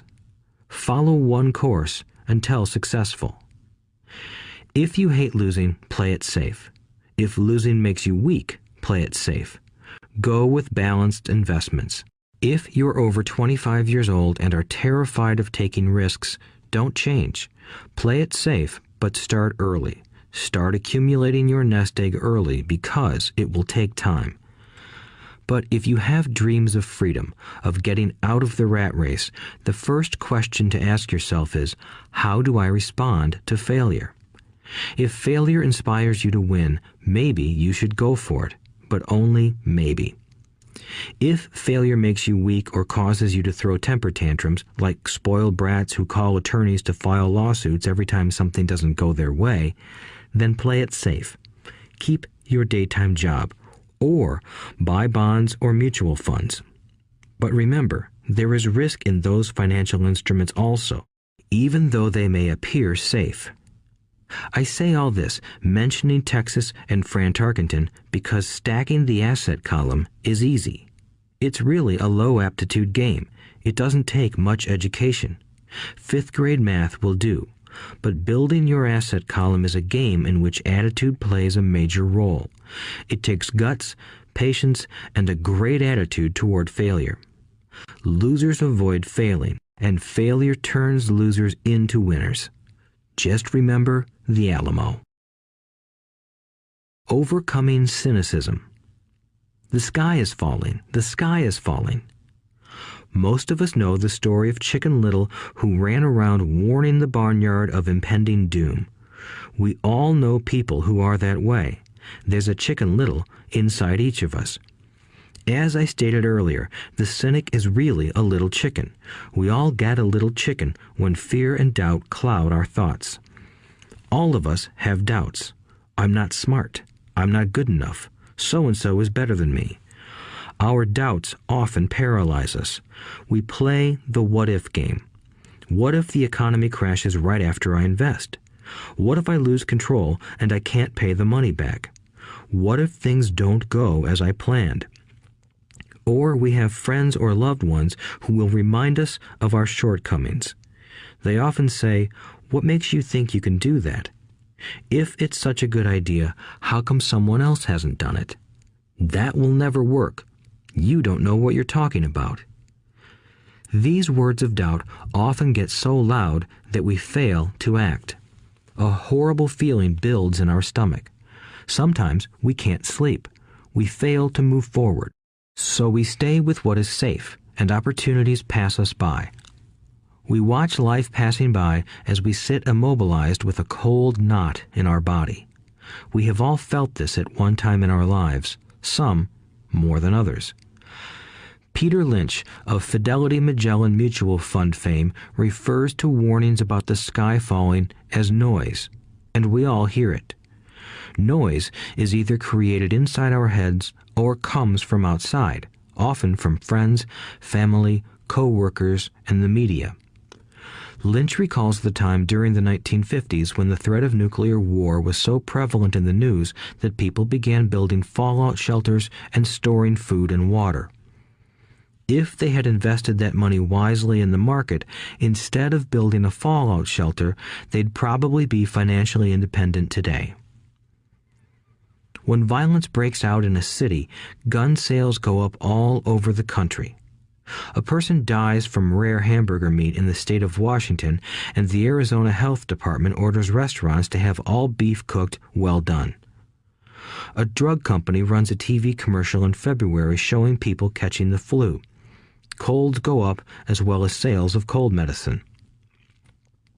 Most people are poor because when it comes to investing, the world is filled with Chicken Littles running around yelling, "The sky is falling! The sky is falling!" And Chicken Littles are effective because every one of us is a little chicken. It often takes great courage to not let rumors and talk of doom and gloom affect your doubts and fears.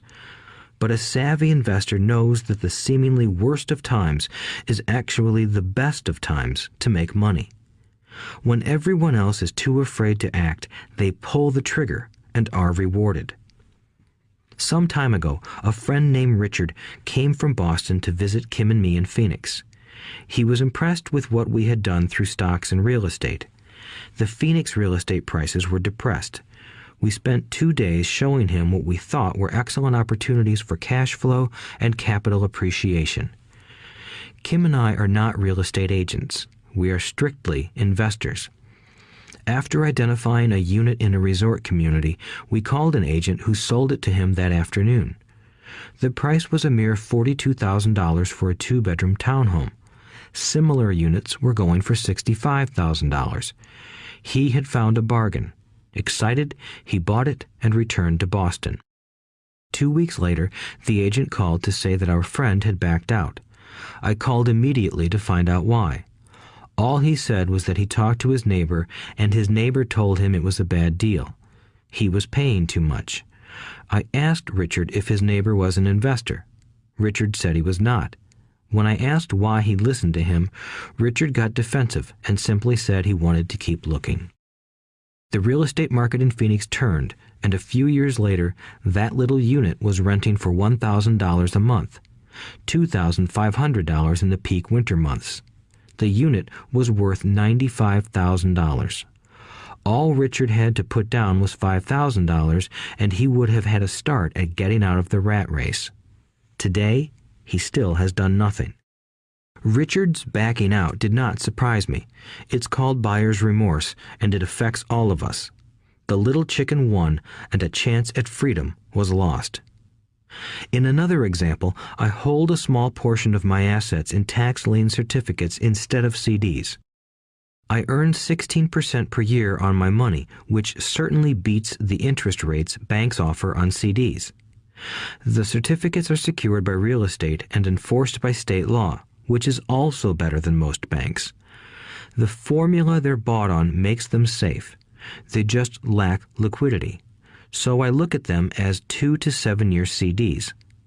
Almost every time I tell someone that I hold my money this way, especially if they have money in CDs, they will tell me it's risky. They tell me why I should not do it.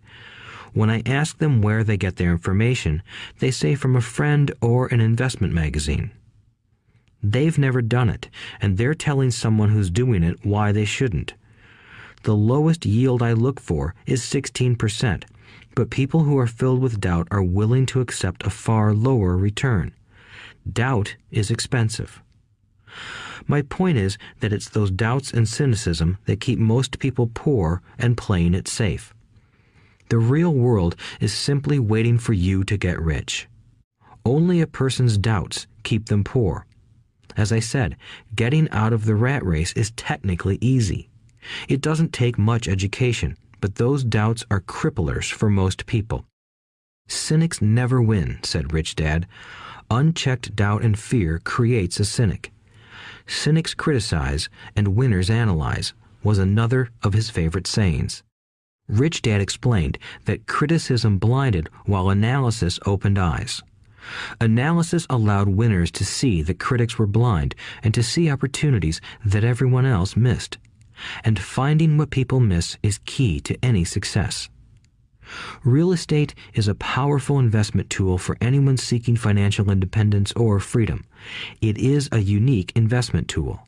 Yet every time I mention real estate as a vehicle, I often hear, "I don't want to fix toilets." That's what Peter Lynch calls noise. That's what my rich dad would say is the cynic talking, someone who criticizes and does not analyze, someone who lets their doubts and fears close their mind instead of open their eyes. So when someone says, "I don't want to fix toilets," I want to fire back, "What makes you think I want to?" They're saying a toilet is more important than what they want. I talk about freedom from the rat race, and they focus on toilets. That is the thought pattern that keeps most people poor. They criticize instead of analyze. I don't once hold the key to your success, Rich Dad would say, because I too do not want to fix toilets. I shop hard for a property manager who does fix toilets. And by finding a great property manager who runs houses or apartments, well, my cash flow goes up. But more importantly, a great property manager allows me to buy a lot more real estate since I don't have to fix toilets. A great property manager is key to success in real estate.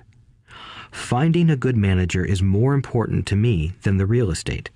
A great property manager often hears of great deals before real estate agents do, which makes them even more valuable.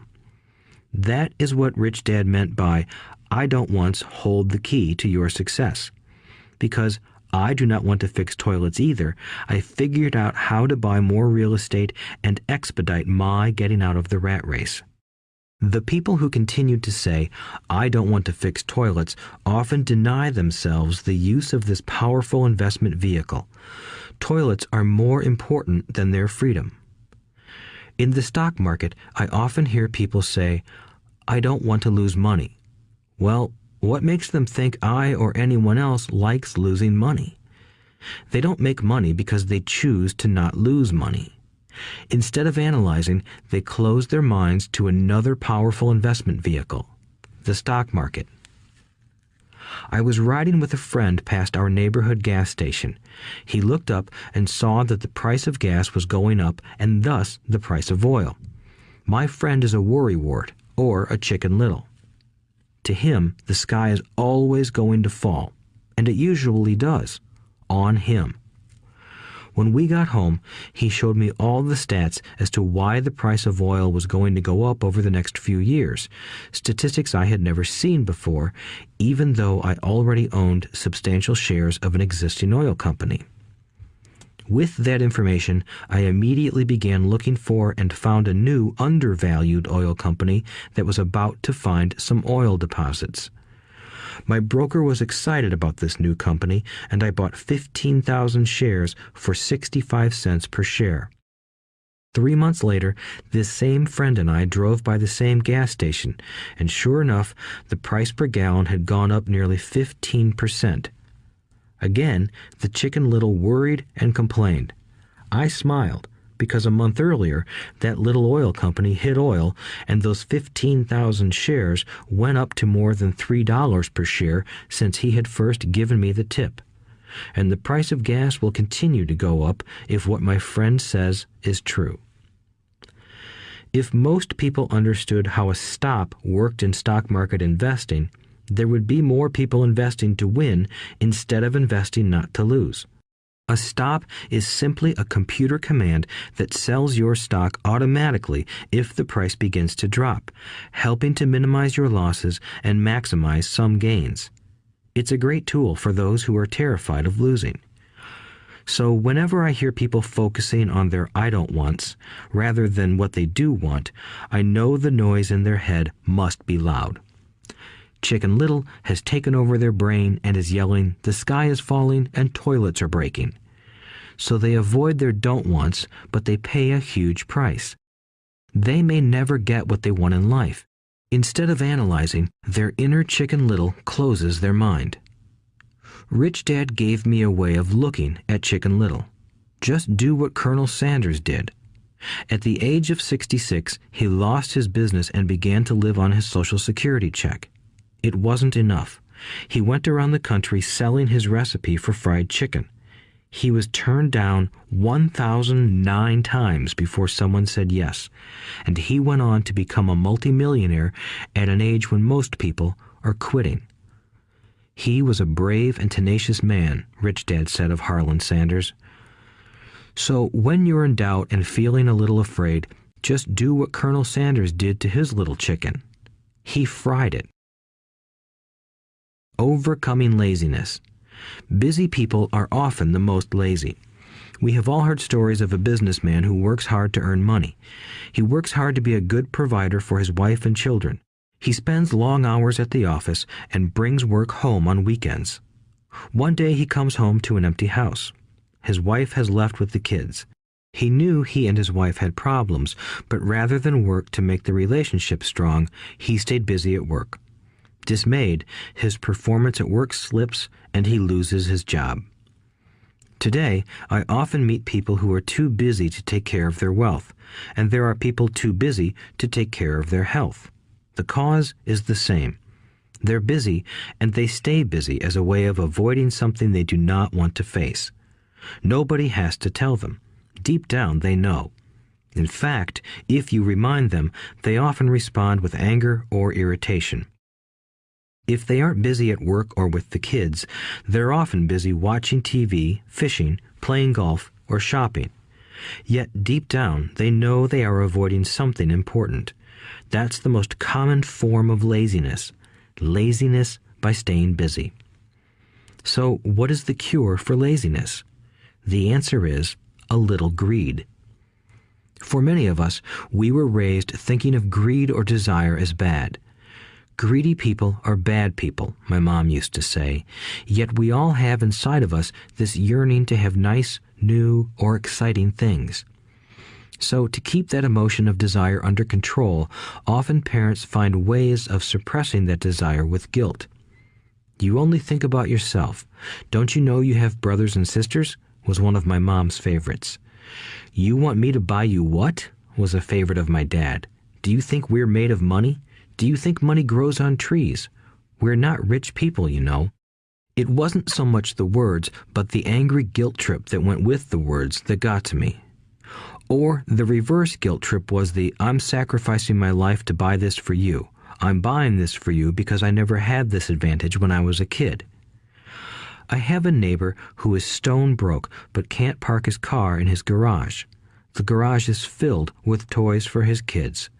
Those spoiled brats get everything they ask for. I don't want them to know the feeling of want are his everyday words. He has nothing set aside for their college or his retirement, but his kids have every toy ever made. He recently got a new credit card in the mail and took his kids to visit Las Vegas. I'm doing it for the kids, he said with great sacrifice. Rich Dad forbade the words, I can't afford it.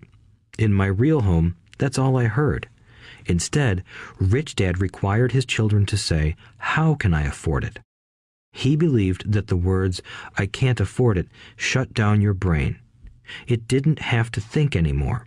How can I afford it opened up the brain and forced it to think and search for answers. But most importantly, he felt the words, I can't afford it, were a lie, and the human spirit knows it. The human spirit is very, very powerful, he would say. It knows it can do anything. By having a lazy mind that says, I can't afford it, a war breaks out inside you. Your spirit is angry, and your lazy mind must defend its lie. The spirit is screaming, come on, let's go to the gym and work out. And the lazy mind says, but I'm tired. I worked really hard today. Or the human spirit says, I'm sick and tired of being poor. Let's get out there and get rich. To which the lazy mind says, rich people are greedy. Besides, it's too much bother. It's not safe. I might lose money. I'm working hard enough as it is. I've got too much to do at work anyway. Look at what I have to do tonight. My boss wants it finished by morning. I can't afford it also causes sadness, a helplessness that leads to despondency and often depression. How can I afford it opens up possibilities, excitement, and dreams. So Rich Dad was not so concerned about what we wanted to buy as long as we understood that how can I afford it creates a stronger mind and a dynamic spirit. Thus, he rarely gave Mike or me anything. He would instead ask, how can you afford it? And that included college, which we paid for ourselves. It was not the goal, but the process of attaining the goal that he wanted us to learn. The problem I see today is that there are millions of people who feel guilty about their desire or their greed. It's old conditioning from their childhood. While they desire to have the finer things that life offers, most have been conditioned subconsciously to say, I can't have that, or I'll never be able to afford that. When I decided to exit the rat race, it was simply a question of how can I afford to never work again? And my mind began to kick out answers and solutions. The hardest part was fighting my real parents' dogma. We can't afford that. Stop thinking only about yourself. Why don't you think about others? And other similar sentiments designed to instill guilt to suppress my greed. So, how do you beat laziness? Once again, the answer is a little greed. It's that radio station WIIFM, which stands for What's in it for me? A person needs to sit down and ask, what would my life be like if I never had to work again? What would I do if I had all the money I needed? Without that little greed, the desire to have something better, progress is not made. Our world progresses because we all desire a better life. New inventions are made because we desire something better. We go to school and study hard because we want something better. So whenever you find yourself avoiding something you know you should be doing, then the only thing to ask yourself is, what's in it for me? Be a little greedy. It's the best cure for laziness. Too much greed, however, as anything in excess can be, is not good. But just remember what Michael Douglas said in the movie Wall Street. Greed is good. Rich Dad said it differently. Guilt is worse than greed, for guilt robs the body of its soul. I think Eleanor Roosevelt said it best. Do what you feel in your heart to be right, for you'll be criticized anyway. You'll be damned if you do, and damned if you don't. Overcoming bad habits. Our lives are a reflection of our habits more than our education. After seeing the movie Conan the Barbarian, starring Arnold Schwarzenegger, a friend said, "I'd love to have a body like Schwarzenegger." Most of the guys nodded in agreement. "I even heard he was really puny and skinny at one time," another friend added. "Yeah, I heard that too," another one said. "I heard he has a habit of working out almost every day in the gym." "Yeah, I'll bet he has to." "Nah," said the group's cynic. "I'll bet he was born that way. Besides, let's stop talking about Arnold and get some beers." This is an example of habits controlling behavior. I remember asking my rich dad about the habits of the rich. Instead of answering me outright, he wanted me to learn through example, as usual. "When does your dad pay his bills?" Rich Dad asked. "The first of the month," I said. "Does he have anything left over?" he asked. "Very little," I said. "That's the main reason he struggles," said Rich Dad. "He has bad habits. Your dad pays everyone else first. He pays himself last, but only if he has anything left over." "Which he usually doesn't," I said. "But he has to pay his bills, doesn't he? You're saying he shouldn't pay his bills?" "Of course not," said Rich Dad. "I firmly believe in paying my bills on time. I just pay myself first, before I pay even the government." "But what happens if you don't have enough money?" I asked. "What do you do then?" "The same," said Rich Dad. "I still pay myself first, even if I'm short of money. My asset column is far more important to me than the government." "But," I said, "don't they come after you?" "Yes, if you don't pay," said Rich Dad. "Look, I did not say not to pay. I just said I pay myself first, even if I'm short of money." "But," I replied, "how do you do that?" "It's not how. The question is why," Rich Dad said. "Okay, why?" "Motivation," said Rich Dad. "Who do you think will complain louder if I don't pay them? Me or my creditors?" "Your creditors will definitely scream louder than you," I said, responding to the obvious. "You wouldn't say anything if you didn't pay yourself." So you see, after paying myself, the pressure to pay my taxes and the other creditors is so great that it forces me to seek other forms of income. The pressure to pay becomes my motivation. I've worked extra jobs, started other companies, traded in the stock market, anything, just to make sure those guys don't start yelling at me. That pressure made me work harder, forced me to think, and all in all, made me smarter and more active when it comes to money. If I had paid myself last, I would have felt no pressure, but I'd be broke. So it is the fear of the government or other people you owe money to that motivates you? "That's right," said Rich Dad. You see, government bill collectors are big bullies. So are bill collectors in general. Most people give in to those bullies. They pay them and never pay themselves. You know the story of the 98-pound weakling who gets sand kicked in his face? I nodded. I see that ad for weightlifting and bodybuilding lessons in the comic books all the time. Well, most people let the bullies kick sand in their faces. I decided to use the fear of the bully to make me stronger. Others get weaker. Forcing myself to think about how to make extra money is like going to the gym and working out with weights. The more I work my mental money muscles out, the stronger I get. Now I'm not afraid of those bullies. I liked what Rich Dad was saying, so if I pay myself first, I get financially stronger mentally and fiscally. Rich Dad nodded. And if I pay myself last, or not at all, I get weaker. So people like bosses, managers, tax collectors, bill collectors, and landlords push me around all my life just because I don't have good money habits. Rich Dad nodded, just like the 98-pound weakling. Overcoming arrogance. What I know makes me money. What I don't know loses me money. Every time I have been arrogant, I have lost money. Because when I'm arrogant, I truly believe that what I don't know is not important, Rich Dad would often tell me.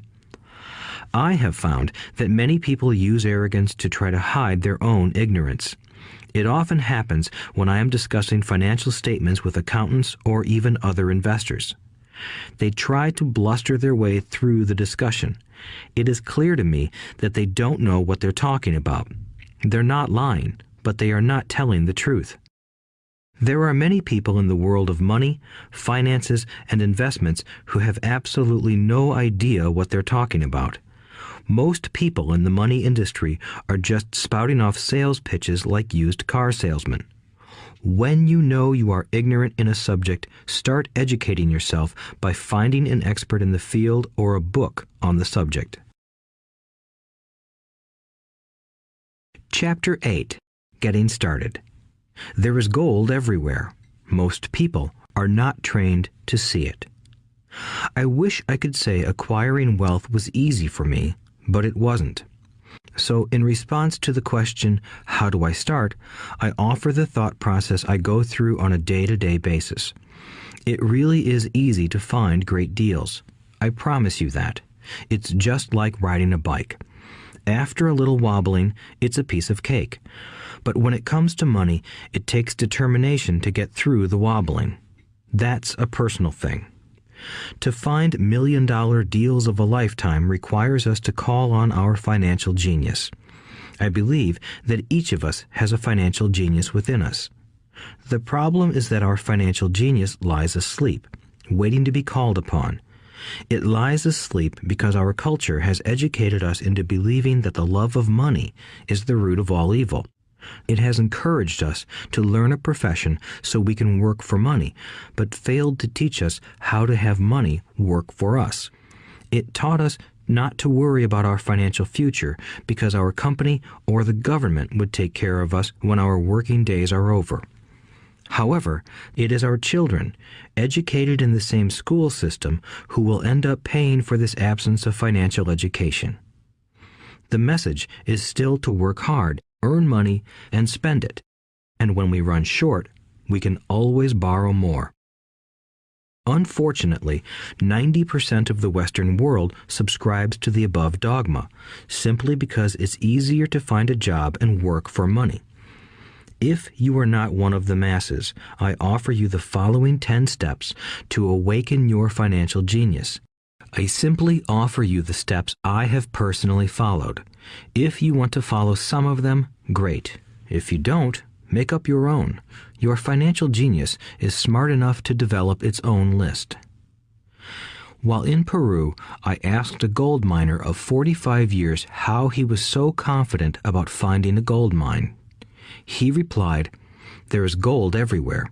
Most people are not trained to see it." And I would say that is true. In real estate, I can go out and in a day come up with 4 or 5 great potential deals. while the average person will go out and find nothing, even looking in the same neighborhood. The reason is that they have not taken the time to develop their financial genius. I offer you the following 10 steps as a process to develop your God-given powers, powers over which only you have control. 1. Find a reason greater than reality, the power of spirit.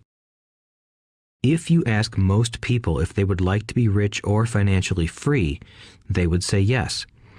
But then reality sets in. The road seems too long with too many hills to climb. It's easier to just work for money and hand the excess over to your broker. I once met a young woman who had dreams of swimming for the U.S. Olympic team. The reality was that she had to get up every morning at 4 o'clock to swim for 3 hours before going to school. She did not party with her friends on Saturday night. She had to study and keep her grades up, just like everyone else.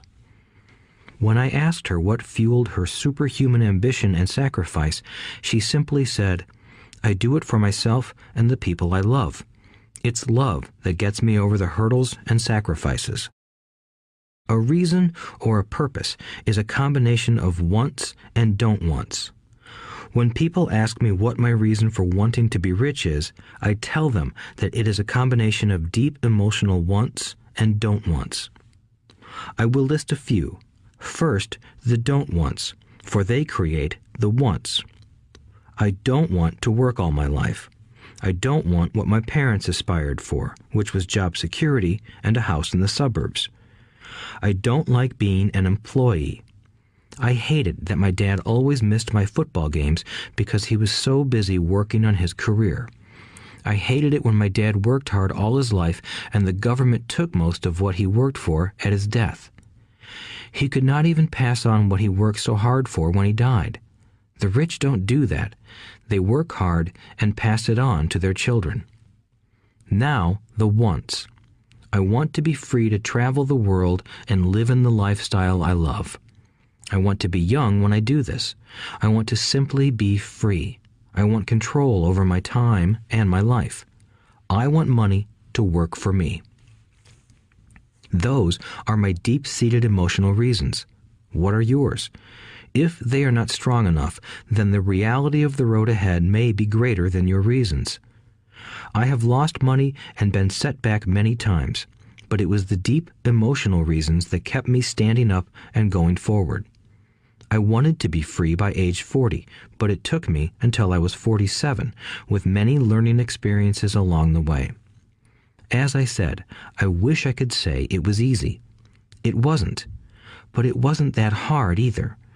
I've learned that without a strong reason or purpose, anything in life is hard. If you do not have a strong reason, there is no sense listening further. It will sound like too much work. 2. Make daily choices. The power of choice. Choice is the main reason people want to live in a free country. We want the power to choose. Financially, with every dollar we get in our hands, we hold the power to choose our future, to be rich, poor, or middle class. Our spending habits reflect who we are. Poor people simply have poor spending habits. The benefit I had as a boy was that I loved playing Monopoly constantly. Nobody told me Monopoly was only for kids, so I just kept playing the game as an adult. I also had a rich dad who pointed out to me the difference between an asset and a liability. So a long time ago, as a little boy, I chose to be rich, and I knew that all I had to do was learn to acquire assets, real assets. My best friend, Mike, had an asset column handed to him, but he still had to choose to learn to keep it. Many rich families lose their assets in the next generation simply because there was no one trained to be a good steward over their assets. Most people choose not to be rich. For 90% of the population, being rich is too much of a hassle. So they invent sayings that go, "I'm not interested in money. I'll never be rich. I don't have to worry. I'm still young. When I make some money, then I'll think about my future." My husband or wife handles the finances. The problem with those statements is that they rob the person who chooses to think such thoughts of two things. One is time, which is your most precious asset. The second is learning. Having no money should not be an excuse to not learn, but that is a choice we all make daily. The choice of what we do with our time, our money, and what we put in our heads. That is the power of choice. All of us have choice. I just choose to be rich, and I make that choice every day. Invest first in education. In reality, the only real asset you have is your mind, the most powerful tool we have dominion over. Each of us has the choice of what we put in our brain once we're old enough. You can watch TV, read golf magazines, or go to ceramics class or a class on financial planning. You choose. Most people simply buy investments rather than first investing in learning about investing. A friend of mine recently had her apartment burglarized. The thieves took her electronics and left all the books. And we all have that same choice. 90% of the population buys TV sets, and only about 10% buy business books. So what do? I go to seminars. I like it when they are at least 2 days long because I like to immerse myself in a subject. In 1973, I was watching this guy on TV who was advertising a 3-day seminar on how to buy real estate for nothing down. I spent $385, and that course has made me at least $2 million, if not more. But more importantly, it bought me life. I don't have to work for the rest of my life because of that one course. I go to at least 2 such courses every year. I love CDs and audiobooks. The reason? I can easily review what I just heard. I was listening to an investor say something I completely disagreed with.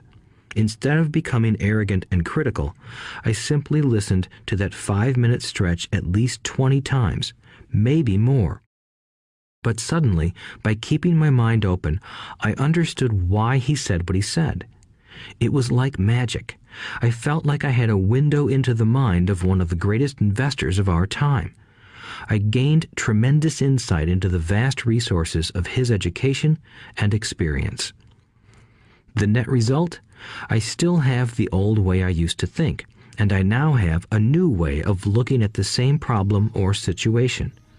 I have 2 ways to analyze a problem or trend, and that is priceless. Today, I often say, how would Donald Trump do this, or Warren Buffett, or George Soros? The only way I can access their vast mental power is to be humble enough to read or listen to what they have to say. Arrogant or critical people are often people with low self-esteem who are afraid of taking risks. That's because if you learn something new, you are then required to make mistakes in order to fully understand what you have learned. If you have listened this far, arrogance is not one of your problems. Arrogant people rarely read or listen to experts. Why should they? They are the center of the universe. There are so many intelligent people who argue or defend when a new idea clashes with the way they think. In this case, their so-called intelligence combined with arrogance equals ignorance. Each of us knows people who are highly educated or believe they are smart, but their balance sheet paints a different picture.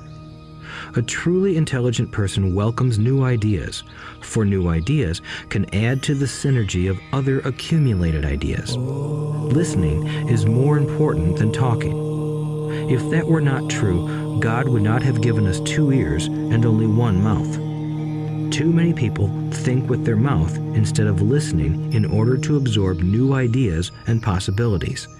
They argue instead of asking questions. I take a long view on my wealth. I do not subscribe to the get-rich-quick mentality most lottery players or casino gamblers have. I may go in and out of stocks, but I am long on education. If you want to fly an airplane, I advise taking lessons first.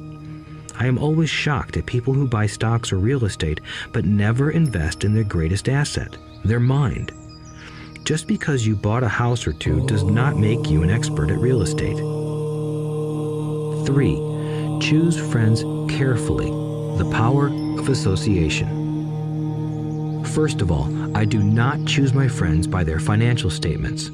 I have friends who have actually taken a vow of poverty, as well as friends who earn millions every year. The point is that I learn from all of them. Now, I will admit that there are people I have actually sought out because they had money. But I was not after their money. I was seeking their knowledge. In some cases, these people who had money have become dear friends. I've noticed that my friends with money talk about money. They don't do it to brag, they're interested in the subject. So I learn from them and they learn from me. My friends who are in dire financial straits do not like talking about money, business, or investing. They often think it rude or unintellectual. So I also learn from my friends who struggle financially. I find out what not to do. I have several friends who have generated over $1 billion in their short lifetimes. The 3 of them report the same phenomenon. Their friends who have no money have never come to them to ask them how they did it, but they do come asking for one of 2 things, or both, a loan or a job.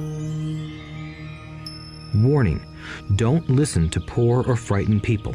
I have such friends, and while I love them dearly, they are the Chicken Littles of life. To them, when it comes to money, especially investments, it's always the sky is falling, the sky is falling. They can always tell you why something won't work. The problem is that people listen to them. But people who blindly accept doom and gloom information are also Chicken Littles. As that old saying goes, birds of a feather flock together. If you watch business channels on TV, they often have a panel of so-called experts. One expert will say the market is going to crash, and the other will say it's going to boom. If you're smart, you listen to both. Keep your mind open because both have valid points. Unfortunately, most poor people listen to Chicken Little. I have had many close friends try to talk me out of a deal or an investment. Not long ago, a friend told me he was excited because he found a 6% certificate of deposit. I told him I earned 16% from the state government. The next day, he sent me an article about why my investment was dangerous. I have received 16% for years now, and he still receives 6%.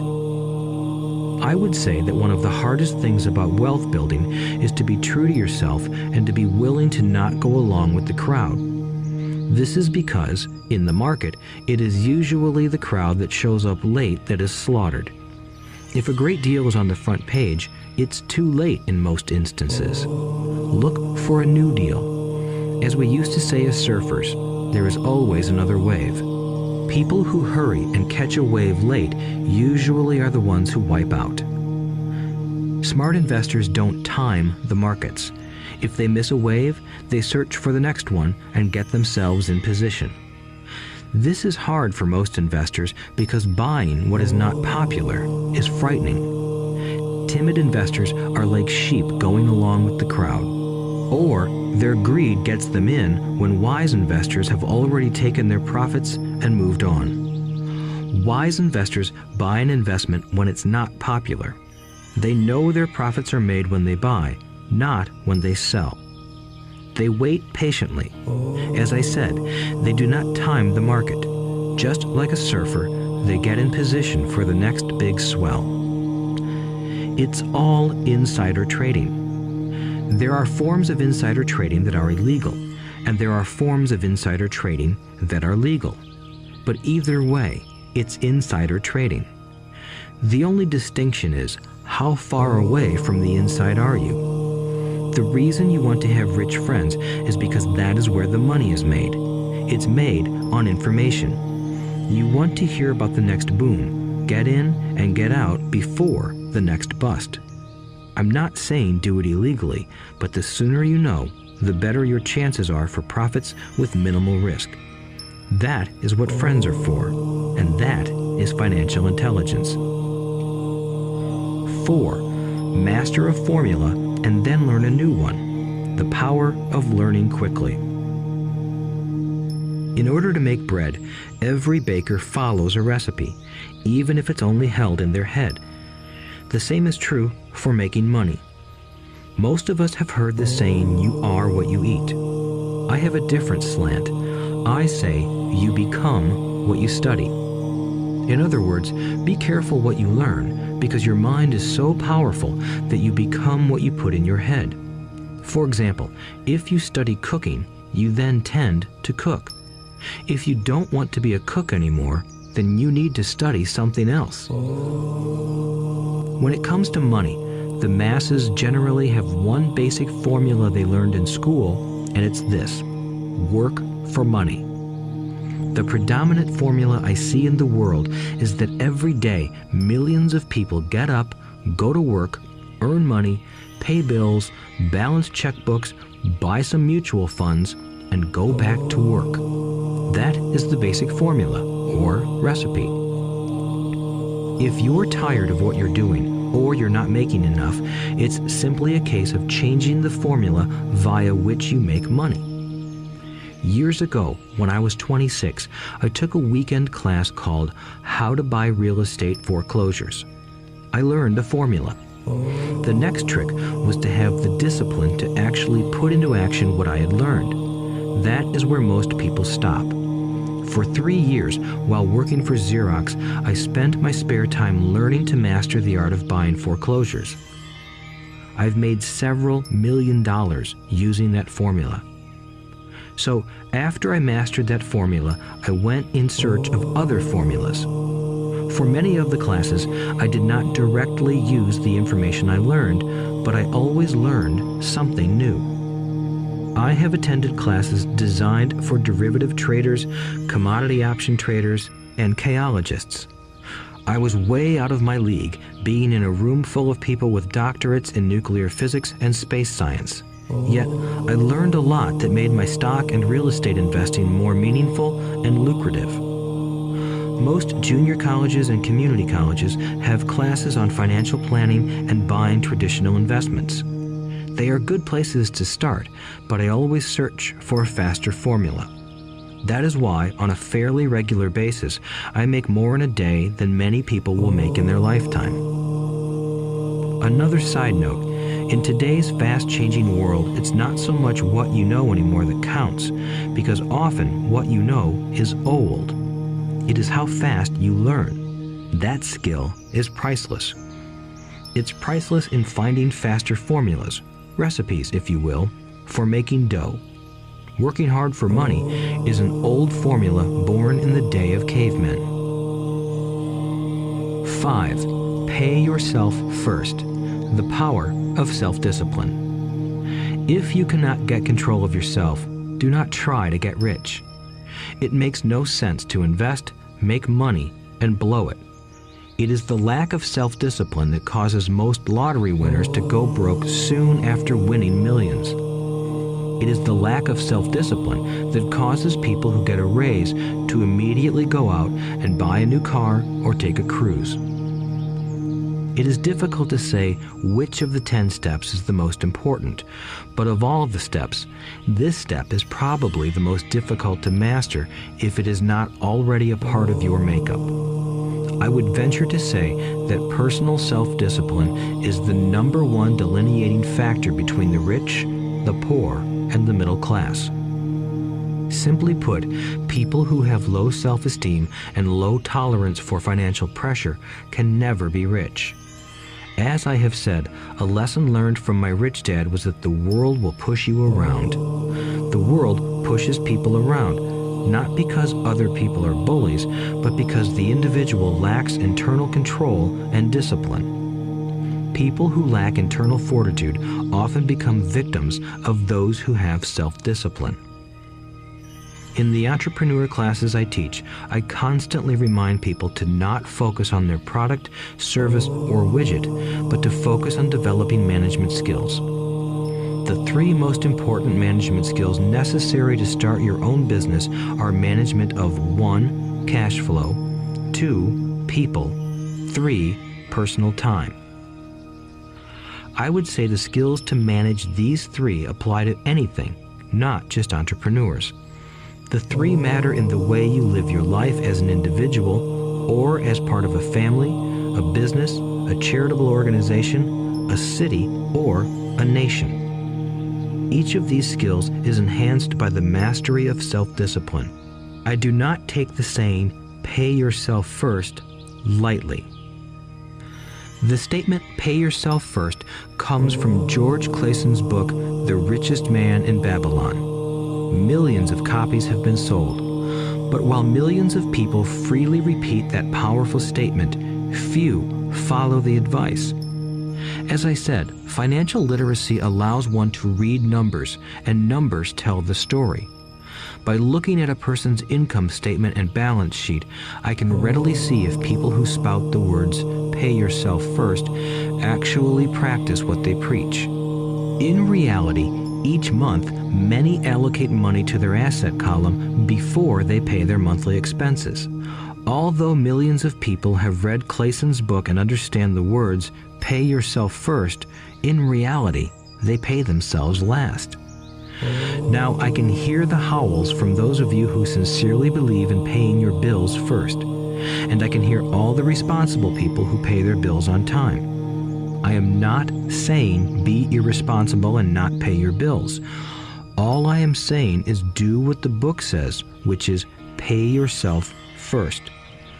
If you can truly begin to understand the power of cash flow, you will soon realize why 90% of people work hard all their lives and need government support like Social Security when they are no longer able to work. Kim and I have had many bookkeepers, accountants, and bankers who have had a major problem with this way of looking at pay yourself first. The reason is that these financial professionals actually do what the masses do. They pay themselves last. There have been times in my life when, for whatever reason, cash flow was far less than my bills. I still paid myself first. My accountant and bookkeeper screamed in panic. "They're going to come after you. The IRS is going to put you in jail. You're going to ruin your credit rating. They'll cut off the electricity." I still paid myself first. Why, you ask? Because that's what the story, The Richest Man in Babylon, was all about. The power of self-discipline and the power of internal fortitude. As my rich dad taught me the first month I worked for him, most people allow the world to push them around. A bill collector calls and you pay or else. A sales clerk says, "Oh, just put it on your charge card." Your real estate agent tells you, "Go ahead. The government allows you a tax deduction on your home." That is what the book is really about. Having the guts to go against the tide and get rich. You may not be weak, but when it comes to money, many people get wimpy. I am not saying be irresponsible. The reason I don't have high credit card debt and doodad debt is because I pay myself first. The reason I minimize my income is because I don't want to pay it to the government. That is why my income comes from my asset column through a Nevada corporation. If I work for money, the government takes it. Although I pay my bills last, I am financially astute enough to not get into a tough financial situation. I don't like consumer debt. I actually have liabilities that are higher than 99% of the population, but I don't pay for them. Other people pay for my liabilities. They're called tenants. So rule number 1 in paying yourself first is don't get into debt in the first place. Although I pay my bills last, I set it up to have only small, unimportant bills that are due. When I occasionally come up short, I still pay myself first. I let the creditors and even the government scream. I like it when they get tough. Why? Because those guys do me a favor. They inspire me to go out and create more money. So I pay myself first, invest the money, and let the creditors yell. I generally pay them right away anyway. Kim and I have excellent credit. We just don't cave into pressure and spend our savings or liquidate stocks to pay for consumer debt. That is not too financially intelligent. To successfully pay yourself first, keep the following in mind. 1. Don't get into large debt positions that you have to pay for. Keep your expenses low. Build up assets first. Then buy the big house or nice car. Being stuck in the rat race is not intelligent. 2. When you come up short, let the pressure build and don't dip into your savings or investments. Use the pressure to inspire your financial genius to come up with new ways of making more money and then pay your bills. You will have increased your ability to make more money as well as your financial intelligence. So many times I have gotten into financial hot water and used my brain to create more income while staunchly defending the assets in my asset column. My bookkeeper has screamed and dived for cover, but I was like a good soldier defending the fort. Fort assets. Poor people have poor habits. A common bad habit is innocently called dipping into savings. The rich know that savings are only used to create more money, not to pay bills. I know that sounds tough, but as I said, if you're not tough inside, the world will always push you around anyway. If you do not like financial pressure, then find a formula that works for you. A good one is to cut expenses, put your money in the bank, pay more than your fair share of income tax, buy safe mutual funds, and take the vow of the average. But this violates the pay yourself first rule. This rule does not encourage self-sacrifice or financial abstinence.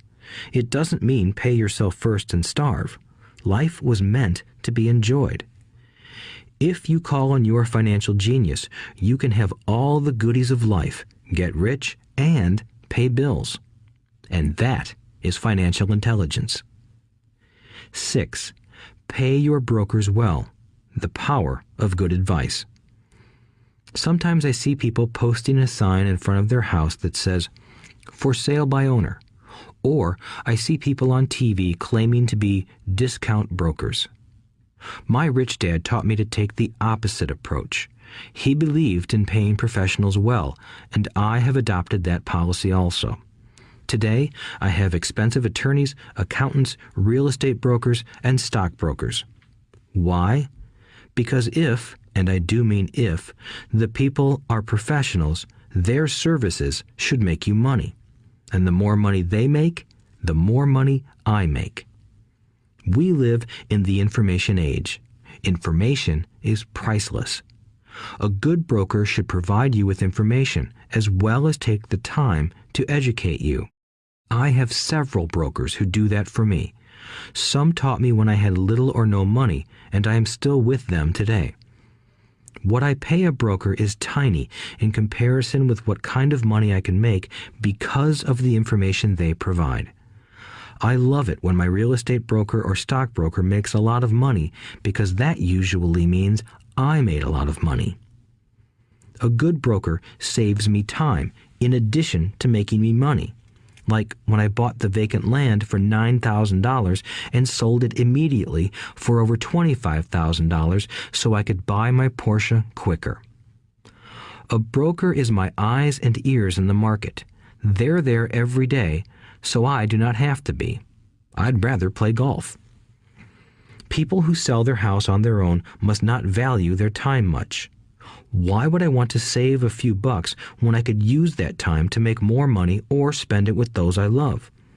What I find funny is that so many poor and middle-class people insist on tipping restaurant help 15 to 20%, even for bad service, but complain about paying a broker 3 to 7%. They enjoy tipping people in the expense column and stiffing people in the asset column. That is not financially intelligent. Keep in mind that not all brokers are created equal.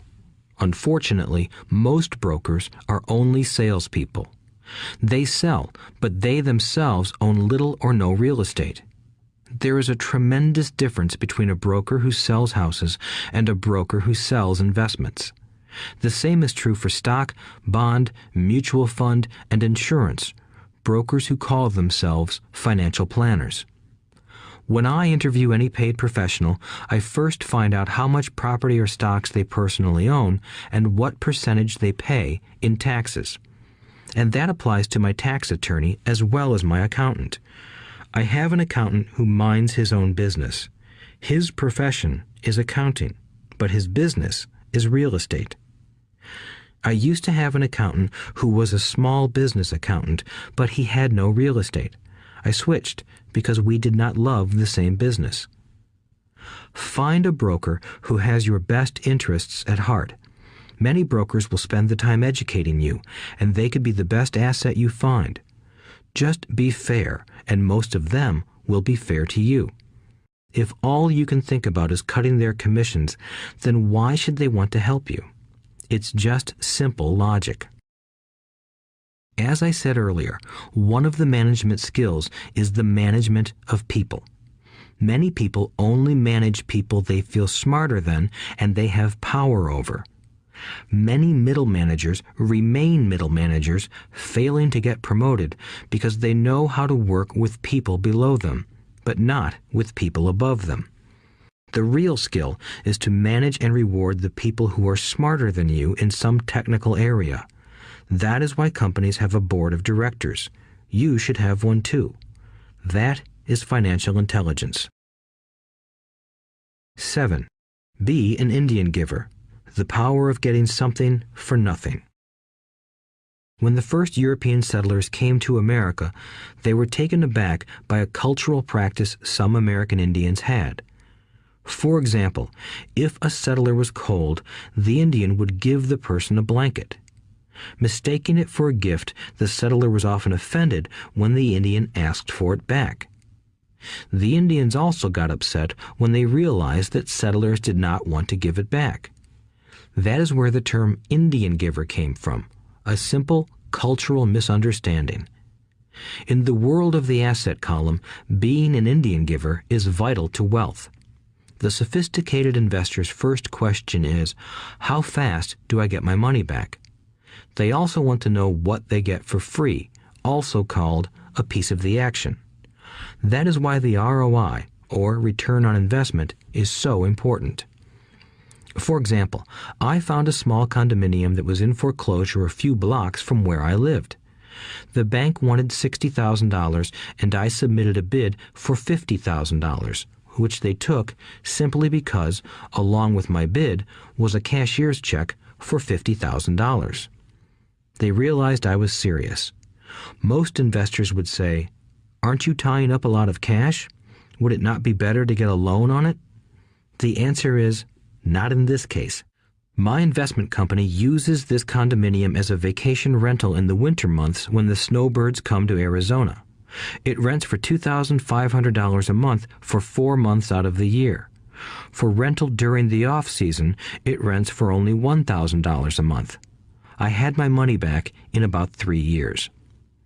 Now I own this asset, which pumps money out for me, month in and month out.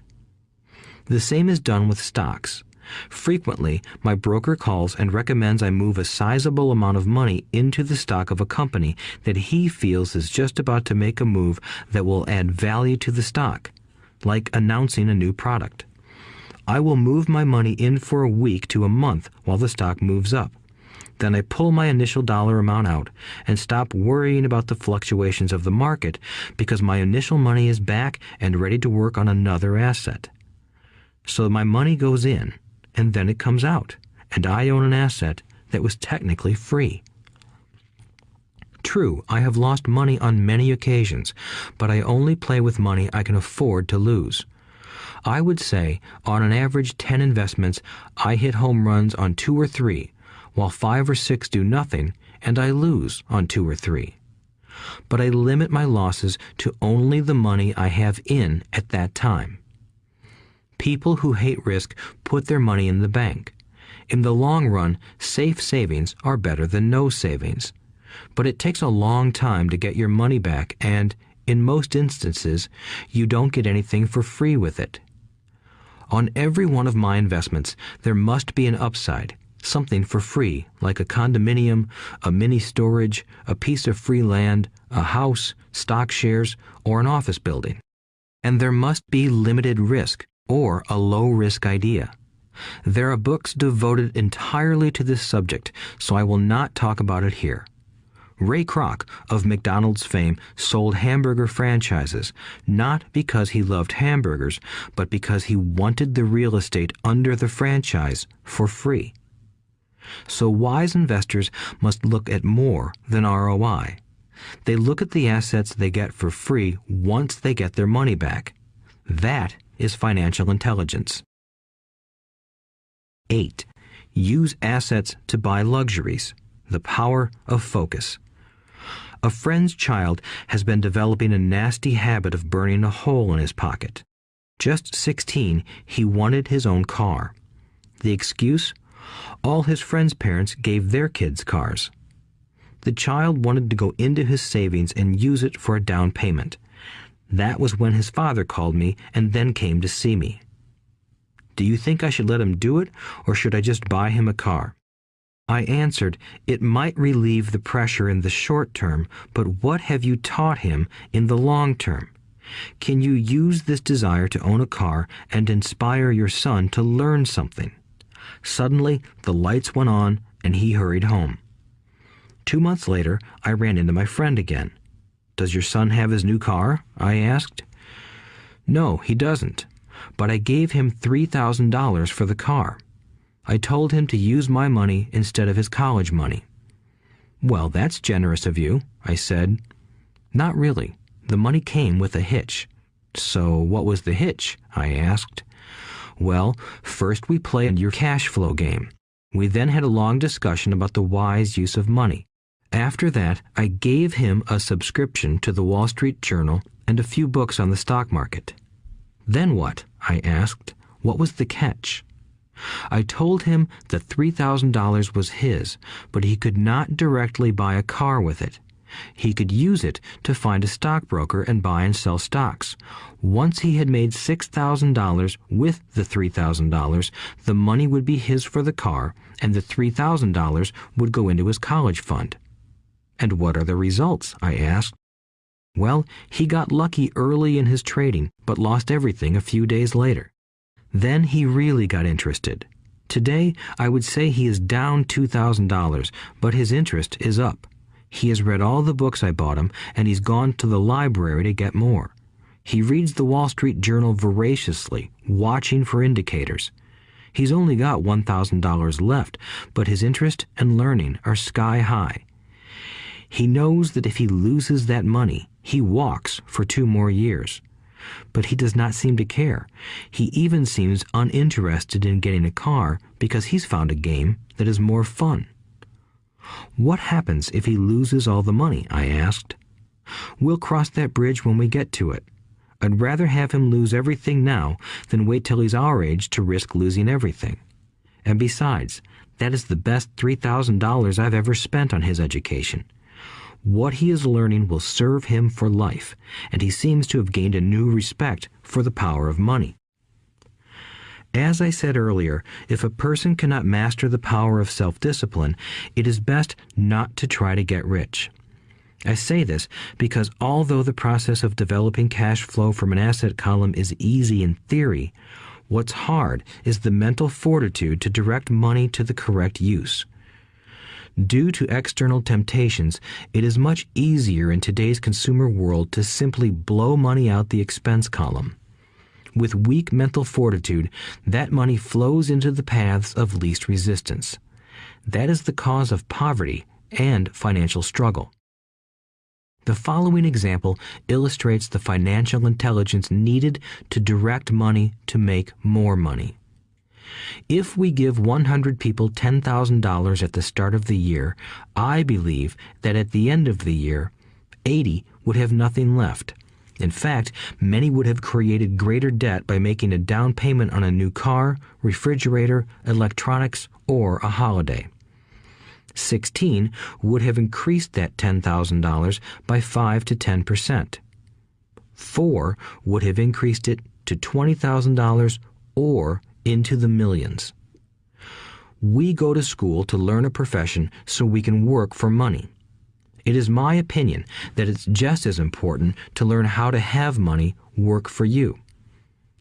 I love my luxuries as much as anyone else. The difference is I don't buy them on credit. It's the keep up with the Joneses trap. When I wanted to buy a Porsche, the easy road would have been to call my banker and get a loan.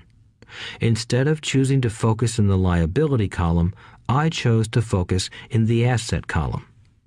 As a habit, I use my desire to consume to inspire and motivate my financial genius to invest. Too often today, we focus on borrowing money to get the things we want instead of focusing on creating money. One is easier in the short term, but harder in the long term. It's a bad habit that we as individuals and as a nation have gotten into. Remember, the easy road often becomes hard, and the hard road often becomes easy. The earlier you can train yourself and those you love to be masters of money, the better. Money is a powerful force. Unfortunately, people use the power of money against themselves. If your financial intelligence is low, money will run all over you. It will be smarter than you. If money is smarter than you, you will work for it all your life. To be the master of money, you need to be smarter than it. Then money will do as it is told. It will obey you. Instead of being a slave to it, you will be the master of it. That is financial intelligence. 9. Choose heroes. The power of myth. When I was a kid, I greatly admired Willie Mays, Hank Aaron, and Yogi Berra. They were my heroes, and I wanted to be just like them. I treasured their baseball cards. I knew their stats, the RBIs, the ERAs, their batting averages, how much they got paid, and how they came up from the minor leagues. As a 9-year-old kid, when I stepped up to bat or played first base or catcher, I wasn't me. I pretended I was a famous baseball player. It's one of the most powerful ways we learn, and we often lose that as adults. We lose our heroes. Today, I watch young kids playing basketball near my home. On the court, they're not little Johnny. They're pretending to be their favorite basketball hero. Copying or emulating heroes is true power learning. I have new heroes as I grow older. I have golf heroes, and I copy their swings and do my best to read everything I can about them. I also have heroes such as Donald Trump, Warren Buffett, Peter Lynch, George Soros, and Jim Rogers. I know their stats just like I knew the ERAs and RBIs of my childhood baseball heroes. I follow what Warren Buffett invests in, and I read anything I can about his point of view on the market and how he chooses stocks. And I read about Donald Trump, trying to find out how he negotiates and puts deals together. Just as I was not me when I was up to bat, when I'm in the market or I'm negotiating a deal, I am subconsciously acting with the bravado of Trump. Or, when analyzing a trend, I look at it as though Warren Buffett were doing it. By having heroes, we tap into a tremendous source of raw genius. But heroes do more than simply inspire us. Heroes make things look easy. Making it look easy convinces us to want to be just like them. If they can do it, so can I. When it comes to investing, too many people make it sound hard. Instead, find heroes who make it look easy. 10. Teach and you shall receive. The power of giving. Both of my dads were teachers. My rich dad taught me a lesson I have carried all my life, the necessity of being charitable or giving. My educated dad gave a lot of his time and knowledge, but almost never gave away money. He usually said that he would give when he had some extra money, but of course, there was rarely any extra. My rich dad gave money as well as education. He believed firmly in tithing. If you want something, you first need to give, he would always say. When he was short of money, he gave money to his church or to his favorite charity. If I could leave one single idea with you, it is that idea. Whenever you feel short or in need of something, give what you want first, and it will come back in buckets. That is true for money, a smile, love, or friendship. I know it is often the last thing a person may want to do, but it has always worked for me. I trust that the principle of reciprocity is true, and I give what I want. I want money, so I give money, and it comes back in multiples. I want sales, so I help someone else sell something, and sales come to me. I want contacts, and I help someone else get contacts. Like magic, contacts come to me. I heard a saying years ago that went, "God does not need to receive, but humans need to give." My rich dad would often say, poor people are more greedy than rich people. He would explain that if a person was rich, that person was providing something that other people wanted. In my life, whenever I have felt needy or short of money or short of help, I simply went out or found in my heart what I wanted and decided to give it first. And when I gave, it always came back. It reminds me of the story of the guy sitting with firewood in his arms on a cold, freezing night. He is yelling at the pot-bellied stove, "When you give me some heat, then I'll put some wood in you." And when it comes to money, love, happiness, sales, and contacts, all one needs to remember is to give first. Often, just the process of thinking of what I want and how I could give that to someone else breaks free a torrent of bounty. Whenever I feel that people aren't smiling at me, I simply begin smiling and saying hello. Like magic, the next thing I know, I'm surrounded by smiling people. It is true that your world is only a mirror of you.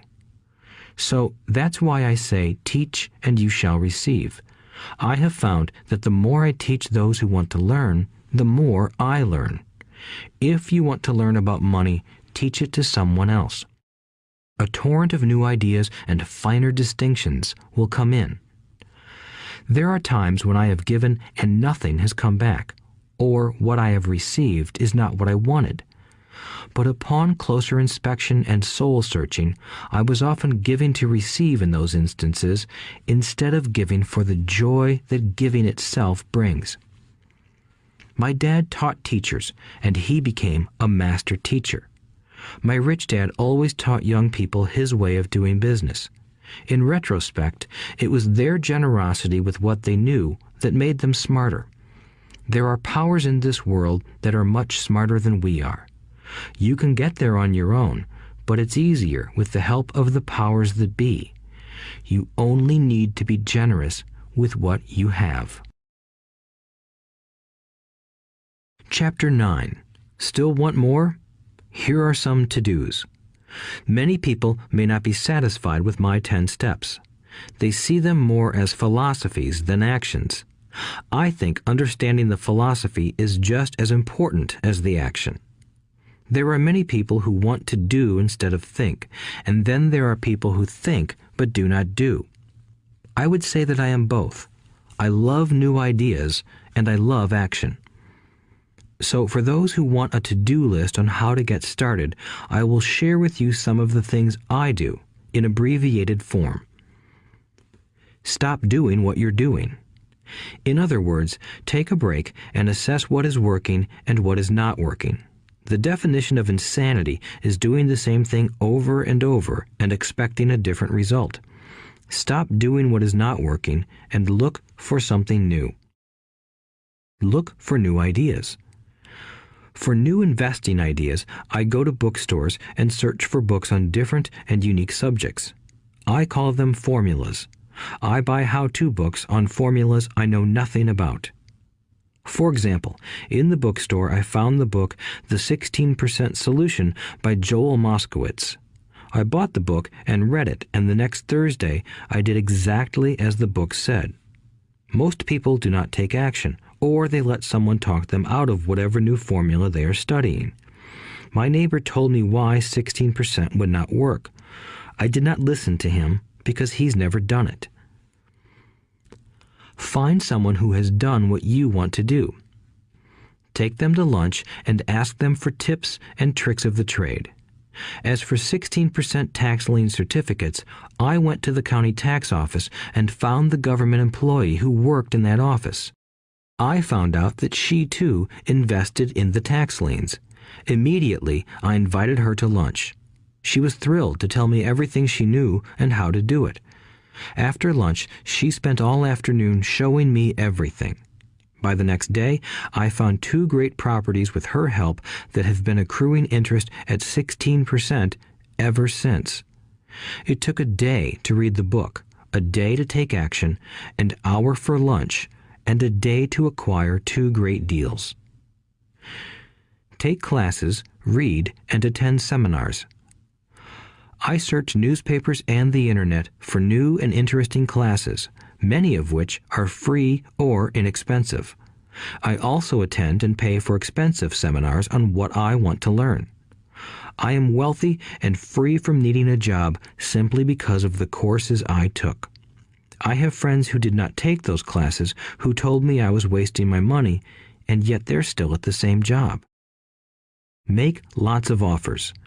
When I want a piece of real estate, I look at many properties and generally write an offer. If you don't know what the right offer is, neither do I. That is the job of the real estate agent. They make the offers. I do as little work as possible. A friend wanted me to show her how to buy apartment houses. So one Saturday, she, her agent, and I went and looked at 6 apartment houses.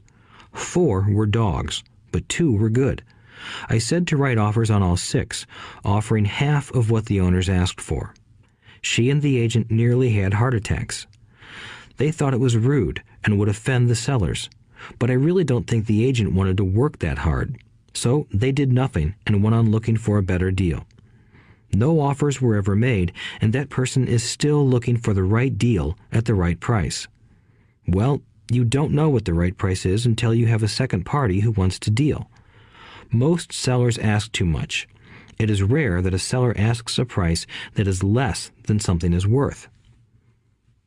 Moral of the story: make offers. People who are not investors have no idea what it feels like to try to sell something. I have had a piece of real estate that I wanted to sell for months. I would have welcomed any offer. They could have offered me 10 pigs and I would have been happy. Not at the offer, but just because someone was interested. I would have countered, maybe for a pig farm in exchange.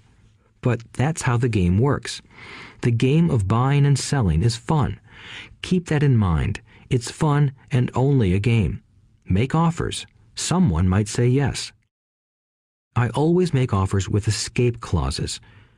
In real estate, I make an offer with language that details subject to contingencies, such as the approval of a business partner. Never specify who the business partner is. Most people don't know that my partner is my cat. If they accept the offer and I don't want the deal, I call home and speak to my cat. I make this ridiculous statement to illustrate how absurdly easy and simple the game is. So many people make things too difficult and take it too seriously. Finding a good deal, the right business, the right people, the right investors, or whatever is just like dating. You must go to the market and talk to a lot of people, make a lot of offers, counter-offers, negotiate, reject, and accept. I know single people who sit at home and wait for the phone to ring, but it's better to go to the market, even if it's only the supermarket. Search, offer, reject, negotiate, and accept are all parts of the process of almost everything in life. Jog, walk, or drive a certain area once a month for 10 minutes. I have found some of my best real estate investments doing this. I will jog a certain neighborhood for a year and look for change. For there to be profit in a deal, there must be 2 elements, a bargain and change. There are lots of bargains, but it's change that turns a bargain into a profitable opportunity. So when I jog a neighborhood I might like to invest in. It is the repetition that causes me to notice slight differences.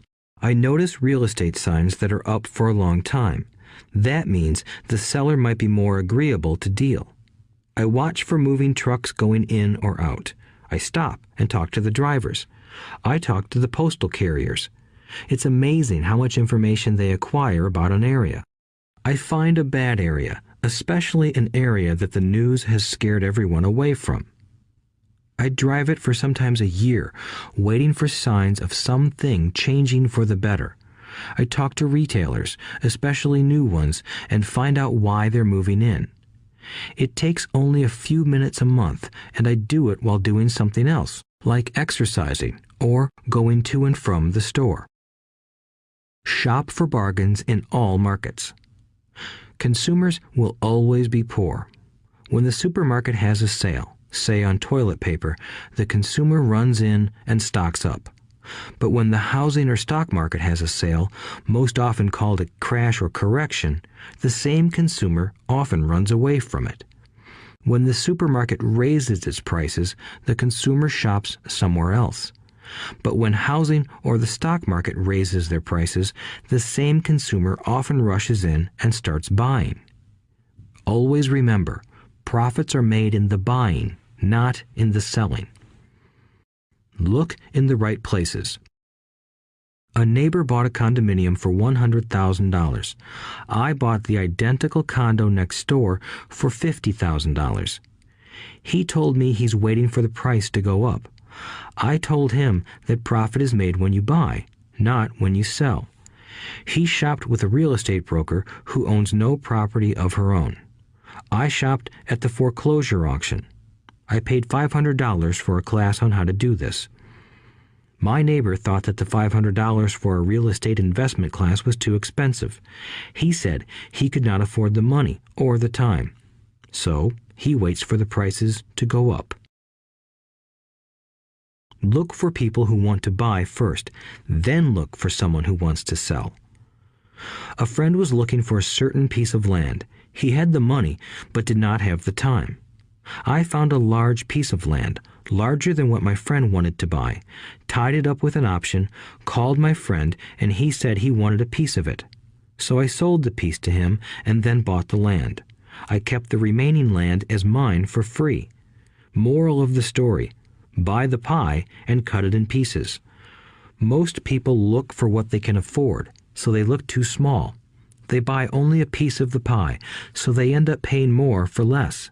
Small thinkers don't get the big breaks. If you want to get richer, think big. Think big. Retailers love giving volume discounts simply because most business people love big spenders. So even if you're small, you can always think big. When my company was in the market for computers, I called several friends and asked them if they were ready to buy also. We then went to different dealers and negotiated a great deal because we wanted to buy so many. I have done the same with stocks. Small people remain small because they think small, act alone, or don't act at all.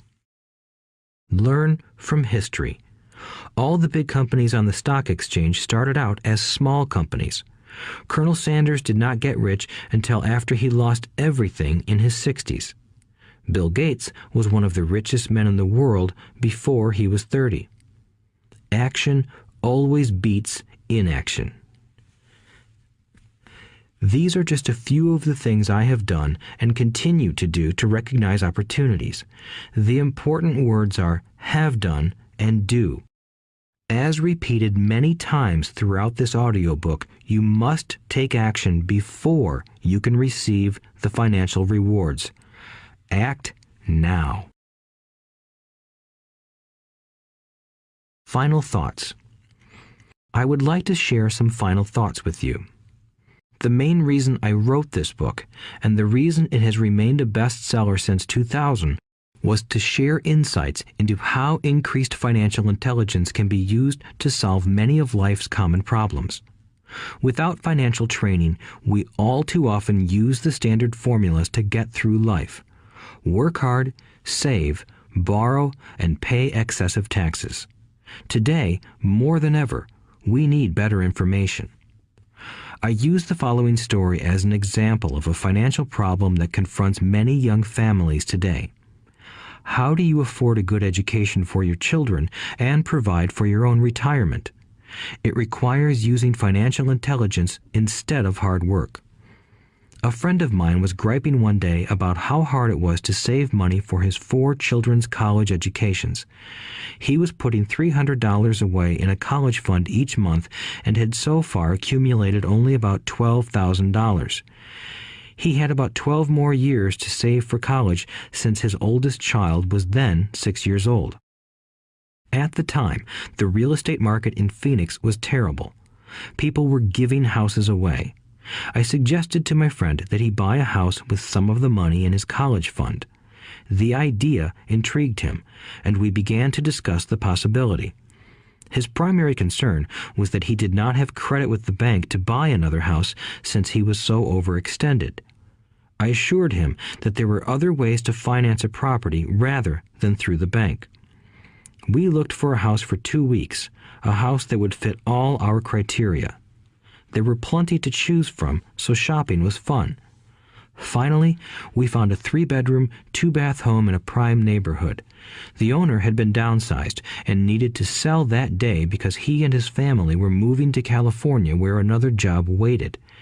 The owner wanted $102,000, but we offered only $79,000. He took it immediately and agreed to carry back the loan with a 10% down payment. All my friend had to come up with was $7,900. As soon as the owner moved, my friend put the house up for rent. After all expenses were paid, including the mortgage, he put $125 in his pocket each month. His plan was to keep the house for 12 years and let the mortgage get paid down faster by applying the extra $125 to the principal each month. We figured that in 12 years, a large portion of the mortgage would be paid off and he could possibly be clearing $800 a month by the time his first child went to college. He could also sell the house if it had appreciated in value.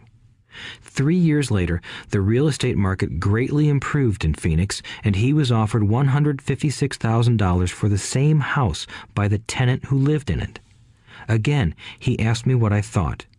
I advised that he sell it, using a 1031 tax-deferred exchange. Suddenly, he had nearly $80,000 to operate with. I called another friend in Austin, Texas, who then moved this tax-deferred capital gain into a mini storage facility. Within 3 months, he began receiving checks for a little less than $1,000 a month, which he then poured back into the college fund. A couple of years later, the mini warehouse sold, and he received a check for nearly $330,000 as proceeds from the sale. He rolled those funds into a new project that would now generate over $3,000 a month in income, again going into the college fund. He is now very confident that his goal will be met easily. It only took $7,900 to start and a little financial intelligence. His children will be able to afford the education they want, and he will then use the underlying asset, wrapped in his legal entity, to pay for his retirement. As a result of this successful investment strategy, he will be able to retire early. Thank you for listening to this audiobook. I hope it has provided some insights into utilizing the power of money to work for you. Today, we need greater financial intelligence to simply survive. The idea that it takes money to make money is the thinking of financially unsophisticated people. It does not mean that they're not intelligent. They have simply not learned the science of making money. Money is only an idea. If you want more money, simply change your thinking. Every self-made person started small with an idea and then turned it into something big. The same applies to investing. It takes only a few dollars to start and grow it into something big. I meet so many people who spend their lives chasing the big deal or trying to amass a lot of money to get into a big deal. But to me, that is foolish. Too often, I have seen unsophisticated investors put their large nest egg into one deal and lose most of it rapidly. They may have been good workers, but they were not good investors. Education and wisdom about money are important. Start early. Buy a book. Go to a seminar. Practice. Start small. I turned $5,000 cash into a $1 million asset, producing $5,000 a month cash flow in less than 6 years. But I started learning as a kid. I encourage you to learn because it's not that hard. In fact, it's pretty easy once you get the hang of it. I think I have made my message clear. It's what is in your head that determines what is in your hands. Money is only an idea. There is a great book called Think and Grow Rich. The title is not Work Hard and Grow Rich. Learn to have money work hard for you, and your life will be easier and happier. Today, don't play it safe. Play it smart. The 3 incomes. In the world of accounting, there are 3 different types of income. 1, ordinary earned. 2, portfolio. 3, passive. When my poor dad said to me, "Go to school, get good grades, and find a safe, secure job," he was recommending I work for earned income. When my rich dad said, "The rich don't work for money, they have their money work for them," he was talking about passive income and portfolio income. Passive income, in most cases, is income derived from real estate investments. Portfolio income is income derived from paper assets such as stocks and bonds. Portfolio income is the income that makes Bill Gates the richest man in the world, not earned income. Rich Dad used to say, the key to becoming wealthy is the ability to convert earned income into passive income or portfolio income as quickly as possible. He would say, taxes are highest on earned income. The least taxed income is passive income. That is another reason why you want your money working hard for you. The government taxes the income you work hard for more than the income your money works hard for. In my second book, Rich Dad's Cash Flow Quadrant, I explain the 4 different types of people who make up the world of business. They are E, employee, S, self-employed, B, business owner, and I, investor. Most people go to school to learn to be an E or an S. The cash flow quadrant is written about the core differences of these 4 types and how people can change their quadrant. In fact, most of our products are created for people in the B and I quadrants. In Rich Dad's Guide to Investing, book number 3 in the Rich Dad series, I go into more detail on the importance of converting earned income into passive and portfolio income. Rich Dad used to say, all a real investor does is convert earned income into passive and portfolio income. If you know what you're doing, investing is not risky. It's just common sense. The key to financial freedom. The key to financial freedom and great wealth is a person's ability to convert earned income into passive and/or portfolio income. My rich dad spent a lot of time teaching Mike and me this skill. Having this ability is the reason my wife Kim and I are financially free, never needing to work again. We continue to work because we choose to. Today, we own a real estate investment company for passive income and participate in private placements and initial public offerings of stock for portfolio income. We also went back to work to build a financial education company so that we can continue to create and publish books and games. All of our educational products are created to teach the same skills my rich dad taught me, the skills of converting earned income into passive and portfolio income. The games we create are important because they teach what books cannot teach. For example, you would never learn to ride a bicycle by only reading a book.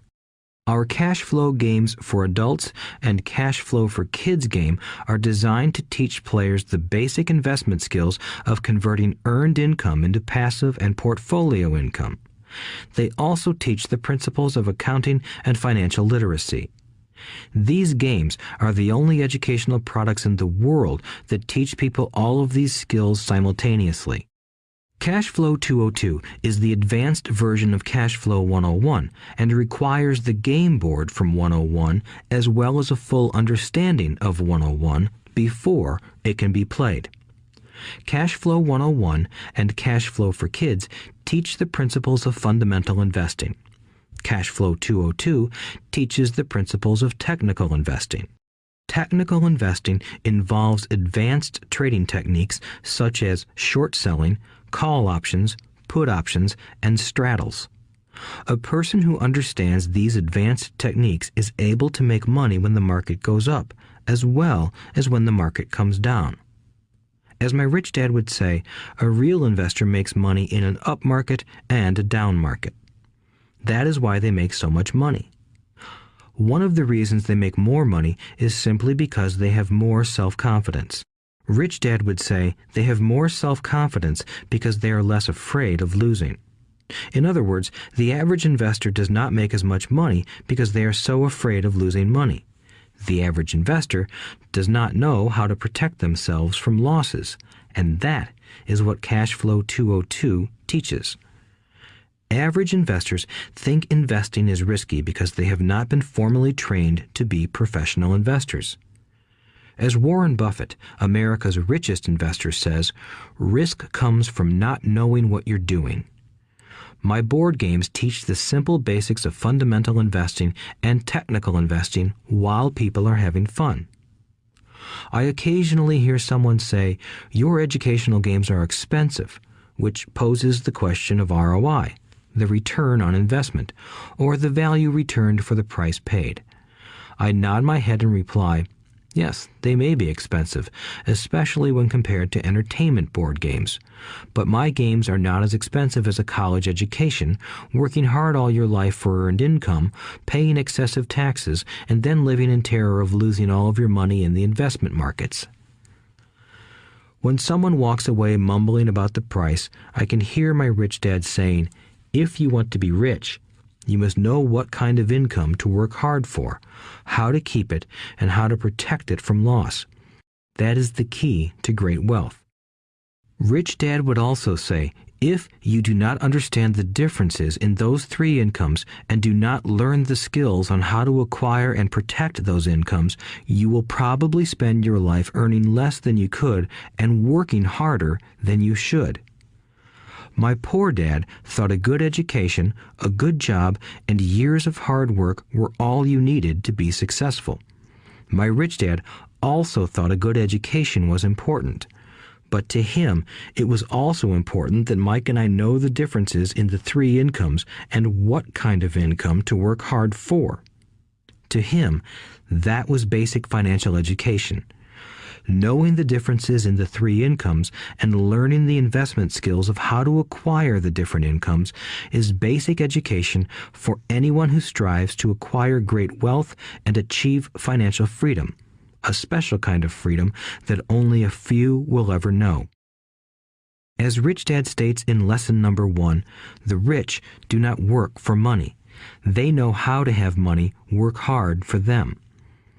Rich Dad said, earned income is money you work for, and passive and portfolio income is money working for you. Knowing that little difference has been significant in my life. Or, as Robert Frost ends his poem, and that has made all the difference. Take action. All of you were given two great gifts, your mind and your time. It is up to you to do what you please with both. With each dollar bill that enters your hand, you and only you have the power to determine your destiny. Spend it foolishly, and you choose to be poor. Spend it on liabilities, and you join the middle class. Invest it in your mind and learn how to acquire assets, and you will be choosing wealth as your goal and your future. The choice is yours, and only yours.